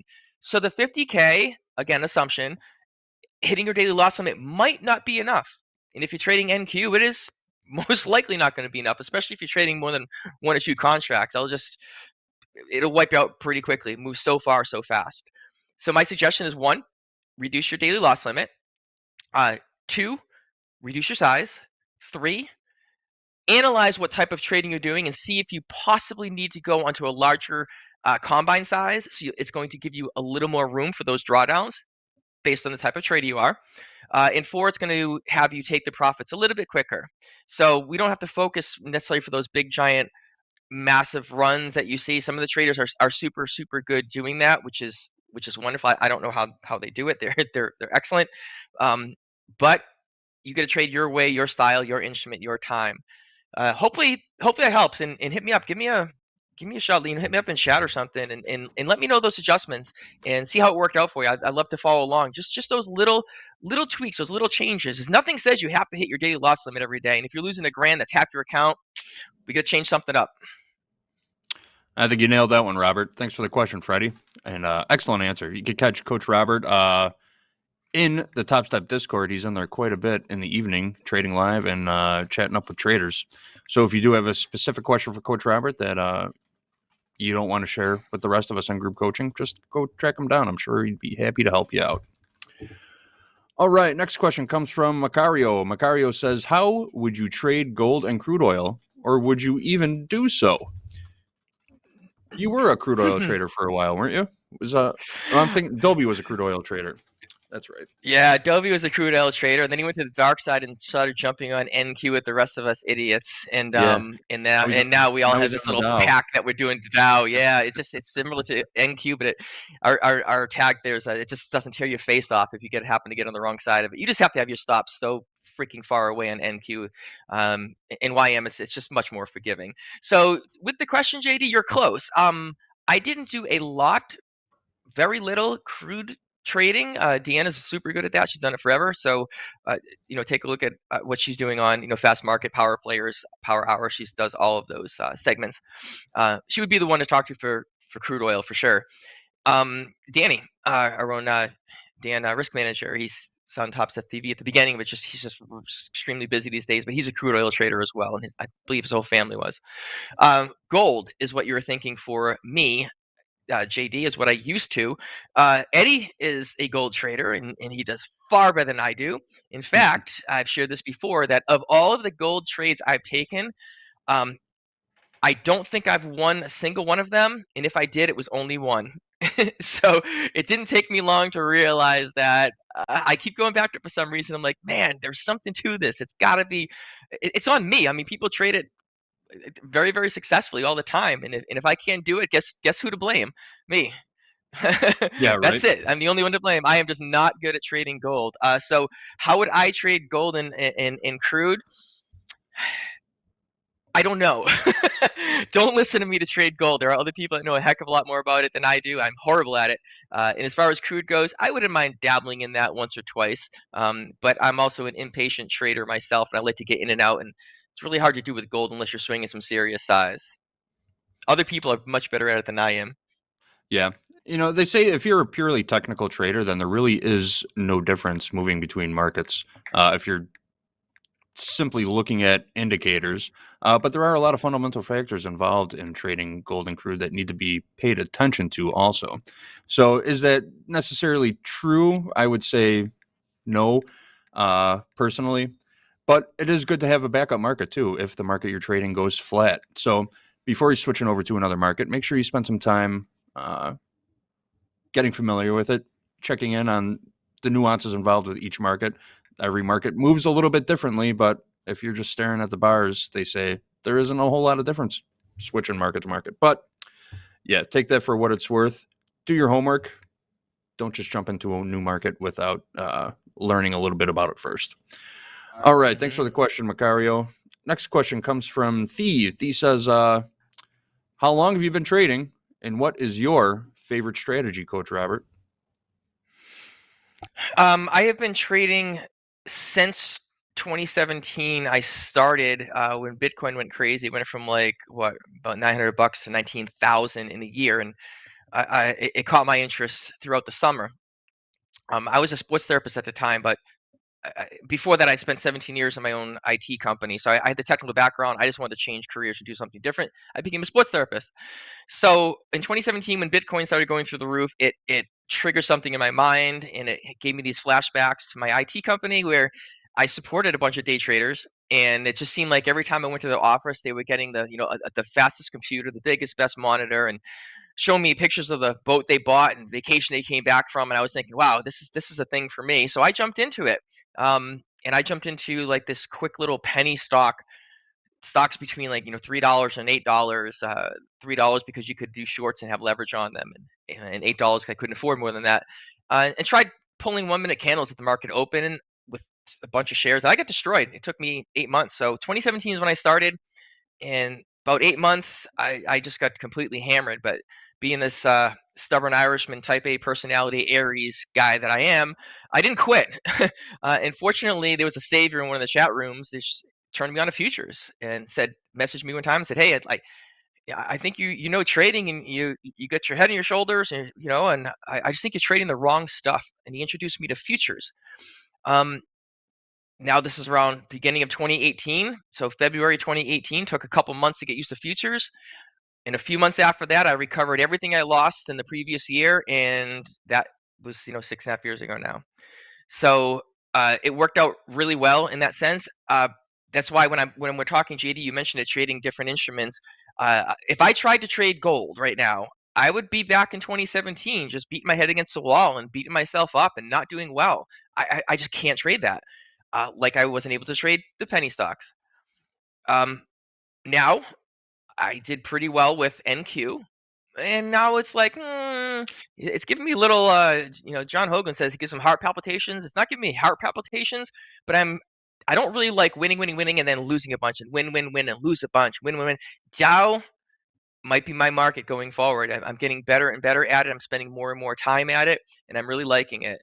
So that's your answer. My favorite. That's how long I've been trading. My favorite trading strategy. It kind of morphs a little bit, but and I hate to call it a breakout trader because it's not necessarily a breakout. But if I have my screen up, which is great, whoever's doing that, thank you very much. If I'm looking at NQ right here, this is a MNQ 3-minute chart. I like to use 3-minute I don't like time charts to begin with, and as we get range bars on Topstep X, I will absolutely switch to those. But this is a time-based chart, and if I'm on a time-based chart on NQ, I like to use a 3-minute chart. Why 3 minutes? Well, there's it's in the middle of that, like 1 minute, not middle, but 1 minute time frame and 5-minute time frame. So you're getting in early on those 5-minute swings, and you're waiting for all the noise and junk to pass around on a 1-minute chart. So that's kind of why I choose it. But what I like to do is I like to look at areas like, let me just grab a line like this. That's a trend line. I like to look at pivots. So I say, well, here's a pivot point right here, and here's a pivot point right here. So I'm looking at these two pivots, okay? And what I like to do is make a calculation on, well, how far did this come up and down and retrace in this area? And then it's almost like, it's not really a measured move because I have an algo calc that I like to use in there. It's got a couple of different things in there. It does take momentum and direction, and actually like candles. If I have, if you break over the top, but the last 6 candles were red, even though they closed red, they went a little higher. That might not be a good opportunity to take a long trade, for example. So I take a lot of that into consideration as part of my algo in my mind. So I'll look at this and I'll say, well, if we do break over the top of this, where do I think it's going to go? And here we have some resistance levels up here. So I'm going to take a trade in this area. That's kind of what I look at. At this one right here, if I think a trade is going down, I believe it's going to break out. Well, here's a really low right here, and there's a wick. So I want to play it safe, and I'll probably take a trade right in this area right here. Okay? So as you can see, this one particularly played out, and this one did not get broken yet to the long side. Now, if we do that again on a little bit larger area, let's do the same thing. Here, let me grab this level right here, and we'll keep the same one. Actually, let's do the much larger one, so we're not poking out here. Here we go. One here and one here. We take these 2 levels. There we are. Well, I'm going to look at what happened. Now, this is a little different because we're talking the market open here, but I want to take the high and the low for this area, and I'm literally just going to do a calculation on it and say, well, here is my potential breakout level. Here is a high. I'm probably only going to take a little tiny trade right here. But the market's been going down and down and down and down all day. So let's take and extend this over like that. We are just about ready for that breakout. And now I'm going to look at all of this right here. I'm not making a triangle, but I just want to show you that these are declining. But look at the green candles. I'm seeing a couple reds, but we're always pulling that green candle, right? These pullbacks. But once we have a consolidation area, we're getting a couple of green candles in a row. Which means I don't want to take a big giant trade down here. If this breaks low, I don't want to take this huge area down here. I might take a little pieces out of it, just a little bit like that. And I am entirely comfortable taking 10, 15 points. In fact, I won't take over 15 points when I'm trading NQ. Why? Because when I'm taking trades, based on the calculations I use, if my trades are too big, I tend to lose those. And I calculated all this in a spreadsheet before, like a couple years ago. I noticed that when I'm doing this process, it happened to be over 20 points, to be honest. I was like, man, all of the trades I took that were over 20 points, I was losing 80% of those trades. So I said, I'm not taking anything over 15 now. And I instantly increased my probabilities by 80%. It's just really, really simple, in my mind anyway, of how I should take a look at that. So this is the strategy that I like to do. It's you can call it breakout strategies if you want, but it's not really, because I am waiting a little time. I'm not just going to say, oh, look, this broke right here, I'm going to take it. And this level broke, because you can get burned on some of those. For example, if we look at this and make this a little bigger so you can see it, if I just played a breakout right here, what happened? It entered me and then stopped me out, right? So I'm not going to do that. It needs to come up out of this area, show some persistence in that direction, and then take, well, if I'm eyeballing this, there's more of a line right there, and here's more of the wick. So my trade is going to be right in this area. And wouldn't you know that what's at 17 to 27, that would be a decent trade for me. That's what I like to do. That's my style. That's my story, and I'm sticking to it. JD, back to you. Not bad at all. I'm sure everybody will get find some use out of that strategy for sure. Thanks, Robert. Great question and great answer.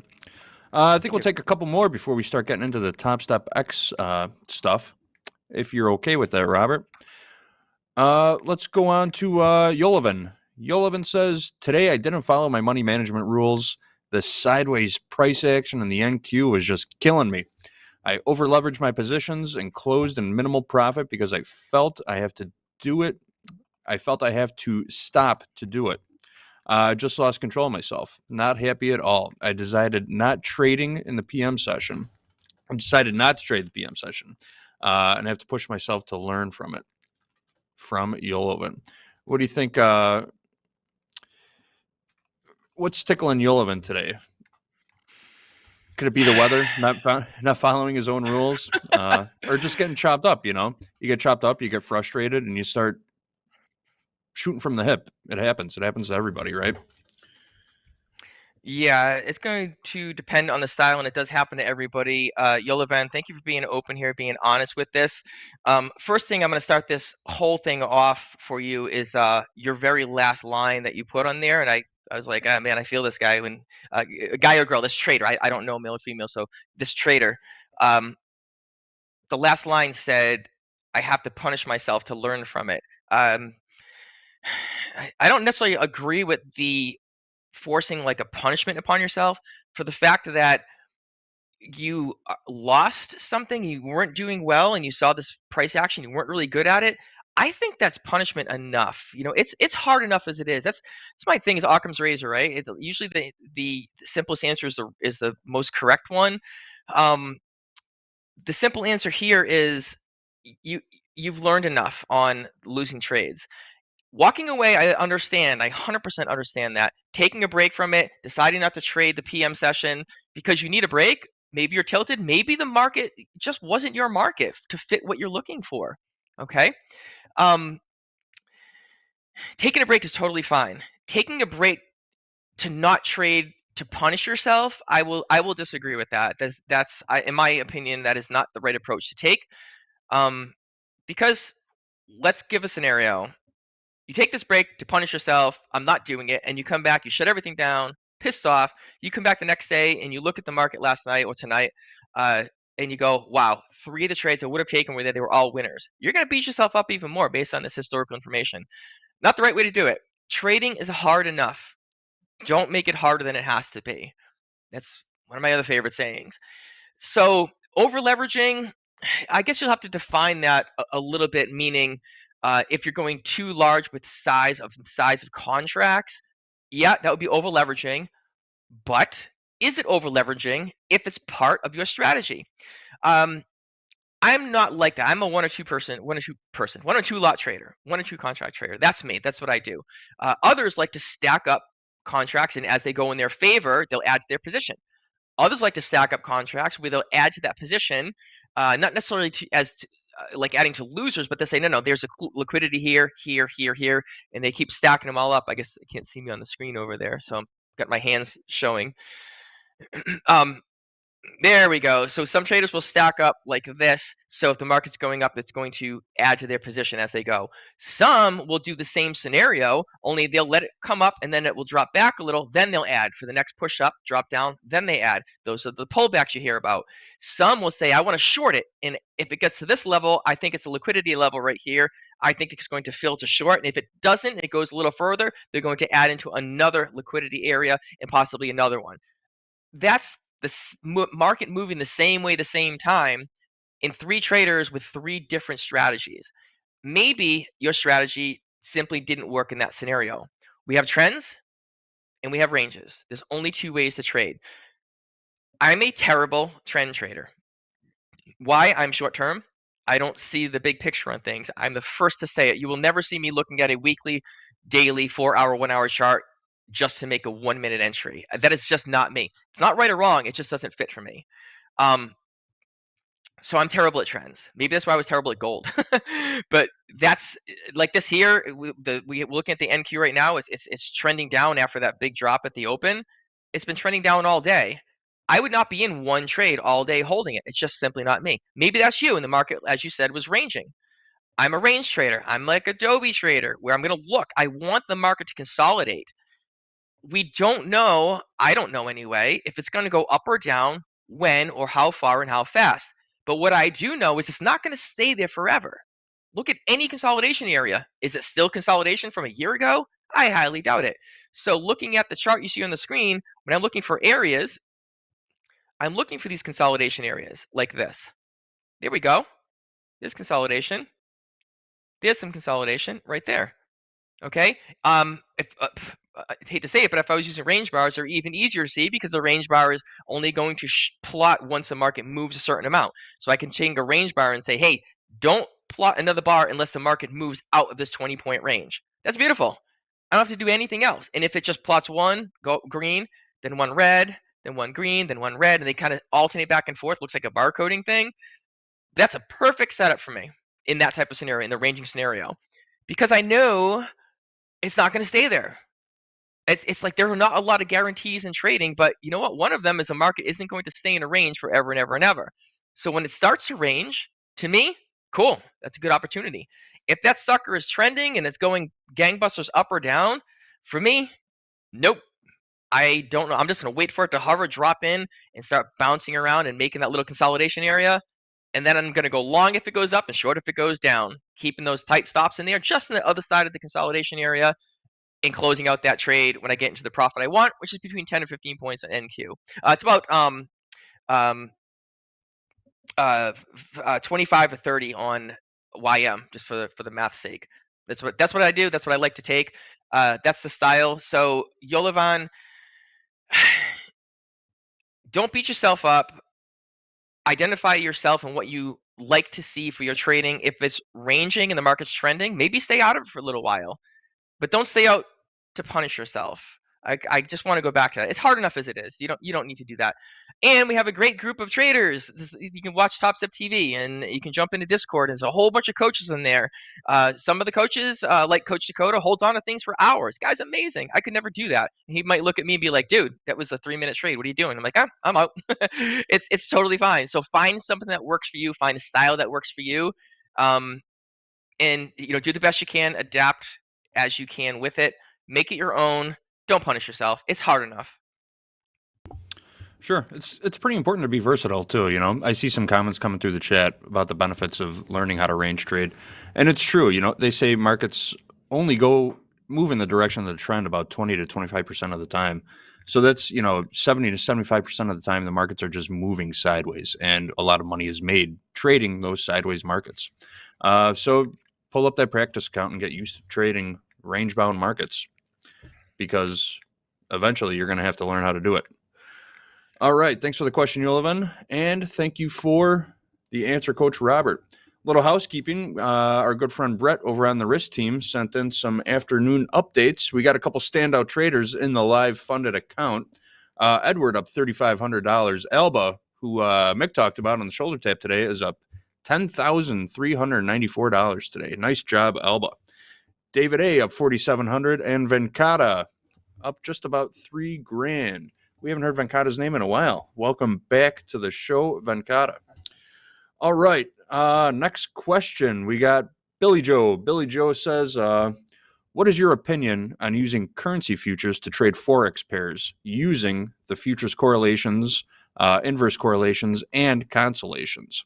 Any opinion on using currency futures to trade Forex pairs? Have you ever spent any time? Thank you. Did we talk about this before? Have you spent any time trading Forex in the past? I really have not. I don't have much experience trading Forex. I've watched those markets, but no, I've never really participated in the Forex market at all. I have not either. I did it as with like a no money gaming thing a few years back, just to see. It's just like you get a free login, try it for 7-day type thing, and I didn't quite get a grasp on it. What I did find out for trading the Forex was that you kind of want to triangulate it. So it's not just like U.S. Canadian. What is that doing? You got to look at U.S. Canadian, then look at U.S. Euro, and then look at like Euro Japanese yen, and you got to kind of triangulate things. So the U.S. to Australia, Australia to Canada, then Canada to Europe, something like that. You got to put these triangles together. What I've saw anyway. I was not good at it. I didn't do it very long. I just didn't like it. I didn't like the platforms. They just seemed like these old clunky platforms of just guesswork type stuff. I didn't really. One was MT4. I was looking at. I'm like, it just felt so archaic, and I'm more of a modern person. With nice little modules you can control around and stuff. And they had these like EAs called expert advisors in there that you could kind of code your own stuff. But these, I don't know, they weren't really user friendly. It just didn't fit for me. I'm not knocking, it just didn't fit for me. So I'm not really into the Forex thing.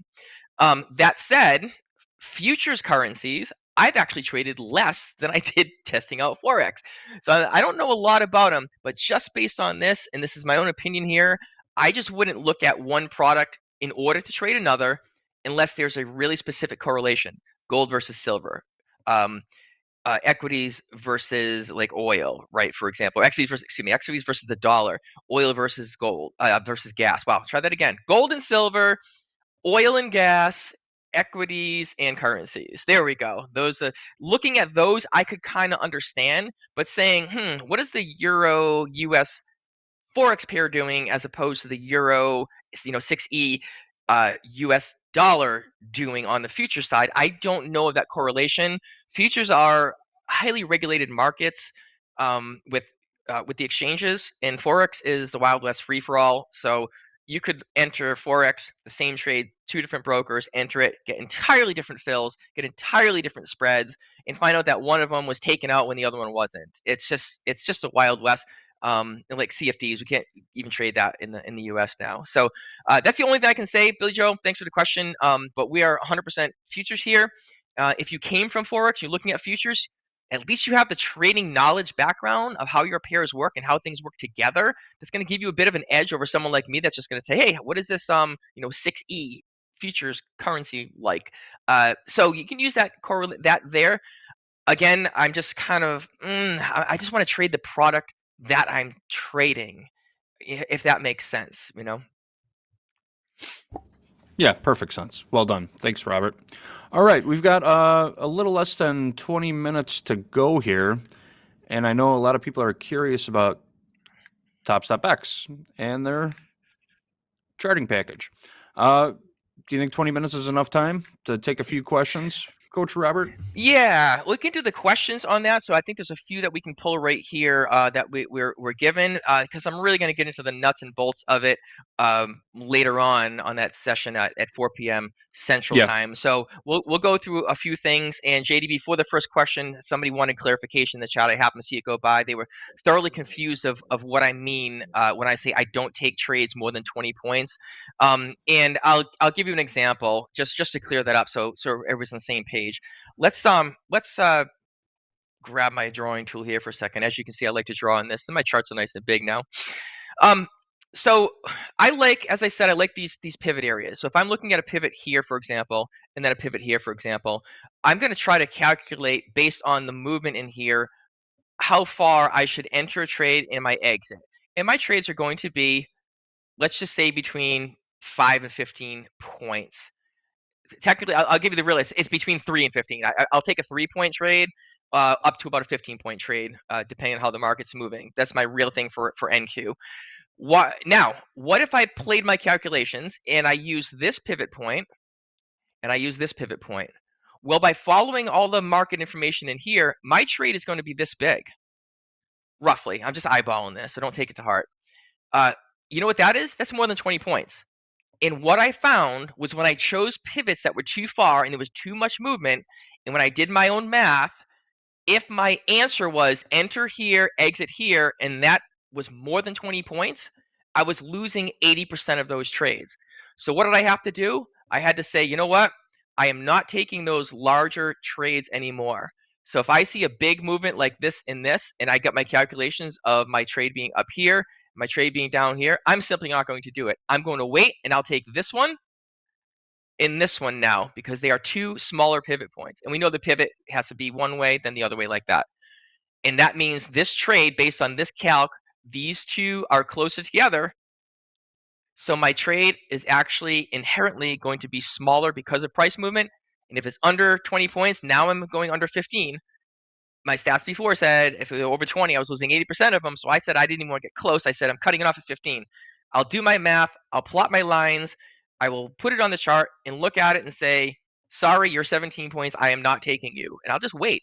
When the market collapses up a little bit and those pivots get a little closer, a little more stretched out, a little better price action going on there, and I recalculate, and now my target for that particular trade is under 15 points and over 3, I will take that trade. And I've done significantly better that way. It's just something that I do. But I wanted to clarify that I didn't want to confuse anyone and say, what do you mean you don't take them over 20? That's the reason. Yes, Christy, I am from East Coast. I'm from Massachusetts, and that is the accent that's there. I try to keep the Boston one at bay, and if I get excited or irritated, my Boston does come out of it. Get your car out of my yard. Nice. And thanks for the clarification. That made perfect sense to me. I hope everybody else caught on to it. Question in the chat. PBJ wants to know if today's session will be posted so you can watch again to study. Yes, each episode of TopstepTV is posted live to our YouTube channel. Is posted to our YouTube channel after the stream ends. And if you open up the description right underneath the actual stream, you will see timestamps for each segment, so you could fast forward right to your favorite part of the day. Hope that helps you out. All right, let's dive into a little bit of Topstep X. Megan wants to know, how can I see my previous positions purchased on the charts on Topstep X? Do we have an answer for Megan, Coach Robert? I do have an answer. She's not going to like it. We can't see them right now. If we look on like Trade-O-Vate, you can turn on the triangles and see the lines in between them. Like TradingView, it has the arrows you can stamp on there too. It's not there, but it is going to be coming in there. We have a really nice roadmap. And JD, how about if I jump into that roadmap right now, just for a real quick demo on that? Yeah, that's going to be real beneficial. We were asked to show this specifically. This is Coach Robert's going to show you how you reach out to us and how you give us your feedback. As always, I know we've mentioned this a few times before, and we went through this whole process on Tuesday too, but we take your feedback very seriously. We want you to be able to send us your feedback in a way that is not a hassle. So we made it super easy. We're going to be super transparent with you. We're going to show you everything you need to know about this platform and how to send us your feedback. All right. Yep. So great. It's full on the screen. I will go a little slower with this. We do have some time. I'll go in more detail tonight, but I'll slow this piece down. I tend to talk quick so everybody can see it, and it's recorded anyway, so you get to watch it over. Okay. On the left side of the screen, there is this gear. Right below the gear is the question mark for support. Click on the question mark. It's going to bring you to this screen with some tabs on the top. The main components on the left here, we have live chat. We can click on and chat with Wendy. You can go to support resources, which will give you some links to look at different areas of support. You can go directly to the help center by clicking on the help center. And Topstep X Discord. Join us in Discord. We'd love to chat with you. I chat with a lot of folks in there. It's a great area, great community of traders helping traders, coaches helping traders, and coaches helping coaches, believe it or not, which is amazing. Now, the centerpiece. You can see my picture right here because I'm signed in. If I was not signed in, right below it would be a link that says sign in. You can sign in with your Gmail account, your Google account, with a new username and password, whatever you would like. Inside Topstep, we're all logged into our own Topstep account, so I simply click on it, say sign in with Google, and it pulls my credentials in and puts my picture up there and whatever profile pic that you want, avatar. That's what I was looking for. This is your layout. We have 3 tabs: feedback, roadmap, and changelog. Since we're on feedback, we'll start there. These, all down the middle here, are feedback, suggestions, tips, ideas from our traders, from any traders. What we can do, let's just grab the top one, trade settings. I'm going to click on it. This was entered, I just saw 19 minutes ago now. by this author, Ramrally4642. Thank you very much. They wrote some trade settings they look for, I guess they need help with. This is really a support question, but it's just an example. I can agree with this. I can say it's not important to me. Nice to have, important, it's essential. I can look at similar posts by clicking on this arrow right here. It will pull up ones that are very, very, very similar. I can add my own comment, and I can see the activity feed. Okay. I can also upvote this by clicking on this one little button right here. I'm going to click, and it goes to 2. I click it again, it goes back down to 1.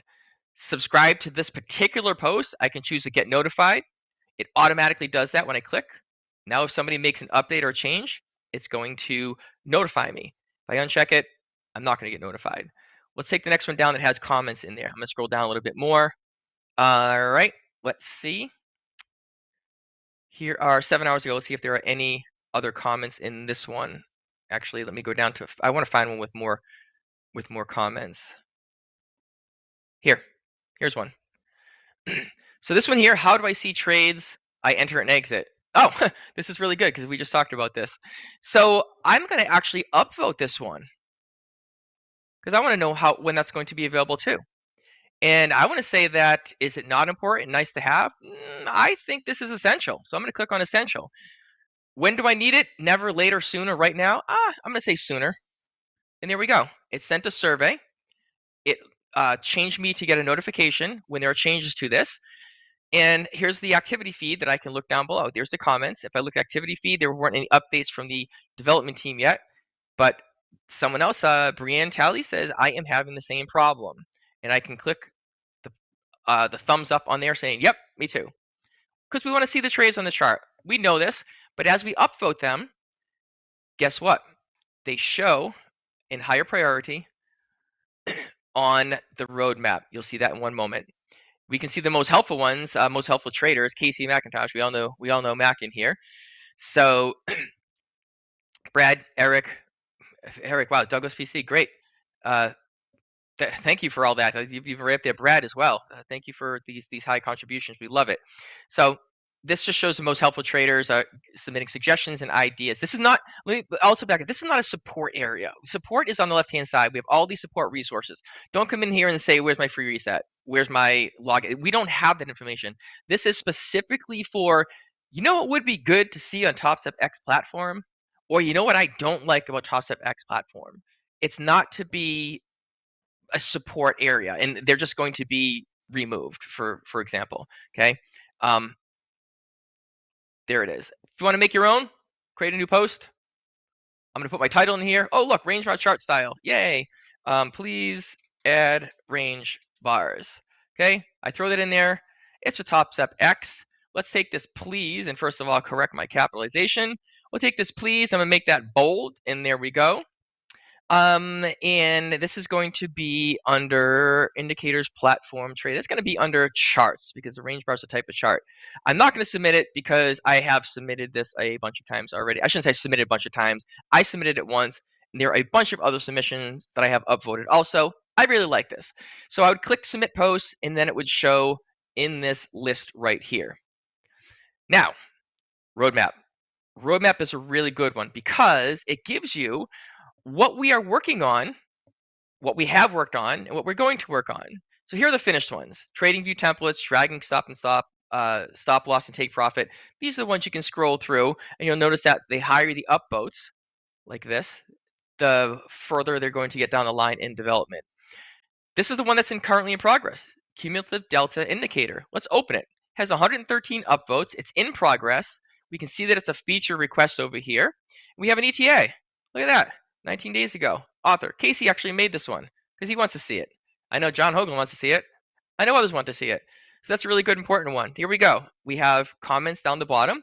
I believe I've already upvoted this one because, see, it has unsubscribed. So if I click this, it's going to take me off and tell me to get notified, but I want to get notified when this is here. Topstep all time, all good. Yes, I will check that also. We'd love to add TSX, Topstep X, we like to say. Yes. Ask John how important it is. Yes. So there we are. We just contributed to this cumulative delta indicator, which is showing in the in progress area. The ones in review, this is where the community jumps in and says, I would like to see this. And then other community members, other traders, Topstep traders, and Topstep X platform users say, I want to see that too. And they just go and they click on this. Multiple OCO take profits. Yes, let's see it. So at 166, if I click, 165, I guess I already upvoted that. I want to make sure I put my upvote back on again to keep that up there. This is where they go. This is our status roadmap. Then we have the quarterly roadmap, which we can go back to and see historically. And then, of course, we have the monthly roadmap, which we are looking forward to in April. Finally, the change log. In the change log, you can see I've already subscribed to it. This was the last update so far, and this is what we have done in that particular update. Don't be alarmed at this being March 5th. Remember that from March 5th until now, there were 2 weekends, and there was almost a week that we were in Vegas. So go easy on the developers. Everybody's working as hard and as fast as they can. But if you scroll back, you will notice that these things were coming out the 3rd, the 5th, the 1st, a week before that, 4 days before that, 3 days before that. We were just pumping them out left and right, going on and on. Look at this, day, 2 days, 3 days. And then this was the one here, March 5th. It's only because the time since then, there were 2 weekends and we were gone for a week. So definitely still go in this area. The feedback area is definitely a great spot to add your ideas and suggestions. This goes right to the development team. This isn't a bucket where we go, hey, put your hand in, what are we going to fix next? No, this is for the traders. This always goes directly in, and we can always upvote. I really like this too. Value area high and value area low. Yeah, I'm going to upvote that one. And I'm going to say that is essential because I really want to see that. ADX with ADR, I like that, but it's nice to have. So there we go. You can just see in real time how we add these. Give us your feedback. Give us your ideas and your suggestions. And on drive home, this is not a support channel. Those are on the left-hand side. All your support resources are over there. Help Center is by far a best tool. Most of the answers you can find in there. And how is that? Because when we get a bunch of requests coming in through support and we see the same thing, we make a Help Center article, we put it in the Help Center. Now it's there for anybody going forward to see. And it is really just a simple, I'm going to click on that Help Center, JD, because this is important. I just clicked on it. It brought me right to the Help Center. And I want to know what products I can trade. So I'm going to type in products and hit enter. Look at this. What products, when and what products can I trade? There they are. It tells you about the combine, the funded, if we can swing, how about Forex? And then it has a list of all the products you can trade in Topstep. Isn't that wonderful? So instead of coming onto TopstepTV and saying, can we trade this? Like, well, there's a Help Center. It's all self-sufficient. We love to hear from you. We love to see that, but it's just, try to take that initiative. We have all of this out there for you. I think we've done a fabulous job. This Help Center, there is so much in there that you can search for. Let's just one keyword search in there. Let me close it out. And go back to Help Center. I want to get to the homepage. There it is. Popular articles are here. Membership, 8 articles. It has them in groups that you can easily find. I know I'm a little bit off course from the Topstep X, but it's just a super good area where you can find pretty much anything that you're looking for. JD, did you see anything else come through the chat that was specific we wanted to add on here?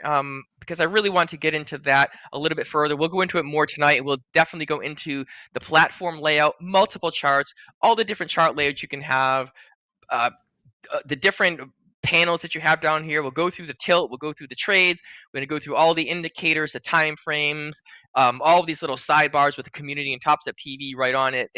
We're going to go through it all. We're just going to lay it out there and how to link orders and how to copy trade and the whole gamut. We'll do that later, but did you see anything come through the chat that we need to address right away? No, nothing that caught my eye specifically. I just want to reiterate a few things that Coach Robert touched on. That Help Center, I think when you're coming in the chat on YouTube here, asking some questions, I think 90% of the questions that come through our chat can be answered utilizing that Help Center. Robert just demonstrated it. It's super simple. If you have questions about your platform or about the Topstep program, a quick search in our Help Center, you're probably going to find what you're looking for. Also, that feature to provide feedback on Topstep X is available to everyone using the Topstep X platform. So if you are on the TopstepX platform, you have access to that feedback feature. You can upvote, downvote, and take a look at the roadmap to see what is coming in and when it's coming in. So definitely take advantage of that. Thank you. All right, with that, we are just about out of time. Don't forget, 4 o'clock p.m. Central Time, Coach Robert will be live on YouTube demonstrating the features of the TopstepX platform. A bunch of you are about to jump on it after today's fire drill. So stick around after the close and hang out with Coach Robert. Coming up right after this, we have recapping with RIPS. Hoag, Dolby, and RIPS are going to talk about the markets. Then we're going to close out the day in Power Hour with Andre, Dolby, and RIPS, the big three. Pulled pork flying all over the place. All right, with that, thanks, Coach Robert. Appreciate your answers. I'm sure these traders appreciate it also. Thank you to everybody that submitted a question. If we did not get to it, we'll try and sneak it in tomorrow. But tomorrow, Coach Robert and Hoag will be here for group coaching. So make sure you're here for that. All right, again, coming up next, Hoag, Dolby, and RIPS. We are going to check out of here. Have a great trading day, everyone. Stick around. Plenty more tradertainment coming your way.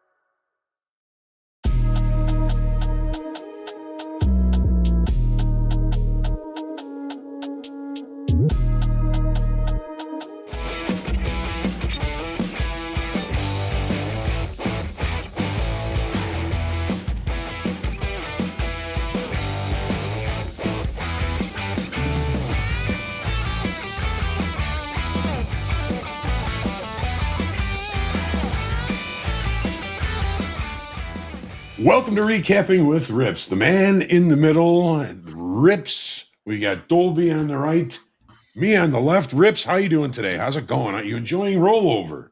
I've been enjoying the last 3 days, I'll tell you what. But today, Thursday, we are actually in the green. I am in a trade right now. I'm trying to add into this. We are holding above our level of 319 halves right now. So I am currently in a trade. I just want to see if we can actually get and hold this push above that we've had in the VWAP here. We're getting started for the stream.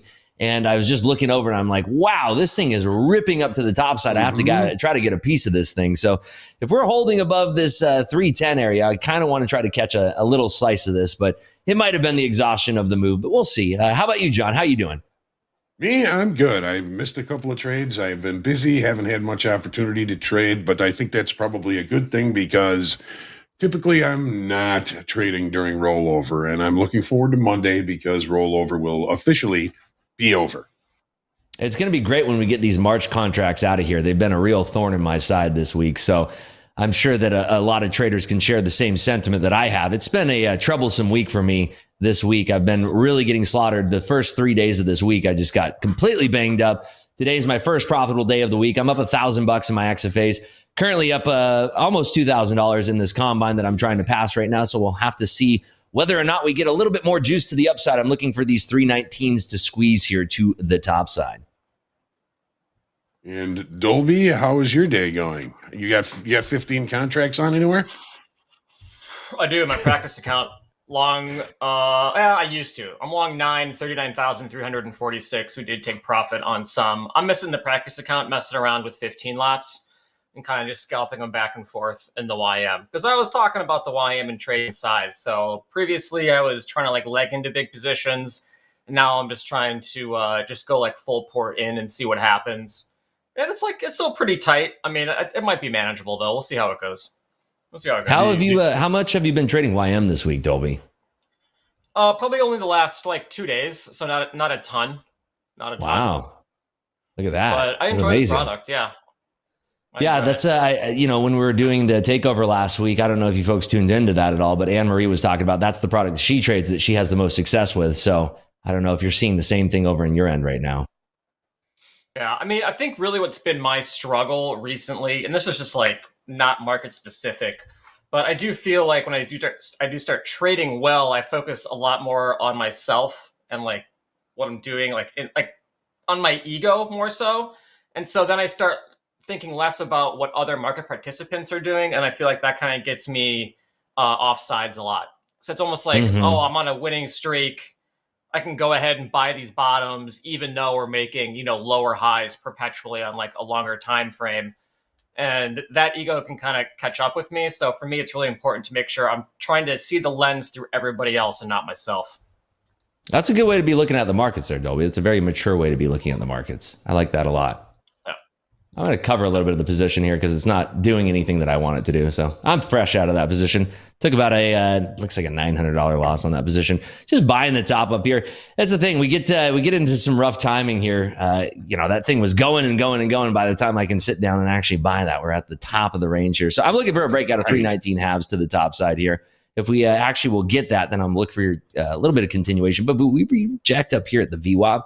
Could be looking to the short side here. Any trades that you're looking at specifically here, Dolby, at all?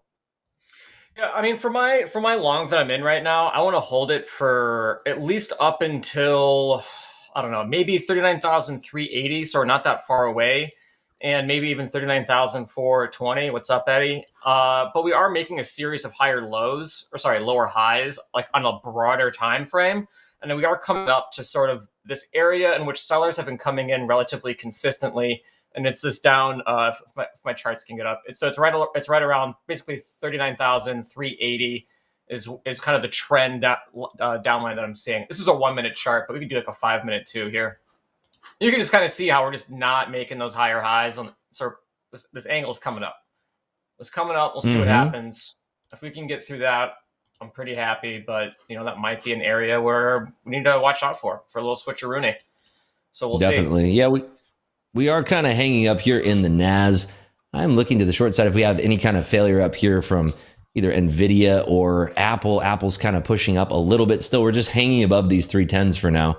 I'd actually try to layer into something. This would be a pretty low risk trade if I'm taking it from the short side, because I can put stops above 319 halves in case we have another leg here to the top side. I'm going to start layering into this thing short. Rips, what happened to Microsoft today? Microsoft was going crazy. I didn't see any real news responsible for the pump, so it was just going crazy. I think there's a lot of unfinished business in the options chain above 420. I think we have people piling into the 450s right now. So Microsoft has really been carrying the trade today. It's really been carrying the NASDAQ to the top side, and that's it's been a sight to behold. It's been interesting that they've kind of passed the torch from NVIDIA over to Microsoft. So Microsoft is sort of leading the charge in the NQ for now. Was wondering what happened. I mean, it just totally almost like broke out to the upside, and it's been pretty much upside all day. Yeah, I'm looking over at any kind of news here. Nothing really doing on the news front, at least on my end that I can see. So, yeah, we have a level up at 319.5. So I'm expecting this, since the auction kind of stopped up here, I am expecting it to potentially reverse. We did originally try that to a long side for the breakout of 319, a little bit of a continuation. Our stop now, I'm going to put this, right around 27 or so. I'm going to look to start layering into this on the offer as well. If I can get a couple little pops here. Yeah, we are short now. There's one thing I want to. I'm chipping away. Go ahead. Are you adding into this short or long? I'm peeling off my long, so now I'm only long 6 from 39,348. So it was starting to hang a little bit, and I was been like, I got enough size. Let's start pulling some off just in case it rips back. So we got like 270 on that. So we're just like kind of chipping away a couple $100 per pull off. That's good. Yeah. And you still got a few on. Yeah, now it's starting to crack up to the upside here. Yep. With these 319s, and we might get stopped out here. Let's see. A new hourly high there, up at 26 3/4. Seeing if we duck back below these 320s. Okay, adding into that aggressively now. So I want to see this flush through these 12s now to the downside. Nice. Flushacito. Yeah, a little bit of a flushacito here.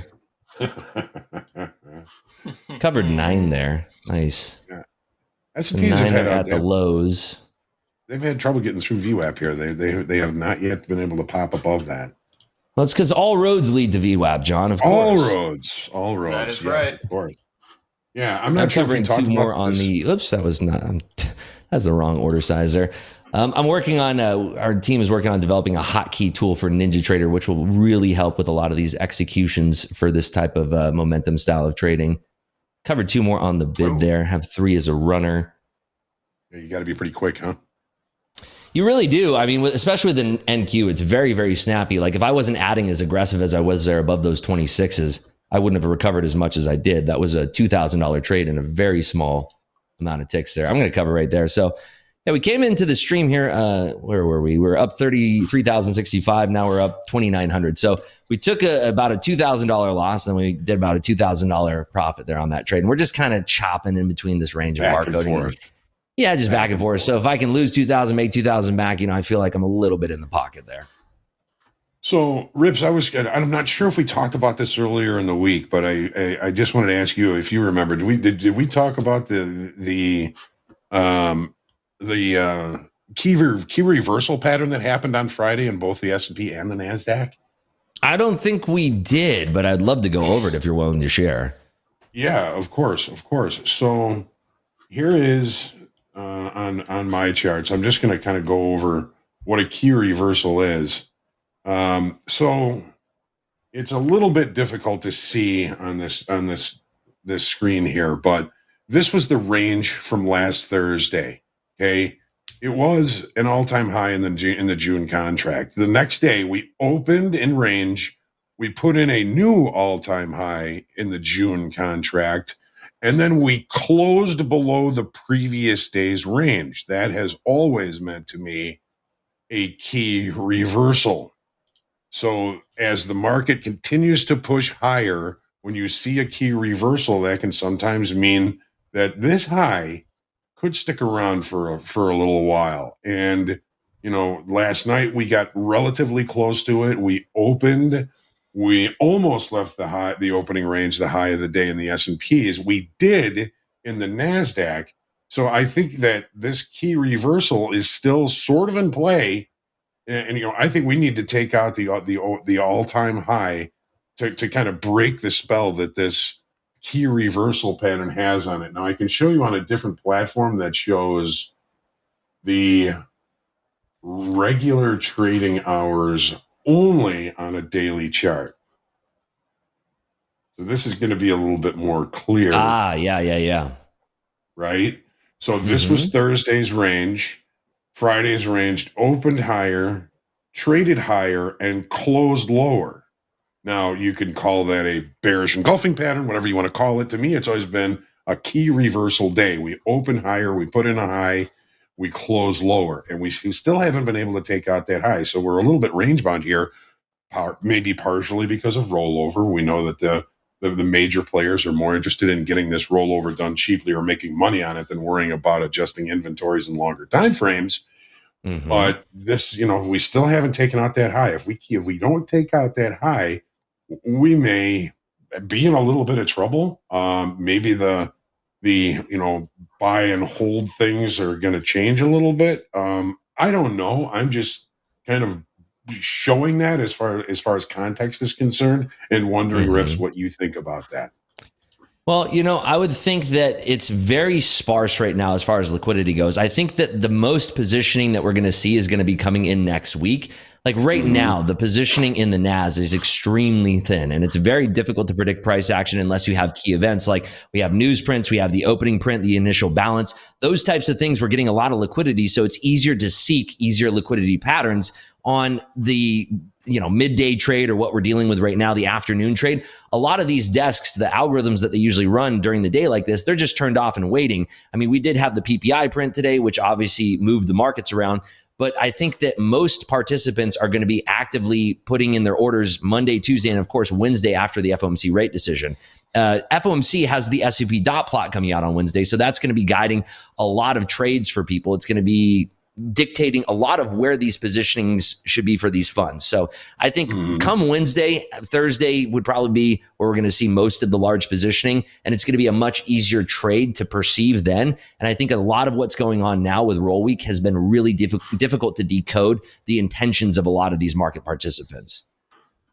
Yeah, because like I mentioned, I think their intentions are, you know, making money on the roll, or at least, you know, not losing money on the roll. Right.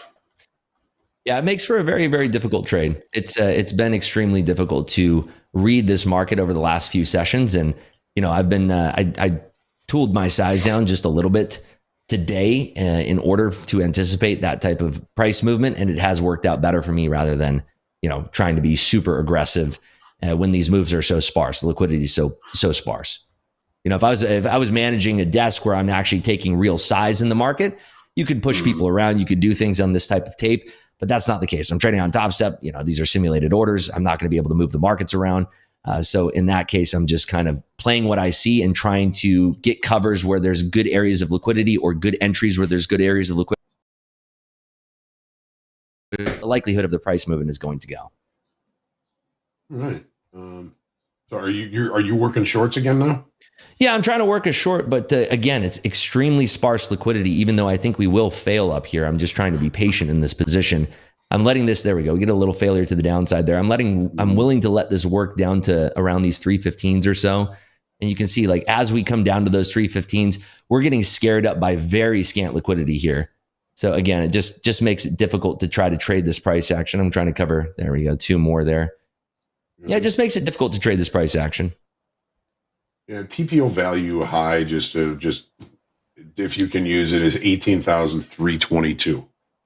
And that's interesting because the level that I have is 319 halves. So if we do break below these 310s, I think this can get pretty speedy here to the downside. We've just been kind of diddling up here for a while, and all it takes is one player to show a big hand of bids, and that can scare the price right back up because no algorithms are willing to work into a big iceberg order right now. And we're just springboarding off of any icebergs that show up. So if somebody's showing on the bid like a 40 lot, and then they tap into that with 60 lots, and all of a sudden you still see 40 lots on the bid, algorithms are shooting right back up. So it's just been very difficult to read the price action. We are flushing down though, by the way. Yeah. Those algos are pretty quick at seeing those iceberg orders. It's a lot easier for them to see it than it is for the naked eye, like it for us. Yeah, and they're doing it at the nanosecond level, and all of their orders are adjusting right up the ladder instantly. So yeah, it makes it very, very difficult. But like Dakota said here in chat, shout out to Coach Dakota. If you haven't caught him on Slow Markets, make sure you tune in tonight. He's going to be on Slow Markets tonight here on the TopstepTV YouTube channel. He does see the same kind of risk reward on this. I just don't want to carry too many lots. I'm sort of using a 2 style position here where I have scalping lots that I'm adding and removing, and then I have a core position of 1 or 2 lots that I'm letting work here. Right. So I used to do in the bit. If I thought the market was going lower all day, I'd sell a couple and put the card in my pocket so that my clerk wouldn't put it in my count. And give a broker a stop, hey, work a stop up here for me, buy me 2 if it gets up here, and then just forget about it. So I could, trade my trading all day long. And at the end of the day, sometimes the broker would be like, hey, I'm still working this stop way up here for you. You want to, you still ain't working that? No, I just say, no, go to the market. Just buy them because, you're short 2 all day and you're kind of working throughout the day and you take that ride all day long. Sometimes it works, sometimes it doesn't, but that's just the way it is. We all know sometimes, hey, your stock gets hit. Them's the break. Yeah, that's trading for you.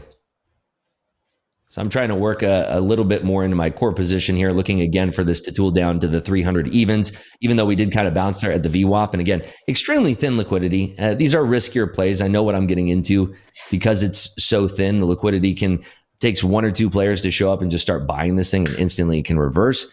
If only temporarily, because the moment that we see thick offers on the offer side, we have a big reversal potential up there. So, roll over. Although I think we are starting to see some of the blood coming back into the dome here in the S&Ps. Majority of like 3-digit bot bids and offers. So coming in a little bit. Yeah, we're just chopping around here for the time being. Like I said, we get some folks that are pumping the market up, and then we tag some liquidity at a certain area, and then, all of a sudden we're coming back down. So, if you're a very active trader, you can get comfortable in these types of zones. If you're more of the type of trader who's more of a passive trader, this style can be a little bit different. It can be it can make your head spin. It's an aggressive style when you're scalping like this. We are flushing back down. We're getting the right idea now. Nice. Into these 305s. Yeah, I don't know that I have the energy to trade the way you do, Rips. It's you can have a very involved strategy or you can have a very passive strategy. It varies based on the tape that I'm reading here and how the market's developing. We are flushing down into those 200s there. Let's see if we can get a nice cover below those trade. 300s. So we did have 200s on the print. We printed all the way down at 297 here, but thick bids into that move. We have room down to 293, so I'm going to try to fish a cover out here. And let's see if we can get a cover here on the bid. Yeah, they're bidding this up pretty hard here. I want to see if we can get one more micro drop down to 298 here, 298 quarters. That's the other thing. You have to be lightning quick with your covers on this type of strategy because, we can have a big movement back up to the upside that can rapidly shift the tides of this trade here. No, you're working a bid there, right? Exactly right. Down at 298 quarters, which again is kind of there. You're out. Yeah, I'm out. Basically 80% of the position there, leaving 2 as a runner. I'm just seeing how weak we are down here. We've kind of lost some sell pressure down here, so I might actually come out a little bit earlier here. We're running into some thicker bids down here. We're not breaking through 300s. If we have some weakness breaking back through 300s, I will try to do a little micro scalp through 300s back down to 298. So here's that 300 test. See how big the bidders are at 300 here. There it is. They're weak. I'm going to add into that, looking for 298 quarters for a cover here. Let's see if we can find those sellers to get through. Sell side is exhausting a little bit right here at these 300s. But again, it's just kind of a game of chicken here, seeing who's going to sell into this bid if they want to cover that bid or not. Oh, yeah, and see, that's what I'm saying. So you can have 1 or 2 players that step in. They show a strong buying. They have a big market order that goes through. all the algorithms pulled their offers, so it spreads up real quick, and it shoots up, 4 points or so. Let's see if we can hold out for the bigger move here. Looking for 300s to give out again. We had a huge flush there into around 298. So I want to see if we can reproduce that. There we go. Back into these 300s. There we go. Yeah. And looking for these 300s to pull once more. Over your flat. Yeah, I got flat at the level, that downsloping level that we were talking about earlier. All right, covered a little bit there. Nice trade. And out. There we go. Nice. So out of that trade there, we got the 298s we were looking for, covered all 10 lots. Nice. Beautiful. It's awesome trade. That is awesome. That is exciting. We're only $1,000 from passing this combine now. How about that? Yeah, let's do it today. Yeah, why not? Is that the devil on my shoulder talking right now? Is that you? Well, we'll one more Celsius and you're there, man. Exactly. Yeah, I mean, I still think sellers are in control overall. So it's easy to, I think, kind of get maybe trapped into taking longs because we're still making those lower highs. Yeah, what's difficult too about on these shorts is that we get these enormous pops. Now we're really fading. Yeah, now we're really fading. We have a level down here at 293.25, so I would expect that we do have a bounce into that, potentially all the way back up to 300s. If we're weak at the 300s, then I could potentially try again scalping the short. Again, this is a very active strategy. I don't trade like this all the time, but this is a much more active strategy where I'm jumping in there, we're reading the tape, we're playing the momentum. It can be a little bit risky, but you're having much tighter risk. In this kind of scalping, I'm looking for 3 or 4 handles, maybe even just like 12 ticks on something. But, it's using larger size, working the bid and the offer, trying to get around these players and seeing where they're weak, tagging into that weakness, and then flipping it around and, working a core position, coming out of half, coming out of 75%. I learned a lot of this strategy by just scalping with small caps and small cap equities, just doing shares. And obviously when you're doing small caps, the size is much larger, but it's a learned thing. If you're interested in this type of style, you just use a practice account. You start to see if you have a knack for this stuff. You just have to really mind your commissions. Like my commissions today on this account, my gross realized is up $25.90, but I have $313 worth of commissions. So on a scalping day like this, you really have to make sure your commissions are under 15% or so, under 20%. If they're starting to exceed that, it's really difficult to have consistently profitable days. You're probably over trading in that case. Yeah, exactly. If you're like 50% commissions, then it's like, okay, all right, a little bit too hot, too heavy today. But I mean, when it comes to the profile in the S&P thing, I mean, it is the profile is playing out absolutely wonderfully. If you want to look at this S&P chart here, just briefly, so here's the open, right in the range and value. So that made it a little bit more difficult to really look for anything that early in the day as best trade location. It actually ended up being the best trade location because the market likes to make a liar out of me. But the market the market drove down to the afternoon pullback low here from Thursday. Okay, it put in the A low there. It bounced, put in a B low a little bit lower than that, and then extended the range a couple of times, but faded this auction. This auction failed to the downside, at least for now, and then rotated all the way back up almost exactly to value area high, which lined up almost perfectly with VWAP. All roads, as we know. All roads. All roads. And if with the opening ranges as high as they are in the NASDAQ and in the S&Ps, I'm still looking at this as a market that I'm looking to short in. So I was with you 100% on those shorts, RIPS, and but the only thing that scares me about that is the delta. We've got negative 20,000 in delta now. Yesterday, that did not play out for us. Elvis left the building at the end of the day, and all of those shorts had the opportunity to cover on that drop that occurred yesterday. And then it recovered and that was very when the nicely reverse back into repo the range. numbers came out. The market was like, nope, we're good. I'm gonna go ahead and take a short. Would you say they got bailed out then? I mean, because I feel like that was like everyone was praying for that move, and then they just got completely bailed out there. Yes, 100% they did, 100%. But they, if they did not cover, then they were screwed until today. Yeah. Did you take any trades on the opening range, the initial balance there, John, today?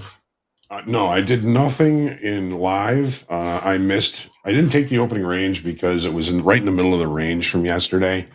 Once we put in that B low, I put in a bid. It came within a tick of executing, and so I missed that one. And then I've been busy the rest of the day. I haven't had much of an opportunity to look at the market. So in this live account, I haven't done anything yet. And you know what? RIPS, it's almost kind of by design. I'm being really picky with trade locations, and because it's rollover. Rollover is a period of time that history just tells me don't even bother. Yeah, I have a lot of friends who are professional traders, and they bring down big amounts of cash. And a lot of them, they don't even trade more than 5 or 6 times in a quarter. They wait for that one big setup, and they put on a 250 lot position, and they let that thing work for 200 or 300 points. And that's, hey, are you going to trade tomorrow? No. What are you talking about? Trade maybe in 3 weeks from now. It's like very, very selective, waiting for the setup to come to them exactly, looking for that setup and having, like a pretty tight risk on their setup. Like maybe it's risking a $250,000 to make $3, $4, $5 million on a trade. And that's the type of setups that they're looking for. Seasoned veteran who's in the pit, you talk to a lot of those guys. I know that there was a conversation yesterday talking about like people like Pax and some other folks that you were in the pit with. They always talk about rollover week, and they say, yeah, good one. I would never trade this stuff. What are you, nuts? Why? If I want to gamble, I'm going to go to Vegas, So yeah, let that be a lesson to anybody out there that's getting killed this week. If you're trading this week and you're getting killed and you're wondering why, well, it's roll week, and this is what happens. It's much more difficult to gauge where the players are going to be placing their price action, and it's tricky because somebody can come out of nowhere and boom, there you go. There's a big order coming in, and you didn't see it coming. And like yesterday, somebody pulls the floor out, and everybody's got to start to chase that momentum to the downside because if you're holding along there, you're going to be getting crushed. So yeah, there's a lot of different things that are happening characteristic of roll week, and most of them are not favorable for, traders that are trying to improve their edge. It's just better to be waiting for the following week. And keep in mind, we do have FOMC on Wednesday, so maybe waiting 2 more weeks, maybe waiting until the dust settles on Thursday or Friday. Because I would actually assume that, Monday, Tuesday, Wednesday, we're not going to have those machines fully turned back on. We're going to have liquidity providers, but we're certainly not going to have large positioning until we see that SEP dot plot. So we might have a little bit more scant liquidity Monday, Tuesday, Wednesday going into the FOMC. So be mindful of these things. Don't start beating yourself up because you're getting killed by this market that is completely and entirely unpredictable for the most part, unless there's, those 1 or 2 or 3 setups that you can nail throughout the day. So I love what you're saying, John. It makes a lot of sense. And I think that traders out there who are tuning in right now should be paying attention to this stuff. It's very sage advice. It shouldn't be going unnoticed, and people should be adherent to these things. I mean, you can trade micros during it. You're not going to get hurt with micros as long as you manage your risk. And, you might learn how to trade rollover by doing that. But rollover has just been, historically just not a good time for me to be trading for whatever reason. It's really kind of hard to put your finger on it. I know, RIPS, there's their liquidity, the algos are on, the algos are off. I mean, it's just thinner. You're dividing the volume between 2 different contract months. And it's just a little thinner. It goes too far. It doesn't go far enough. I get a good bid in there this morning, came within a tick of it, and I was too cheap on that. It didn't go far enough. So that's just those are just the breaks. But I'm looking forward to getting a little bit more active next week, and then certainly the end of next week. 100%. Speaking of active, Dolby, talk to us over here. You are silently killing this market to the short side. Yeah, look at that. He doesn't want us to jinx it right now. What do you got working over there, Dolby? I'm behind the scenes, sneaking in shorts. I did a join ask at around 39,350-ish and the YM. So started with 5, covered 2 at around 326 and 327. And we're just going to keep on moving this stop down as size moves down on the ladder. I've been playing with that a little bit today, just kind of looking at the ladder, seeing where size is, and then just like moving either my stop down based on how like that kind of shifts downwards, or like my target, and kind of just play with that as well. But a really nice runner so far. It was really just a really late rejection trade of this 39,380 where we took profit from our long. So I kind of figured that since it was like a larger level rejection, that maybe we would get some continued downside, just because this is actually like a 15-minute, 30-minute level. So the bigger the level, the bigger the move if it rejects. And it's just a late version of that.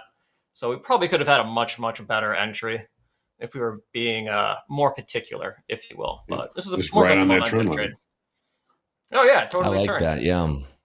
Yeah. We are coming down into we're coming down into where we had a lot of traffic basically throughout the day here at these 83 halves. So I'm trying to see if I can time a break of that, potentially eyeing the lower cusp of that volume shelf. The target would be between 61 and 65 if we actually caught the full move here to the downside. So I'm just trying to judge whether or not we have weak bounces and a potential another extension here to the downside.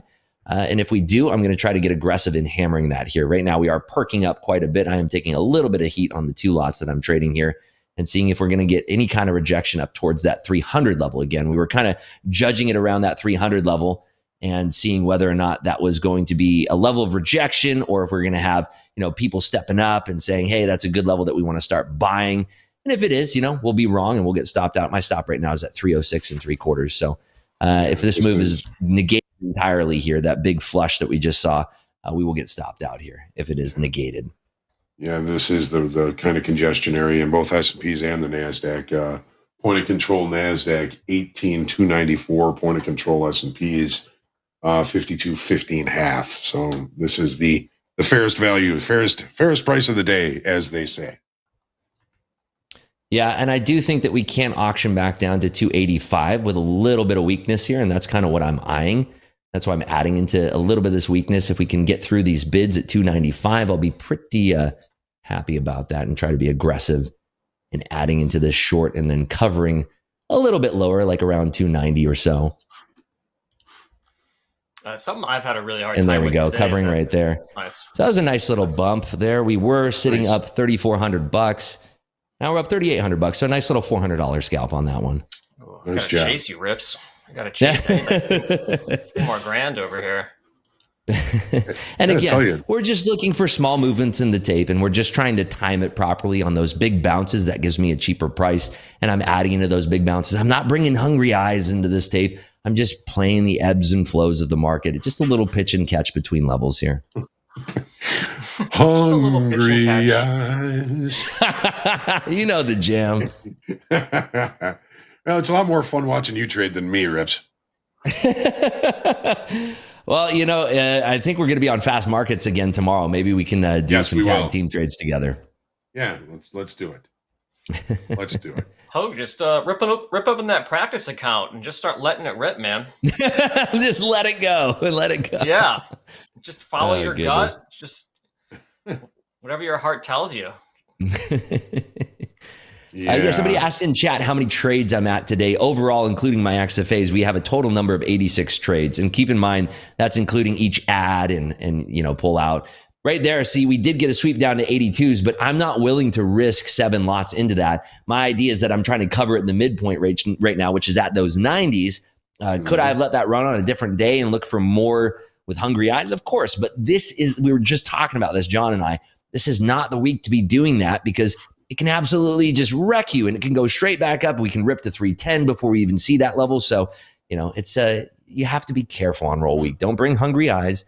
Go for small base hit after base hit, or do what like Dakota's doing and short it from the top. See money, take money. Exactly right. See money, take money. I'm gonna try another short here. We're going to try shorting 39,321 with 5 contracts. Dolby, you sound like an air traffic controller. We're gonna try some shorts here at 33,000 feet. I'm just trying to find an identity. That's all. See, this is, again, we were talking about this a little bit. Anytime that we have these flushes in the market, it takes one player to show their hand on the bid, or a couple different players, and some icebergs being revealed. And the moment we see that, we see a quick reversal here. So if you're not taking profit quickly in these levels, you run the risk of this big bounce in your face. Like right now, that bounce from 78 quarters up to 87 quarters, 88 quarters, 89 quarters. Like this is big bounces here. We're talking about 12 points in seconds. And if you're not taking that profit and you're carrying hungry eyes into a trade, you're going to get wrecked. And it's just, no, it's not what you're looking to do. Just talking to my head too.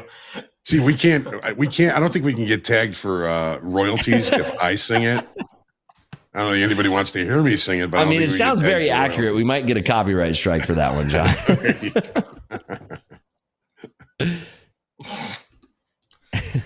Yeah, can you get a copy strike if I'm like completely off key? Yeah, you never know. You can always try it out here. That could be enough to win in court. If they hear you sing it off key, they're going to say, "All right, you know what? Just get out of here. Just get out of here."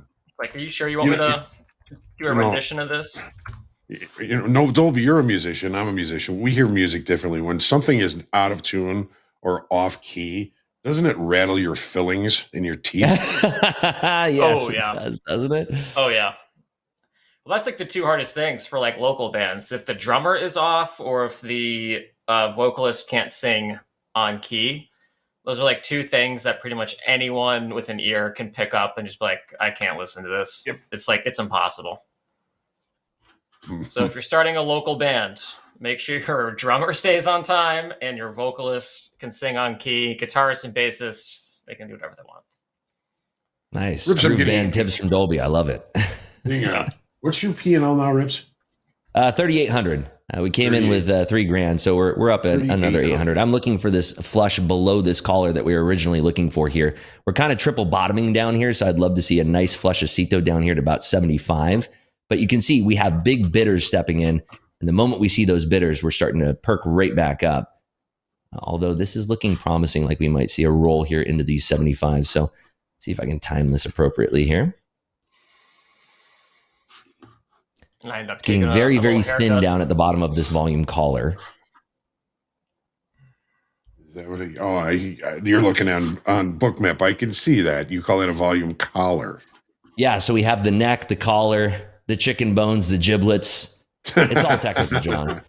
There we go. Covered that there. Gosh, we are only $200 away from passing this account now. My goodness. So just, again, taking scalps there. So that's putting us up on the day, $4,100. A nice little 300 scalp to the downside there. Nice. 4,100. All right. We're going to count as high as we can today, John. I told you we were going to do it today. Right. Just don't think there we go. Those bounces again. Big bounces. You have to be terrified of 10 handles right in the face. Like getting a sock in the chin. It really is. I mean, you do this enough times, you see this coming, and it's like, wow. So that was bouncing from 70 all the way up to 83 there with no resistance whatsoever. Just little holes, little vacuums. Yeah. And it's tricky here too, because we're dealing with the bulk of the volume from the day right in this area. So the price is comfortable to transact in this area. Yes, it is. It attracts the price like a magnet. So it makes it difficult to bump out of this range. If we don't have heavy sell side, we're going to continue to jostle around where the high trafficked area is. Mm-hmm. Mm-hmm. So we used to call them in the pit, like, you'll be standing there. It'll be, 10, 20, 10, 20, 10, 20, 20, 30, 40, 50, 60, 70, 80, 90, even 10, 20 bid without a trade. Yeah. It just keeps going and running. And you're like, what the heck just happened? And sometimes, that would happen for handles. Oh, my goodness. And this is in the bigs or in the minis? This was the bigs. So wow. There's so much money going by without a single print. Oh, yeah. I mean, that's crazy.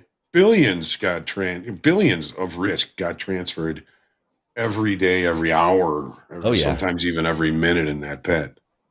I mean, you think about, a point in the E-minis is $50, while a point in the S&P was $500. So, and it traded in dimes, not quarters. So 10 to 20 was $25. 20 to 30 was $25. 30 to 40 was $25.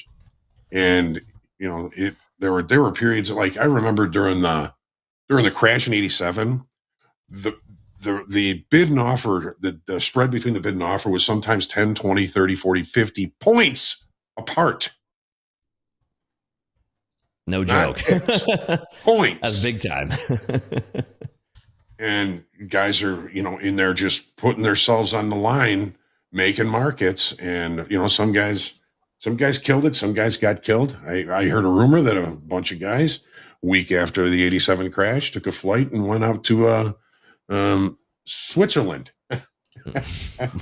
Jeez Louise. Put a bunch of cash in a Swiss bank account. Oh my goodness. Reminds me of that scene from Wolf of Wall Street where they're all taping themselves full of cash. JP, I did not make money in the 87 crash. I was an ARB clerk. So I was working for a broker who is, of course, financially responsible for every order that he has and every order that he takes. And it just, you know, it started on Friday, followed through the entire day on Monday. Nobody really slept that weekend. But it still was, you know, very, very risky and emotional, even if I didn't have any personal skin in the game, because I was working for a guy who had a lot of skin in the game. And we ended up coming out through it okay. But man, it was probably the most scared without being in physical harm that I've ever been. Jeez. That terrifying, eh?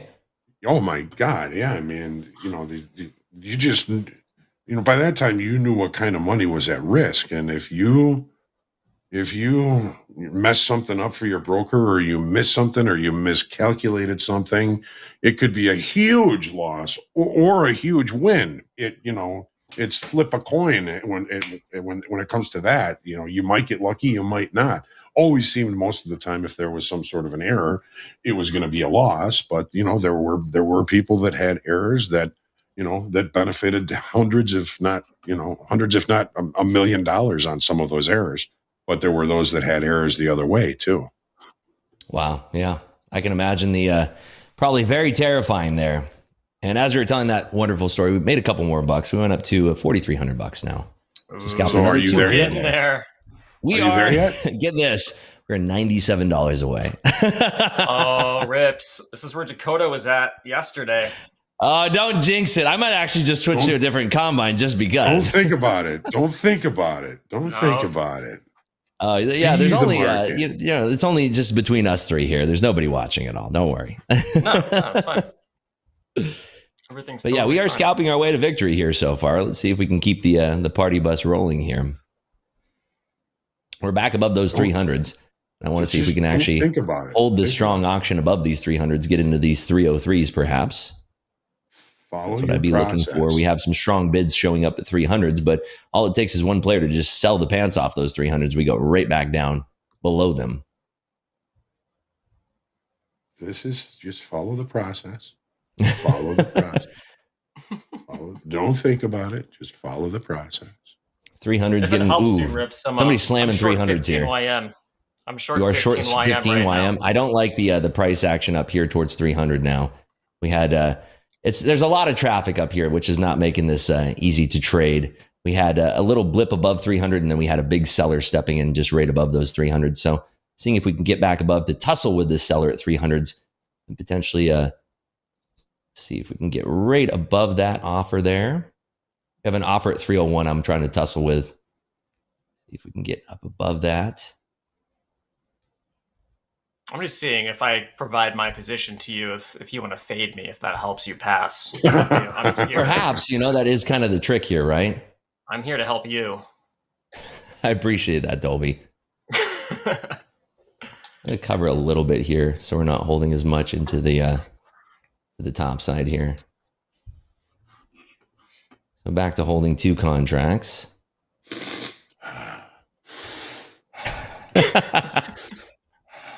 Hoag, you nervous? I care about my guy Rips. I want him. We're having a good time, though. I want him. We're having a good time doing it. We keep on pressing down, and then we find a couple bidders that are supporting this, and we slam it right up into these very, very thick offers here. Let's see if we can get peeled out here right into 307s. That's what I'm looking for now, without any kind of pullback. Here, I'll sell. You hear me, market makers? Without any kind of pullback. I'll sell one. That'll guarantee it. Yep. Whatever we can do, Hoag. All right. Oh my gosh, we are $6 away. $6. Oh, we're $6 away. I covered 2. Ooh. You should have. I saw 159 and change, and then the fees, of course, is what got me. I think chat can help you with this trade. Yeah, what should we do, chat? Talk to me. What do we do here, chat? What do we do? It's the dang fees that got me, I tell you. $6. They do. What's funny is that every single trader in chat has been through this, where they close a trade and they think they're off like one tick from hitting that mark. We've all been there. No, here's what we do. Hold on. Hey Mick, we're $6 away. We're past us, right? We're good.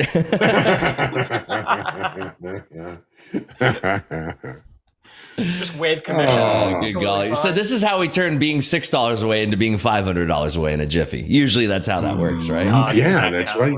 See, look, even in here, what's the crime so that $6 might turn into a $600 loss? I'm thinking that already. Process. The next trade you make is either pass or fail in the entire account. Thanks, Toby. Process. No pressure though, Rips. None whatsoever. No Hey, pressure. We're having fun though. We're having fun. I'm having a good time regardless. Question in chat: why does Rips need so many combines? Well, wouldn't have as much fun without them. No. So what's cool about Topstep is that you can pass combines and leave them kind of waiting in the wings. So if I do blow one of my XFAs, I can bring in a combine off the bench, and we got a star player ready to go again. So that's why I trade combines. And you know, I don't want to be trading XFAs in this price action. I'm already up $1,000 in my XFAs. Why spoil the tea, right? Why spoil the pot there? Ooh, Wow, we are coming right back down. A lot of big sellers coming in here. We got a little wiggle. Try getting this to the sell side here. I want to see if we can actually get back below these 92s. Big bid support stepping up right here at these 92s. But if we can sell right through them and rip right down, did that do it? We did it, folks. We did it. We passed. Hey, give it up. There it is, live on stream. How about that? Give So it we made up. a couple more shekels there, bringing us up to 45.96 there on the day. How about that? Congratulations, Rips. Hey, we did that live. We did it for the tradertainment for everybody out there. I feel personally invested in that win right there. Oh, we had a lot of fun doing it. And you know what? This price action, I won't complain about it whatsoever. We had beautiful volatility to the upside, to the downside, to the loop-de-loos, but more often than not, the price goes right. So we got it. We got it. Very happy about that. Nice. Congratulations. Very nice. Hey, thank you. Thank you. How's your short looking over there, Dolby? Looking like we're trailing to the downside here. How's it looking? Yeah, we're chilling, man. We're chilling. This is good. This is good. We need to rip through this 39,338 area. And then we got, you know, a couple stops along the way. I think we got 39,309, and then maybe at the very, very low end, 39,240. Very, very nice. So, yeah, we're just going to hang out. Somebody asking in chat, isn't that over the 50% rule? That 4,500 is actually not just in that combine. I'm up on that combine $3,400. I also made another $1,000 in my XFAs today. So you're seeing a combination between those P&Ls. And Dolby, let's go. Look at that flush. Love to see this. Let's go. Let's go. Give it up for Dolby, folks. Nice. Dolby crushing this. Practice account trading all-star. All-star. We might push 20 Gs on the practice account. So Very we're nice. doing good. Yeah. We're doing really Well good. done. We're going to hold this trade for a bit, though. We got good momentum here. Maybe pull some off. Yeah. Just be careful of that, $10, $15 rip to the other direction. Exactly. Yeah, right. Well, we pulled off. I mean, this is a beautiful flush, I have to say. Look at the S&Ps, John. This is crazy good. I mean, I might actually flip over into a different combine here, one that I haven't touched. James, if you want to fix that on the screen, the combine's up 3,400 and the XFAs are up 1,100. All right. Appreciate that. Somebody Just because we got a lot of in the questions chat, in chat talking about over the consistency rule. It is in the dome in the S&Ps. There is a 3,000 lot at 52.35. Woo! My goodness. What do you think they want to do down there, John? And then there's another one at 53, 52, 30, 50. There's 1,000 there. Oh, they're just posturing. There's no way they're going to keep that up there. That's just posturing. That's somebody saying, ha, ha, ha, check me out. Yeah, watch this. Look at this. I'm working 3,000. There's an MP somewhere just running 3,000, waiting to get filled for chat. Yeah, he's using the house account. That's what it is. We have less than 10 minutes until the close of the pit trading in the bond market. So that should bring a little bit of volatility. Bonds were wild today. I don't know if you're watching those at all, John. Oh, yeah. I was watching the 10-year all day today. Crazy, right? That was, it was like somebody electrocuted that thing. Yup. Yeah, I mean, once that number came out, I mean, it was straight down for, I don't know, a couple, 3 hours, and then it just sidelined, just sideways. I'm just looking at a 5-minute chart here. It was nice, even smooth to the downside, and then zap. But yeah, we got a nice bump in rates after that PPI came out. Right. Yeah, I would expect to see a little more jostling in the bond market going into Wednesday as well. I think Monday and Tuesday's trade. Tomorrow's going to be wild too, folks. Tomorrow is triple witching, by the way. If you didn't know, triple witching is the 3 big contracts expiring. We have equity options expiring, futures contracts expiring, and index options expiring. So it's going to be a wild one. It's going to be a lot of activity in the markets tomorrow and a lot of volatility. On triple witching, I do tend to see us either having a very sticky, tight day or a very volatile, wild day. Kind of what we're seeing right now. I mean, if it was triple witching Friday and we were seeing the same price action and a little bit thicker, I would say this would be pretty much indicative of that type of price action. But I don't know. What are you expecting there, John? It could go either way for me.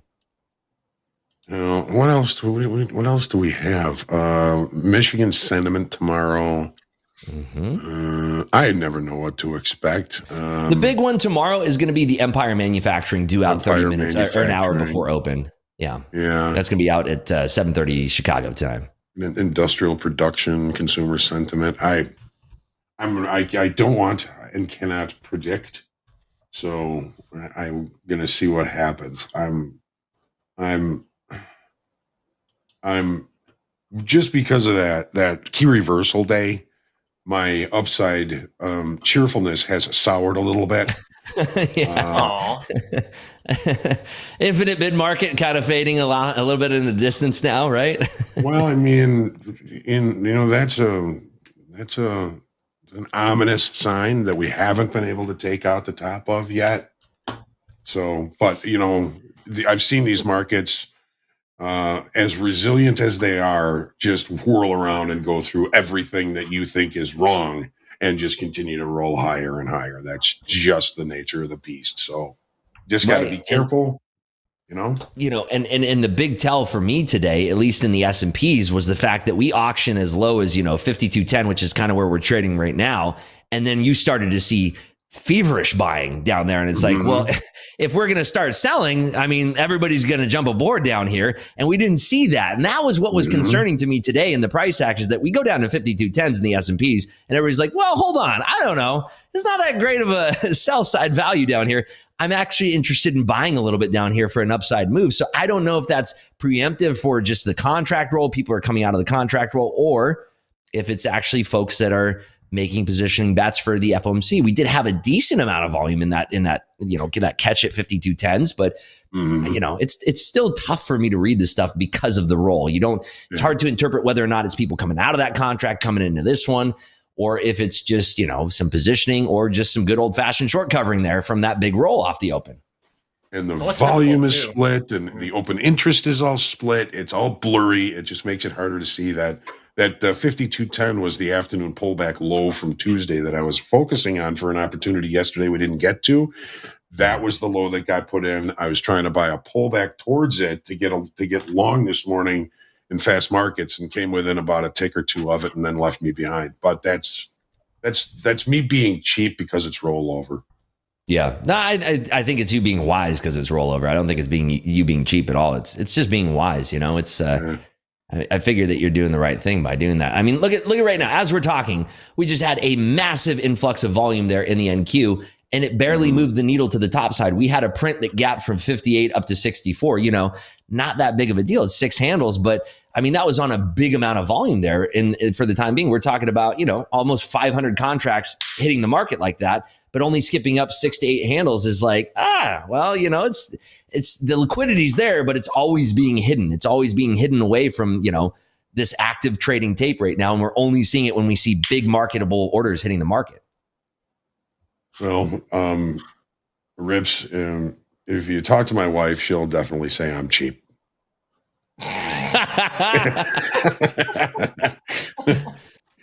Well, tell her that Rip said that you're not cheap, you're being smart.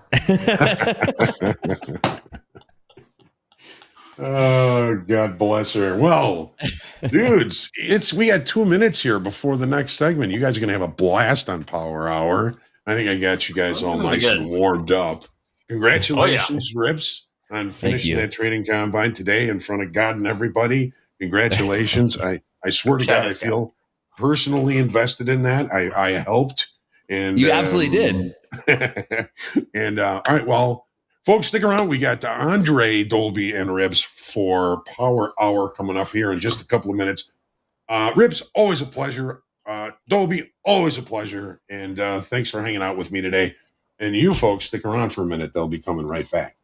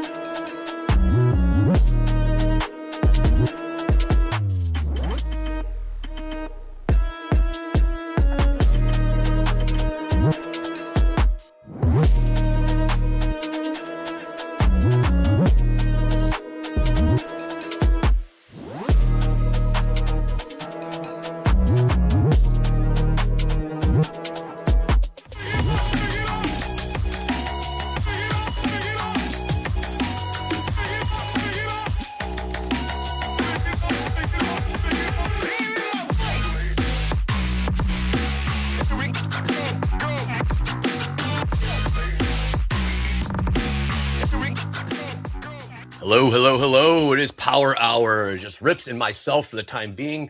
Dolby is off on assignment for the rest of the day. He will be back, though. I know we all miss him, but Dolby's been working his butt off. He got dragged to assignment now. So it's just Rips and I for the time being with a surprise guest. If you're in the chat, you'll know who it is, who it will be. But right now, it's just Rips and I. Rips, how you doing, man? That was a great segment before. We got a little sell-off going right now, huh? Yeah, this is crazy. I mean, this is a lot to be looking at right now. This is nuts. We did pass a combine on recapping with Rips, which was great. We passed 150K combine. We got the balance up to $159,000 and $96 and the change there. But yeah, really, really great. We're taking some scalps together. Chat was cheering us on. It was a lot of fun. It felt really interactive. I felt like everybody sort of had skin in the game, which was really, really nice. I saw some folks chatting in saying, there's one person who chatted in. They said they were down $3,000, took some trades with me, and they came back to break even, which was awesome. So it feels good when I see those types of messages. I love feeling back in the pocket. I had 3 horrendous days this week because of roll week and just terrible trading. And I was down a bunch of money in combines. I lost $6,000 of real money on my XFAs on Tuesday. So it was a real drag this week. It's really nice to see. By the way, look at what's going on in the markets right now, Andre. This is insane. This is nuts. I have to ask, is Coach Dakota still in the chat? Is Coach Dakota still in that position there? Because this is nuts. Yeah. Can we all say timber? He says timber. We are selling off right now. Last we checked, Delta minus 24,000 in the ES, which is congruent with price action right now. So shorts are happy. We just broke beneath 5,200 in the S&Ps, coming up to 18,200 in the NASDAQ. So we look out below, and the sellers are in control. Yeah, this is crazy. This is a crazy, crazy day of price action today. I mean, that was... How big of a flush was that? That was from 220 basically all the way down to 191. So 30 handles straight to the face. And good to see Coach Dakota nailing it. Just say, can we say timber? So yeah, looks like Coach Dakota is definitely in the pocket and nailing it there. So I love to see that. I haven't taken any trades yet. I have another combine that I could trade. I don't want to trade XFAs because it's just so risky. I'm up $1,000 between 2 XFAs right now, and I just don't want to, jeopardize going into the end of the day, going and getting red. And so, yeah, we're just gonna keep it real here and just trade a combine. We'll keep it real, but we cannot ignore this price action. Real quick, Rips, your thoughts on PPI from this morning? Came in a little higher than expected, yeah? Yeah, it did come in a little bit hotter than expected. And remember, PPI is kind of forward-looking, so it's predicting the future prices of things versus where the CPI is kind of rear-facing. It's talking about what people paid, but the producers have to make the goods to sell to the consumers, as we know, and that's why it's kind of a forward-looking indicator. Comes in a little bit hotter than expected. Well, maybe we'll be producing less goods, which could limit the amount of money kind of splashing around the economy. Maybe the Fed will twist it in some way to make it good news. But yeah, the market didn't like it. We'll have to see. I don't know how we could potentially make that into good news, but I'm sure the Fed can find a way.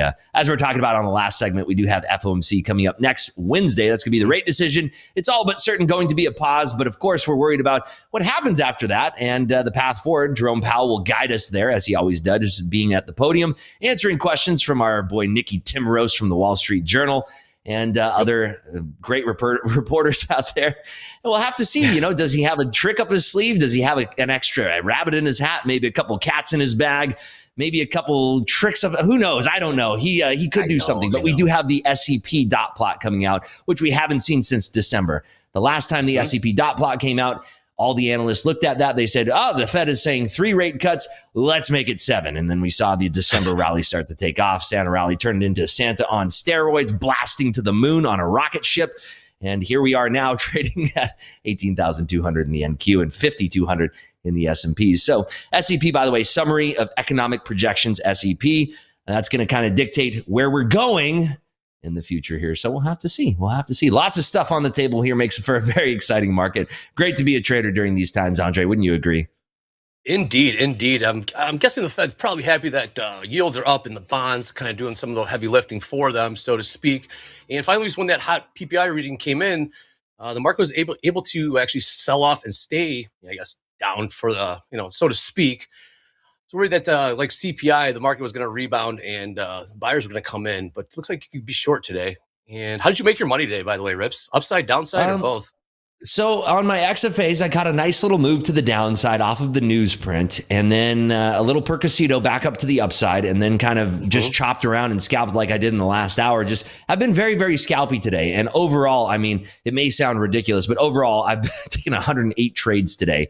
But again, that's not like if I put on one contract and I'm adding to it, that's not counting one single trade. Every single add is considered a single trade. So if I'm starting with one lot and I'm adding single lots up to 6, now we're at a total of 7 trades. To reverse that trade and pull it off, that's going to be 14 trades now. So 108 trades sounds like a lot, but every single add is considered a trade there. Gotcha. That makes sense. Well, we are chopping around this 5,200 level S&Ps. I'm guessing there's going to be some stops below here. If they haven't been triggered just yet, they probably close to it. So may look to take a long here, but when this market sells off, it really sells off. Well, be hands off for the time being. It is power hour, so we do have to make some sort of action here, right? Yeah, I'm going to go short here in a, thankfully, I'm in a different combine now. Not trading the one I passed, obviously, but we're in another combine here. I'm going to try a short. If we get a bounce back up towards those 195s, I want to add into that here. But let's see if we can make some magic happen here. We are trading comfortably below 5,200 now in the S&Ps, which is nice. And we're not finding big bounces yet. We haven't seen anybody reveal themselves as a player that wants to buy up this dip here.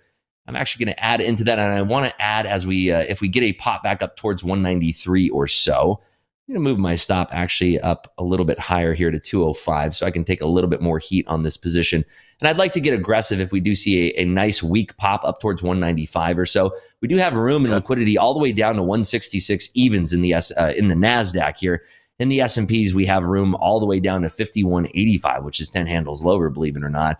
So do we continue the downside move? It really is dependent on a couple of the names here in the Magnificent Seven. Just a quick check here. Apple is kind of down at the 172s here, which is where we bounced from in the early afternoon.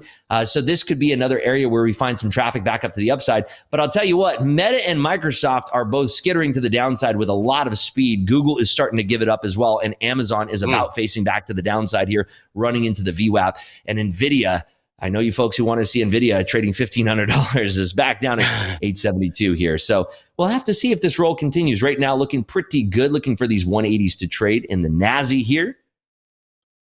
A little thin down to the downside.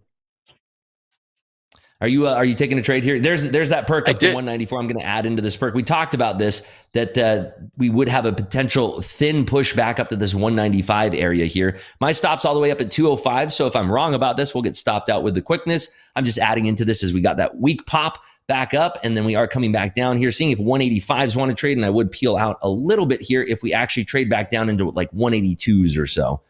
That's what I'm looking for on this trade. A bit of a bounce here.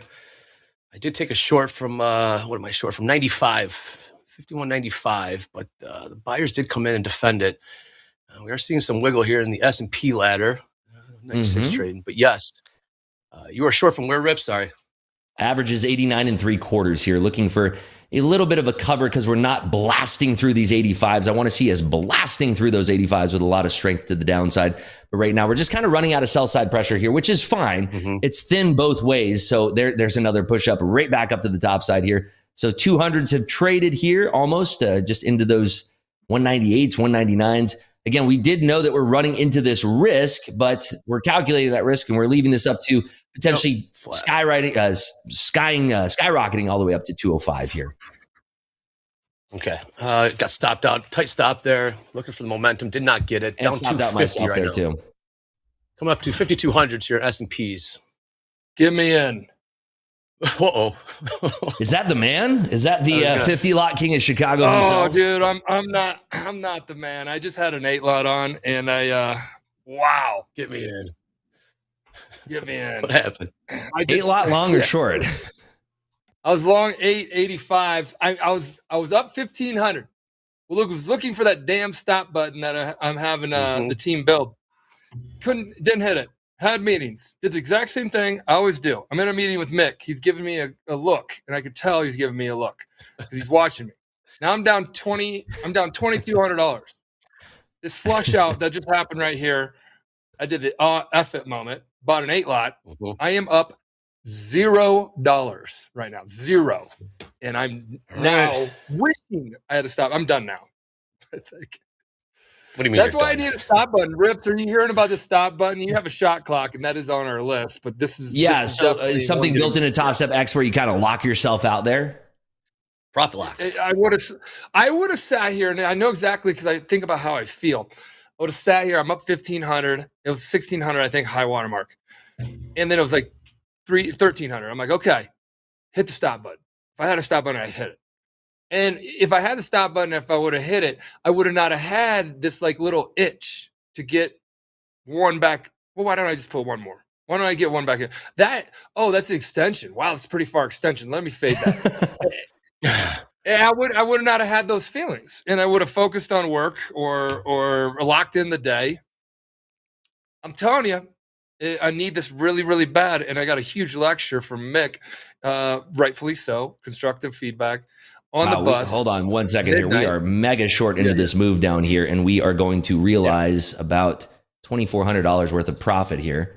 And covering right there. Wowzers. What a move. I didn't know you had a position on. All right, cool. No. We're flying by the seat of our pants here. Yes. Yeah. That was see my top of my screen right now. See the top of my screen. What is you it? Can't go perfectly zero. Are you not kidding green, me? Not red. Perfectly zero. Well, I mean, wow. This doesn't include commissions and all that. I know. I had the 8 lot on. I was sitting there. I was up 300, 400. I actually went to the bathroom. Like, I'm not going to sit here and watch this. Oh, yeah. And then right when I got back, and then I closed the account, and then it goes zero. It's not good trading. Good trading is if I would have had actually did what I said I was going to do this morning, which I was up, but I need help. I'm going to go with the fact I need help. It's like a drinking buddy, or it's like a AA. It's like AA. I'm here because I need help. So anybody who's out there, buddy, MP. Mick is your trading buddy, or who would you call as your number one? No, Mick's not my trading buddy. No, you guys are my trading buddy. When they were talking trash in Vegas. What did they say? We weren't. Men would rather start their own YouTube trading network than go to therapy. Pretty much, Jack. And here we are. That is the official saying, right? Yeah. Yes, we are. Well, so who would you call your trading buddy then, MP? Well, you, Dre, and Hoag helps me out in the morning. And when I say this, it's like guys that I go to that ask questions to, things like that. And I'm forgetting anybody. I'm sorry. Mick is my trading buddy when it comes to risk management. Right. But he's not my trading buddy during the day where I'm like actively trading. He's a risk manager, aka shoulder tap. Andre, were you buddies with the risk manager? Did you go want to have? No, I was not buddies with the risk manager. I was not. Yeah, I know. He was doing his job, and I understand why he did it. He's doing his job. Yeah. That's why we try to make risk managers cool, and Mick's a cool guy. I'm just saying that he's going to talk to me about all the things I need to get better on, which is great. But. Which is great. But risk managers are I don't know how to say it. A necessary evil. Right. Yes, a necessary evil. Thank you. Well, regardless, I need software functionality a buddy that I can just say, all right, don't let me walk into the bar. Don't let me call my girlfriend the 1,000th time. Or ex-girlfriend, stuff like that. Give me that phone. Give me that phone. Yeah, give me that phone. Isn't there something that can be built into TopStep X that can create that feature where it's kind of like the no drunk dialing feature, no trading when you're up a certain amount of profit, lock up the account? Because, back when I was trading on my own brokerage account, I could hit up my broker and say, hey, I'm up this amount of money right now. Lock me out of my account for the day, no matter what I say. And they would lock you out. And even if you call back and you say, I was just kidding. Come on, the price action is so good. They'd say, nope, Rips, you called us. We're locking you out. Yep. Where were you right after fire drill? Yes, it's exactly the feature. Exactly. Like the top of my screen is right here. You'll see my screen where my mouse is, the top of the screen. This is where it would be like up or down colored or whatnot, red, green. But right here would be a little octagon, right here. You got to click it, pop up. Yep. Just deactivate my trading for the next hour, for the next whatever, until the end of the day, until close. And then you have like a confirmation dialog box where you have to click. You know it. Yes. Yeah. I'm a product of free will. This is my decision, mine only. I love this. I love it. I think it's amazing. Yeah. So it would be done next week. So no that's kidding. Kind of exciting part. Okay, yeah, I talked to him about it last week. 2 weeks ago, yeah, Dre was there when I was like, I need this. I keep looking, I want to follow the markets, but I don't want to trade them because I like where I'm at. So MP, I think you other should start people a prop fund. I mean, these are brilliant ideas. You should think about starting a prop firm. This is amazing stuff. I should start a prop firm and try to help traders because I understand their path. I should do this. At some point, I should do this. Anybody ever told you that before? It's a brilliant idea. You'd be good at this, Michael. Well, Mac then pushed that team over at Sim Fun and said, build this. They're like, well, we got a bunch of other stuff we're building for you. He's like, no, this one's top of the list. And it allowed me then to trade in April because I did shake Mick's hand and said, I'll trade better than you in April. Because we did this little he's like, if you just stop trading, and he's totally right. Is that the Mick voice, by the way?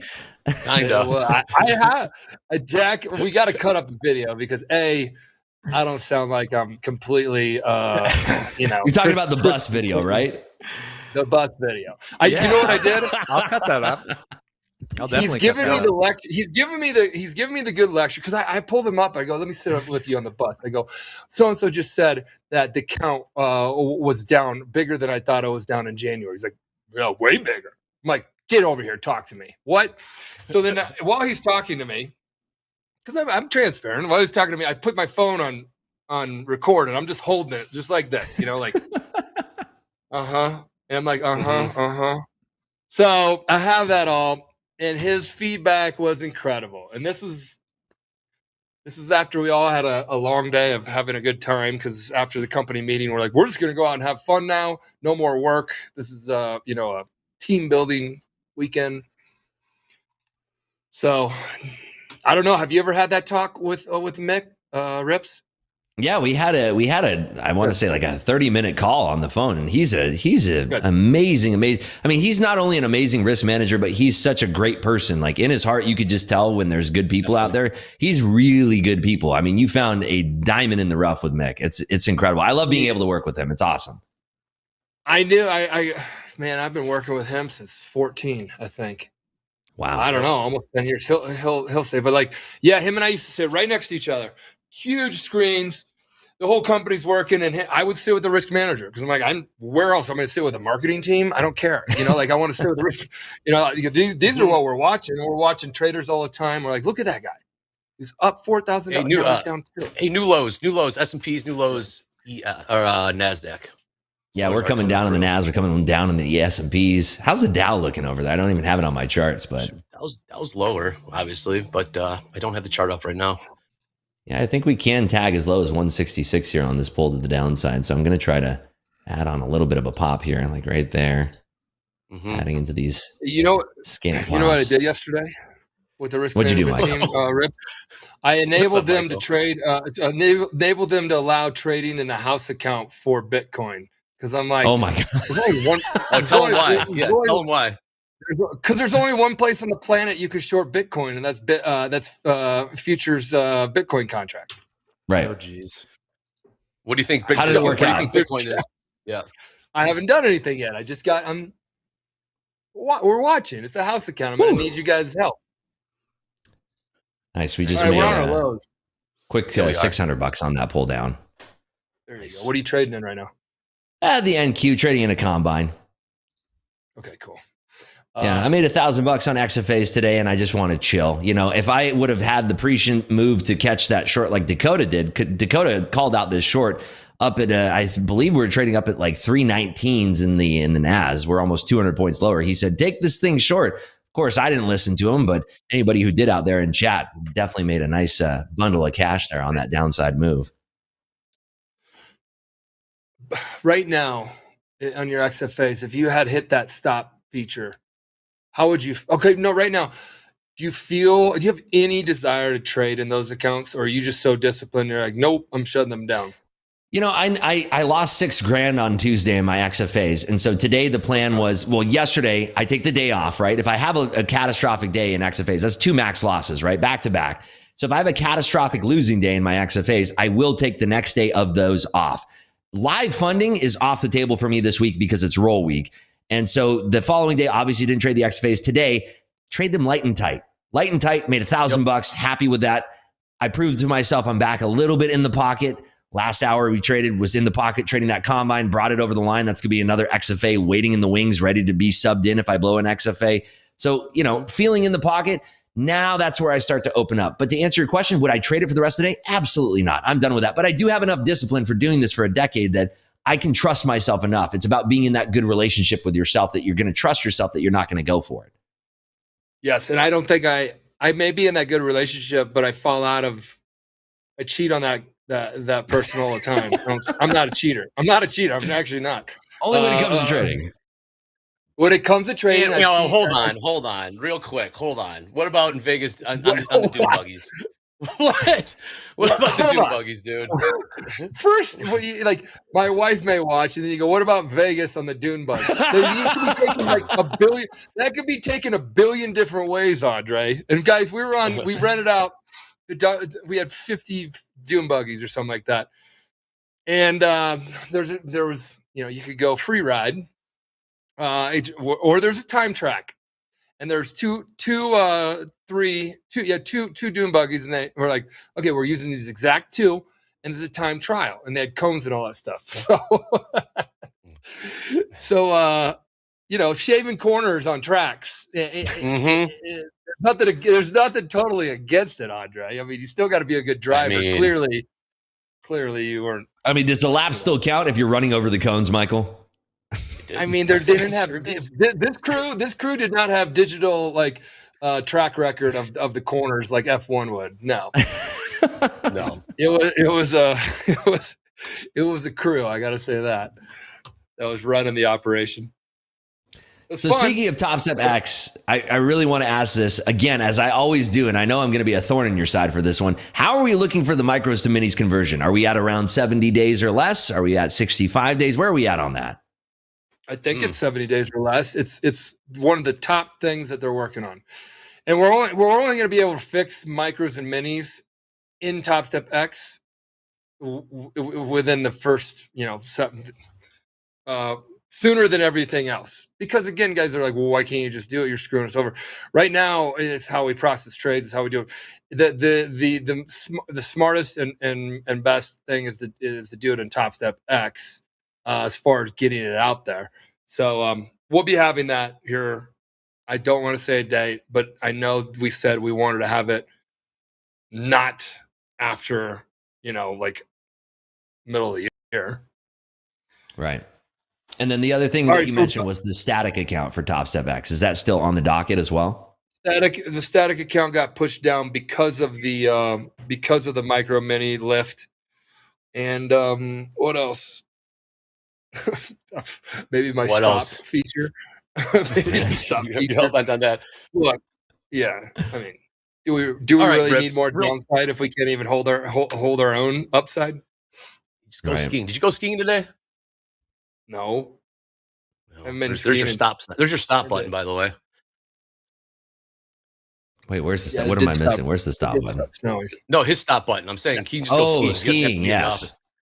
Yeah, all right. We got some more sellers coming in here. We're kind of barcoding for the last 20 minutes, 15 minutes, so to speak. And the sellers are starting to come in, but it's always met with some support.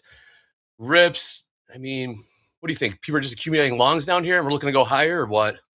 It's a tough call, especially with triple witching on the docket tomorrow. It's a really tough call for me. It's super thin, right? We're seeing big movements on very scant liquidity. We're getting chunky liquidity, but it's after we're ripping up to the top side, we find some big chunky offers, or we're ripping to the downside. All of a sudden, we find chunky bids. It just makes it really tough to read this stuff. Obviously, the move was to the downside where Dakota called that up at the 319 halves there. That was a beautiful move to the downside, but it really hasn't been the cleanest move, right? If you're looking at this is a 30-second chart, so it's really zoomed in here. But I mean, these are not clean moves to the downside. I mean, we're going down, we're popping up, going down, popping up, going down, popping up, going down, and then big pop before the huge drop. So it's very, very difficult to play this kind of tape. And, it's a testament to how skilled you are as a trader, but it's also one of those things where it's just, you could be in the pocket as much as you want. This is some of the hardest price action that you're going to trade if you're trading the futures market, simply because it's roll week. So it's really tough for me to make a call here, Andre, on what's happening as far as accumulation down here, or if we're going to make another leg lower.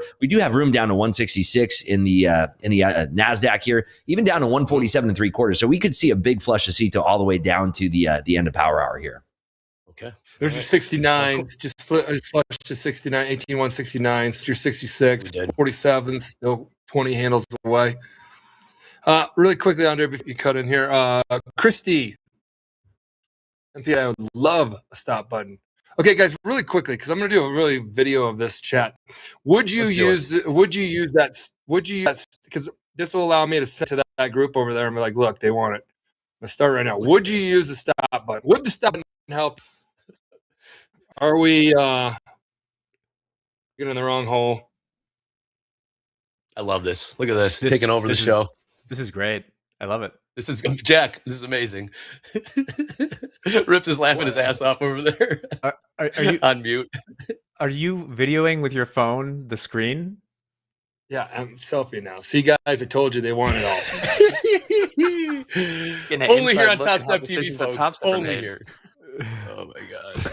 They were looking to reprioritize it, and then so thanks, guys. Although that helped, guarantee that helped. Yeah, that's a lot. They're like, did you go do qualitative and quantitative reviews and surveys? I'm like, no, sure did. I did. Look at this video. All the evidence right here. Yeah, went outside. I screamed, "Would you like this?" And I airdrop this to you? Yeah, it's in your shared album. Too good, man. Too good. Taking a quick look at tilt here. Nothing really doing 50-50 ES, 50-50 NAS. We're taking a peek to the downside here. 51.90 half trading in the S&Ps. A little liquidity to the downside as well. 200 lot on the bid at 89, 88 half. So they are stacking bids. Maybe a longer time play. We'll see. But we got a delta update of minus 27,000 in the ES. But it is getting with price action right now. Yep. So the shorts are hopefully going to get paid. Well, they're hoping to get paid at least. It's kind of strange to see the market actually holding lows, isn't it, Andre? Like, especially during power. It is. I lost money being long yesterday, and I'm looking to get long again today. Just because of that fact, we're in a bull market, and eventually these prices are going to be good buys. Just a matter of when, I believe. So John's got me thinking, though, there is a reversal in motion right now. So I'm a little conflicted, but yes, looking to possibly get long here when the sellers do get exhausted.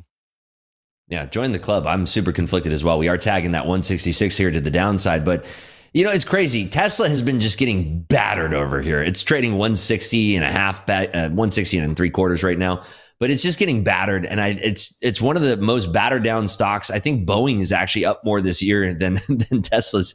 Tesla's down, Boeing's up, and Boeing has nothing but problems. It's just crazy how killed the stock is getting. I think Wells Fargo put out a note.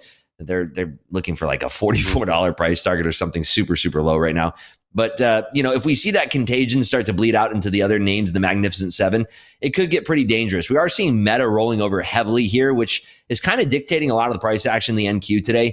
That roll that started in Meta was right around, I want to say, 2:15 or so Eastern time, 1:15 Chicago time. So if Microsoft does roll over here, we're trading 423. Microsoft does start to snap here, we could see the NQ trading. I mean, we could potentially be testing 18,000s here, which is 170 handles away, but we still have, 20 minutes left here, 25 minutes left here in the trade. So, I mean, we could see a flash straight down in this market. Any bets are still on the table for me here. Yep. I guess while we have a moment, we have those top quiz results, guys, before the markets really start rocking and roll. I know we are on the lows, and Jack wanted to hold up, but this might be a good time to sneak those in real quick if you have them. Yeah, we got them, and here they are. Cool. Everything kosher? What is that one? I reviewed them today. Oh, good. You'll see a black box over something if it was really, really spicy. For a split second, I thought this is the Topstep Trading League team names that everybody. Let's do a reset. Reset me is they're going head to head with. I'm not even going to say some of these. I'm not going to say some of these. Oh, there's much worse, Michael. Those get the black box. With Pasta La Vista, baby. That's a good name. Oh yeah. Well, congrats, everybody. Thank you. Yeah, congrats, guys. Rips, it's right around your 66s. This thing's not. It's showing. I mean, it's right around. It's like one of those. Yeah, it doesn't feel like it. It's so hard for me to trust this. Are you actually looking at potentially taking a trade in your live account? You're done for the day, back at zero. I need to be done for the day. But right now, need to be dude. Right now, I'll say what's the one lot, and then I'll do it. And then I'll. What's the one lot? That's right. Then I'll take a 200-hour loser. I'm like, I don't want to be down on the day. And then I'll do it again. And I'm down 450 now. And then now I'll take like a 2 guy lot. who goes to the bar and is like, I'll start with a beer, no big deal. And then 30 minutes later, you're 3 shots of bourbon deep, and you're like, Yeah. No, I think that's what I'm realizing. It's totally like it's a bad habit that's always been able to. There's always not been able to die hard. It's a bad habit that's I don't know, hard to kill. Yeah, so I'm just like, what, trading? You're a trader, man. You know, I'm a good trader. I'm a good trader, but this damn habit, and Mick got me on it. I'm like, the next morning I woke up hungover. I had too much sugar in the drinks. That's what it was. That's exactly what it was. I mean, I was in bed by 11:30. I know you guys all stayed out late. 11:30 or midnight, something like that. And then I thought about it. I'm like, he is right, and I know this. It's because January. I'm like, I don't care. I'm gonna keep trading after the show. I want to trade. Then So, needs to say my February. Yeah, my February is about patience, and I'm net up. I've got to find out what that is. But all right, I bought one. What about how's your March shaping up? Have you taken any mini trades here in March so far? Because I mean, I'm just kind of back and forth here. I'll find out. My January, I lost like 25 grand, and I wasn't really happy with it at all. Real money, and I haven't done that in a long time. Because I started just like I'd trade during the show, and I traded okay during the show. Barely any times did I hit my loss limit during the show, but then afterwards, I got the damn trading. I bought one, guys. Here. See if the squeeze happens here. Long from 96, 75. Andre, you got long tilt. 77%. We got a long tilt, but we also have a delta of minus 27,000. Okay. Well, bounce off of 66. Definitely getting paid here. Rips, bounce off 66 is pretty nicely. Hey, imagine that. I just didn't have the guts to take it long myself, although one lot could have paid quite handsomely on 45 handles here. You would have risked on the 66, you would have risked 4 handles. Maybe. Maybe extending the range down to like, maybe a little bit more, maybe 10 handles on that. I'm just saying, if somebody was listening to you and they would have got long 66s, they would have been, and they had a 10 handle stop, you still could have been in. Oh, yeah.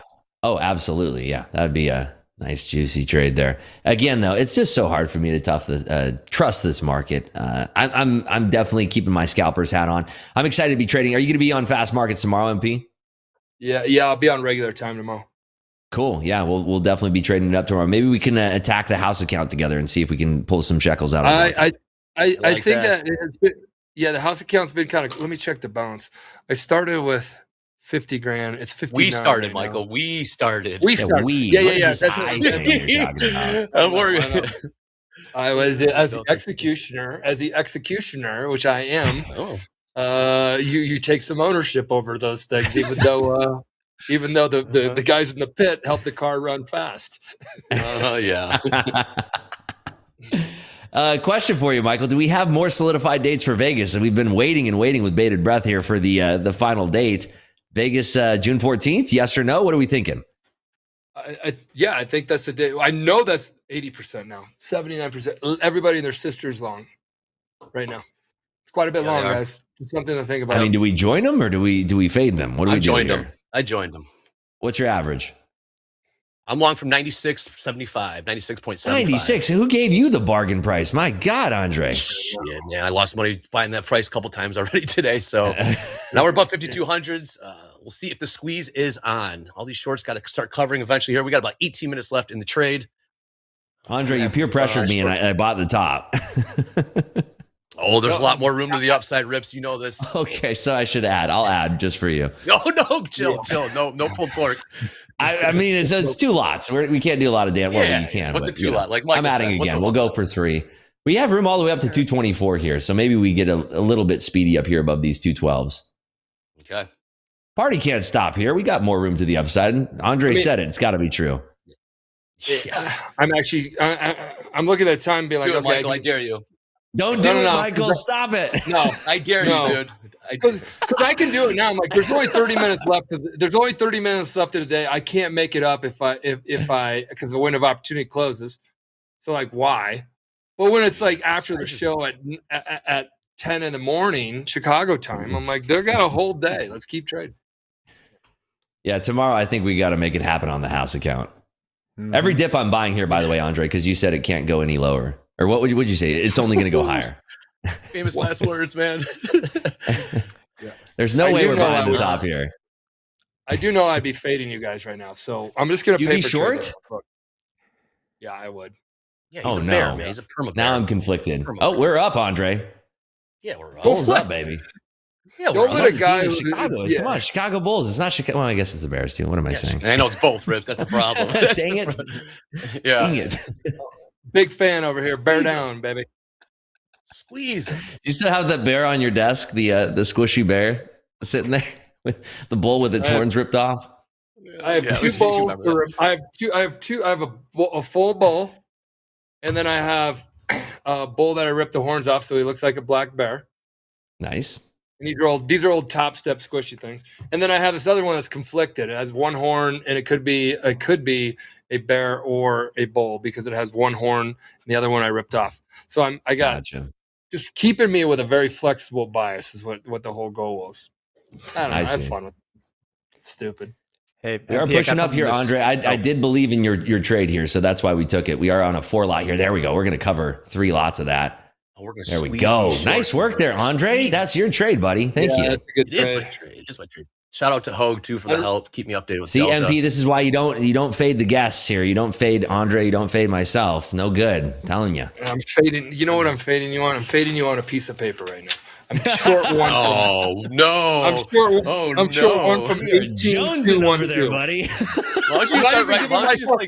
I'm not even giving myself a good fill. I'm short from 12s. You could just redate some options. Just make up some phony options. Like here we go. Here we go. Hey, guys, yourself a bad fill. And the squeeze is on. Andre, we're squeezing. Let's go, buddy. We're squeezing them.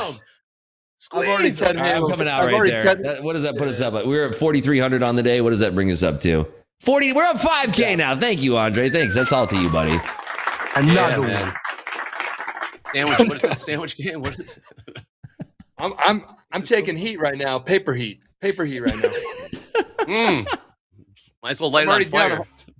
I'm literally down. I would be down $200. I'd be down $200 right now. The whole scenario that I told you guys about. Yeah. Hey, Michael, I have a way for you to redeem yourself. What's that? I need that more than ever. This is like all the proof that I needed right here. All right, here we go. Pop quiz. Here we go. Pop Series quiz. 3 question. Remember, MP needs to pass this. I can't look at chat. Here we go. Oh boy. Which of these following statements is correct? I hate these questions. Hedgers do not have position limits. However, they do have reporting limits.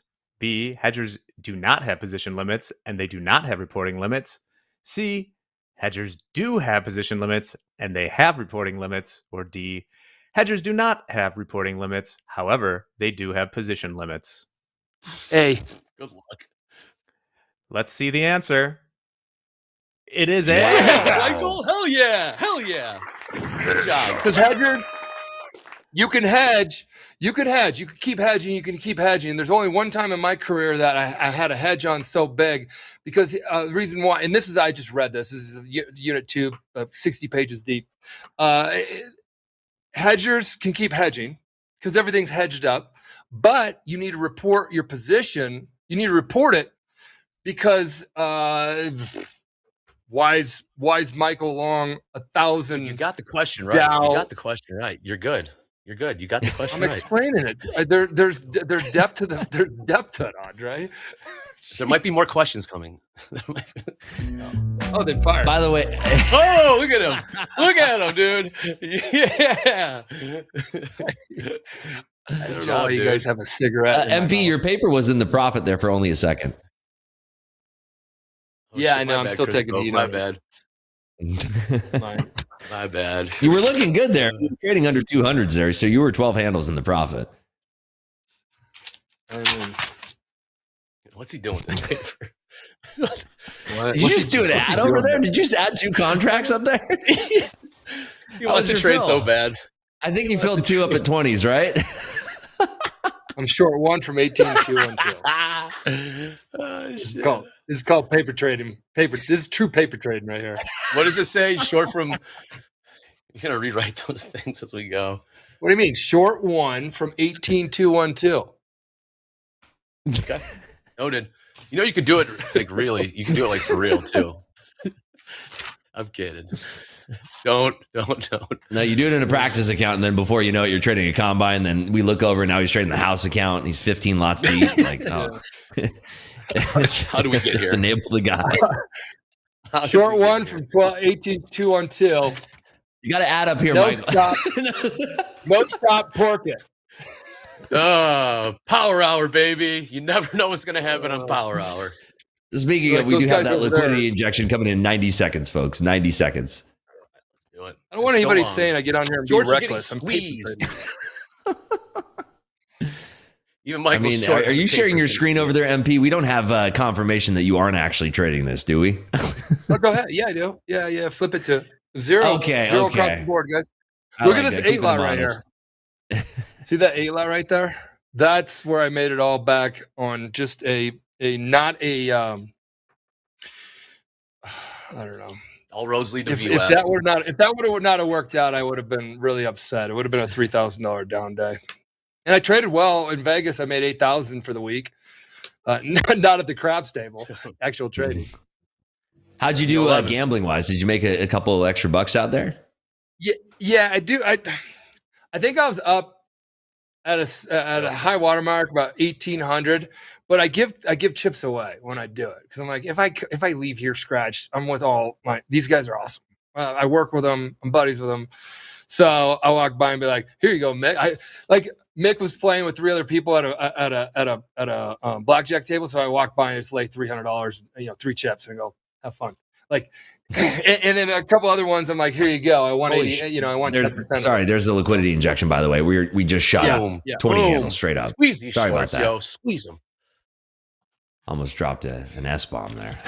It's all good. We're going to VWAP. Does Eddie have the MOC imbalances, by the way, Eddie? Does not. Eddie's on assignment as well. I haven't seen any numbers or updates on financial juice. Neither if anyone do I. does have those, on throw those in the chat, please. There's the squeeze text. Yeah, I'm looking. Says, Hoop. Here is the face ripper rally. Hoop says, we'll see. Got less than 10 minutes in the day. That was insane. I mean, that was nuts. That right when you're telling that story, just straight up. I don't think we're done. Hey, Rips, would you rather be lucky? Go ahead. Market on close to the buy side, 700 million. Sorry, I half heard it. Sorry about that. No, sorry. I got Eddie. I got Eddie saying imbalance 5 billion buy side. 5 billion with a 5 billion. Okay, I'm way off. 5 That's okay. Billion. It's all right. That's what we're all here for, man. I heard 700 million. It's 5 million. Thank you, everybody. Thank you. Wow. Andre, you still long? That's a sick ass long. Taking the sucker to VWAP, man. All roads lead to it, says George. That's right. 52.18. 5 billion. Wow.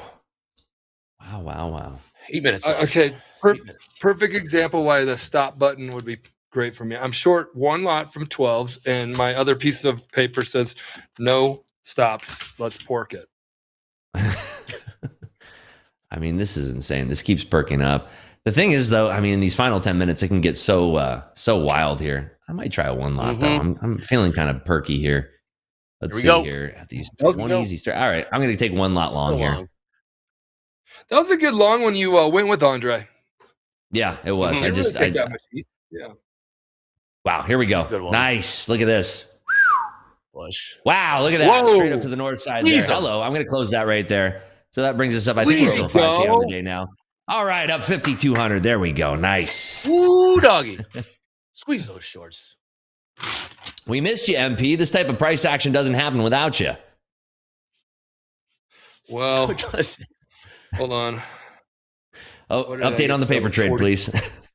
45. Go. Wow, look at this action. This is nuts. I love it. Look at this I love action. every single part of this action right now. Giddy up. All right, I just added a 1 lot short and put the moron trade on. I got to now. I got to do the math. Zero. Yeah. Now no, because Andre. Okay, it's going to make a huge difference. It's on a piece of paper. Well, I know that's the whole point. That's the joke, Michael. It's Okay, hold on. Let's have more fun. You want to have fun? 1 million short. I mean, I put an M after it. Like, there it is. There it is. Working 12s. Working minus 1,900. All the shorts got out. All the shorts are out. Is that minus 19? Minus 19,000. Thank you, John. Minus 19,000. The shorts are still short. They're going to have to cover. 6 minutes left. You can go reverse short too, Michael. I don't know if you knew that. You can actually go reverse short. It's called going long. Rips. I'm trying. I love that. Thanks, production team, for popping that in. I'm trying to calculate right now. This is why digital online trade. Trying to calculate my average entry right now. Short from 12s. You're calculating. Short from 45s. Amazing. Squeeze them. What's half of 57? I'm short from 20 something. No. I mean, Andre, wasn't this hilarious? I mean, 30 minutes ago, we're sitting here talking about how the market probably will catch a bid, but wouldn't that be ridiculous? And then here we are, the market catching a ridiculous bid again. About damn time, man. I lost money doing the exact same trade yesterday, but you gotta stick to it, right? You gotta stick to it. Working 12 in the orders. Yeah, stick to your guns. Unbelievable. Yeah, man. It's got filled. All right, I'm out. Up 400. Nice work there. Way to go. Was down 400, now up $400. That's good. Hell yeah. Nom. Look at this rally. Nice trade, Dre. You're scratching on the day? No, up $400 now. It's down 400 now. That's what I'm talking about. Yeah, man. How about hell yeah. Fade away. Fade away, dude. Jordan. This is going to VWAP. This one's spoos are going to VWAP. It's nuts. I can't believe it. It is my live account. There you go, buddy. Yeah, nice work. I would be down right now. See, Rips? I told you. Would have been down. Yeah. Not reading it right. We just tagged our level of 61 evens there. I mean, higher levels all the way up at 93 quarters. Can we actually reach 33 points higher in the next 5 minutes? Wow, there we go. Big old flush. Oh my goodness. Appreciate selling that, Andre. Really nicely done. Again, amazing read. I'm not even close to my break even. It's okay. It's only a million contracts. Just keep adding. Just slap another zero on. Yeah, it's only a million. Andre wants to play these fun games. It's all fun. Play dumb games, win dumb prizes. There you go. I'm kidding. I'm kidding. I've been to the carnival, Andre.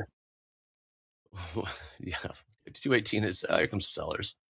Yeah, as bad as I want to jump into this, I'm going to be hands off for the rest of the day. I'm happy with the total $5,200 on the day there. Same here. I do like Power Hour. Gets you to, that you don't have this infinite amount of time that you're going to keep trading. So it's kind of nice knowing the fact, hey, the clock's about ready to come down to end of the game for the day. Yeah, I mean, this is the thing that's rough about trading during this hour is that there's no fixing if you make an error here until tomorrow. You have to wait all the way until tomorrow. Whereas if Power Hour, you can kind of get into some precarious trades and then you have the whole afternoon to make it right. And when I was trading small caps, I would get into some precarious situations where I'd be trading pretty heavily here, and then I'd be the guy at my desk until 8 p.m. Eastern, 7 p.m. Central Time. Just trying to get back a little bit of money. And that's just, there's no worse feeling, especially on a Friday. It's just the worst. Damn, that's a good trade, guys. Nice trade. That was Andre. That was all his trade idea. I was just tailing him.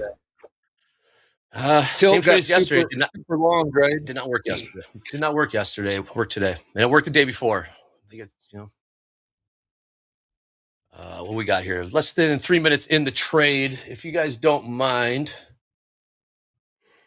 Let's see how this thing closes. There's gonna be a lot of volume coming in here on the ladder and the S&Ps. So let's watch that. I'm sure NASDAQ is the same. Yeah, I mean, this is. I think we're going to see some big fireworks in about 2 minutes here. Big fireworks. Yep. Push. That was a great call, Andre. I'm being completely, all jokes aside. That was a sick call. That was such a sick call. What do they say about the dog and the sun and all that? No, you're trying to say the blind squirrel. You're trying to say blind squirrel. You're trying to do what happened here? You're trying to say blind squirrel. You're trying to do it. Broken clock is right twice a day. I know. Let me fill it in for you. The dog barks at the sun. I'm joking, buddy. I love you. He can't let you have one, can he? Can't even let you have one. It's okay. It's all right. Good for the show. It's good for the show, as they say. Here we go. Yeah. Who needs a fader when you got me, Andre? Doesn't sound like you're happy for me, Michael. I'm not gonna lie. I am. I was happy for 100% you when you guessed A. First of all, when you guessed A on TopQuiz over there, I was happy for you. And, that was not a guess. That was 2 for 2 pages into the when he guessed and got lucky picking A there. He did, but I was not gonna lie. That was well thought out. What do you mean you got it all wrong? No one in the chat saw it or got it right. Yeah, everybody's saying nobody in the chat got that right. Hell yeah! No, not right off the bat. I saw a bunch of B, C's, and D's, and you guessed A. But here we go. Less than 2 minutes. Less than 2 minutes in this trade. Delta's at negative 6,400 in the NQ, and in the S&Ps we were at negative 18,000. So a little bit of a repair in the Delta there. Yeah, they unwound about 9,000 there. Pushed it higher. This is crazy. So we're going to be coming in huge liquidity injection now, right here. Boom. Ready, go. Look, it's wild. Yep. Boom. Look at all that. Look at a little bit. Maybe they're going to wait for the final 30 seconds here, but this should be insane. By the way, we have it's end of quarter rebalance too at the end of this month, which is going to be nuts. That's going to be a crazy close. Hopefully, we'll be trading that together as well on Power Hour here. 52.22 might be in place as hoop. Less than a minute. I think, do we get all the way up to 93 quarters here? That would be insane if we got up there. Trading 66s, 65s. Wow. What a close. Off the table. Yep. Wow. Looking for 70s to trade. 20 seconds. It's unbelievable, this price action. What a beautiful market. What are we, 2 points away from VWAP now? Oh my gosh. You were just saying 66. There it is. Get there? It did. Unbelievable. This market is unbelievable. We're trading 77s. Ding, ding, ding. Good job with the bell. Yeah, wow, guys. That was a lot of fun. Unbelievable. Rips, you were just saying 166s, and I said you would have taken 4 handles, which is 4 points. It's 166. You said check out that one. 4 handles of heat, which would have been $80. If you had a 10 handle stop, you would have risked 200. So you only would come out of the money $80. And 100 handles, 110. 110. Wow. Yeah. Unbelievable. Wow. What a trade. Well, that was wild, guys. That was wild. Michael, thank you for jumping in. What else you got, Michael? Go ahead. Yeah. No, on a 5-10 minute bar. That was quick. It was quick. It was, we ain't done. Beautiful, Look at this. close. We ain't done. We ain't done. Right. Look at that. Wow. I need to get out of my position. Hey, just rip up the paper. Nobody saw it. It's all good. We won't tell anybody. Yeah, I'll just go like this. All right, I covered it. Never happened. Covered that position. Wow. All right, guys, let's wrap this sucker up. Rips, as always, thank you for joining us. Michael, the CEO, the man coming to fill in for Dolby Time. Thanks for joining us. Real quick, after this, at 4 p.m. or 5 p.m. Central, we have Robert's Topstep X tutorial. Please tune in for that on this channel. It's going to be super informative, get you know all the ins and outs of this amazing trading platform. Tomorrow, we've got a full slate. It is Friday, triple witching, correct, Rips? That's right. Triple witching tomorrow. Can't believe it's Friday. Yep. Yeah. 4 o'clock. He'll be on Fast Markets. 4 o'clock. Robert, 4 o'clock. Sorry, misread that. 4 o'clock. Thank you, Jack. Fast Markets. Rips will be joining us. Then we got Peter Tuckman with Power Players. Jack, we got the full slate, full cast of characters. That was amazing, guys. Let's do this again tomorrow. What do you say? Oh, man. Can't wait. Hell of a trading, gentlemen. Hell of a trading. Yep. Both Good job. of you. Thank you, everyone, for joining us. That's it for now. Please tune in 4 p.m. Central with Robert. Then after that, 8 p.m. we got Dakota with slow markets this evening, 8 p.m. Central. That's it for now. Thanks for joining us. That was a blast.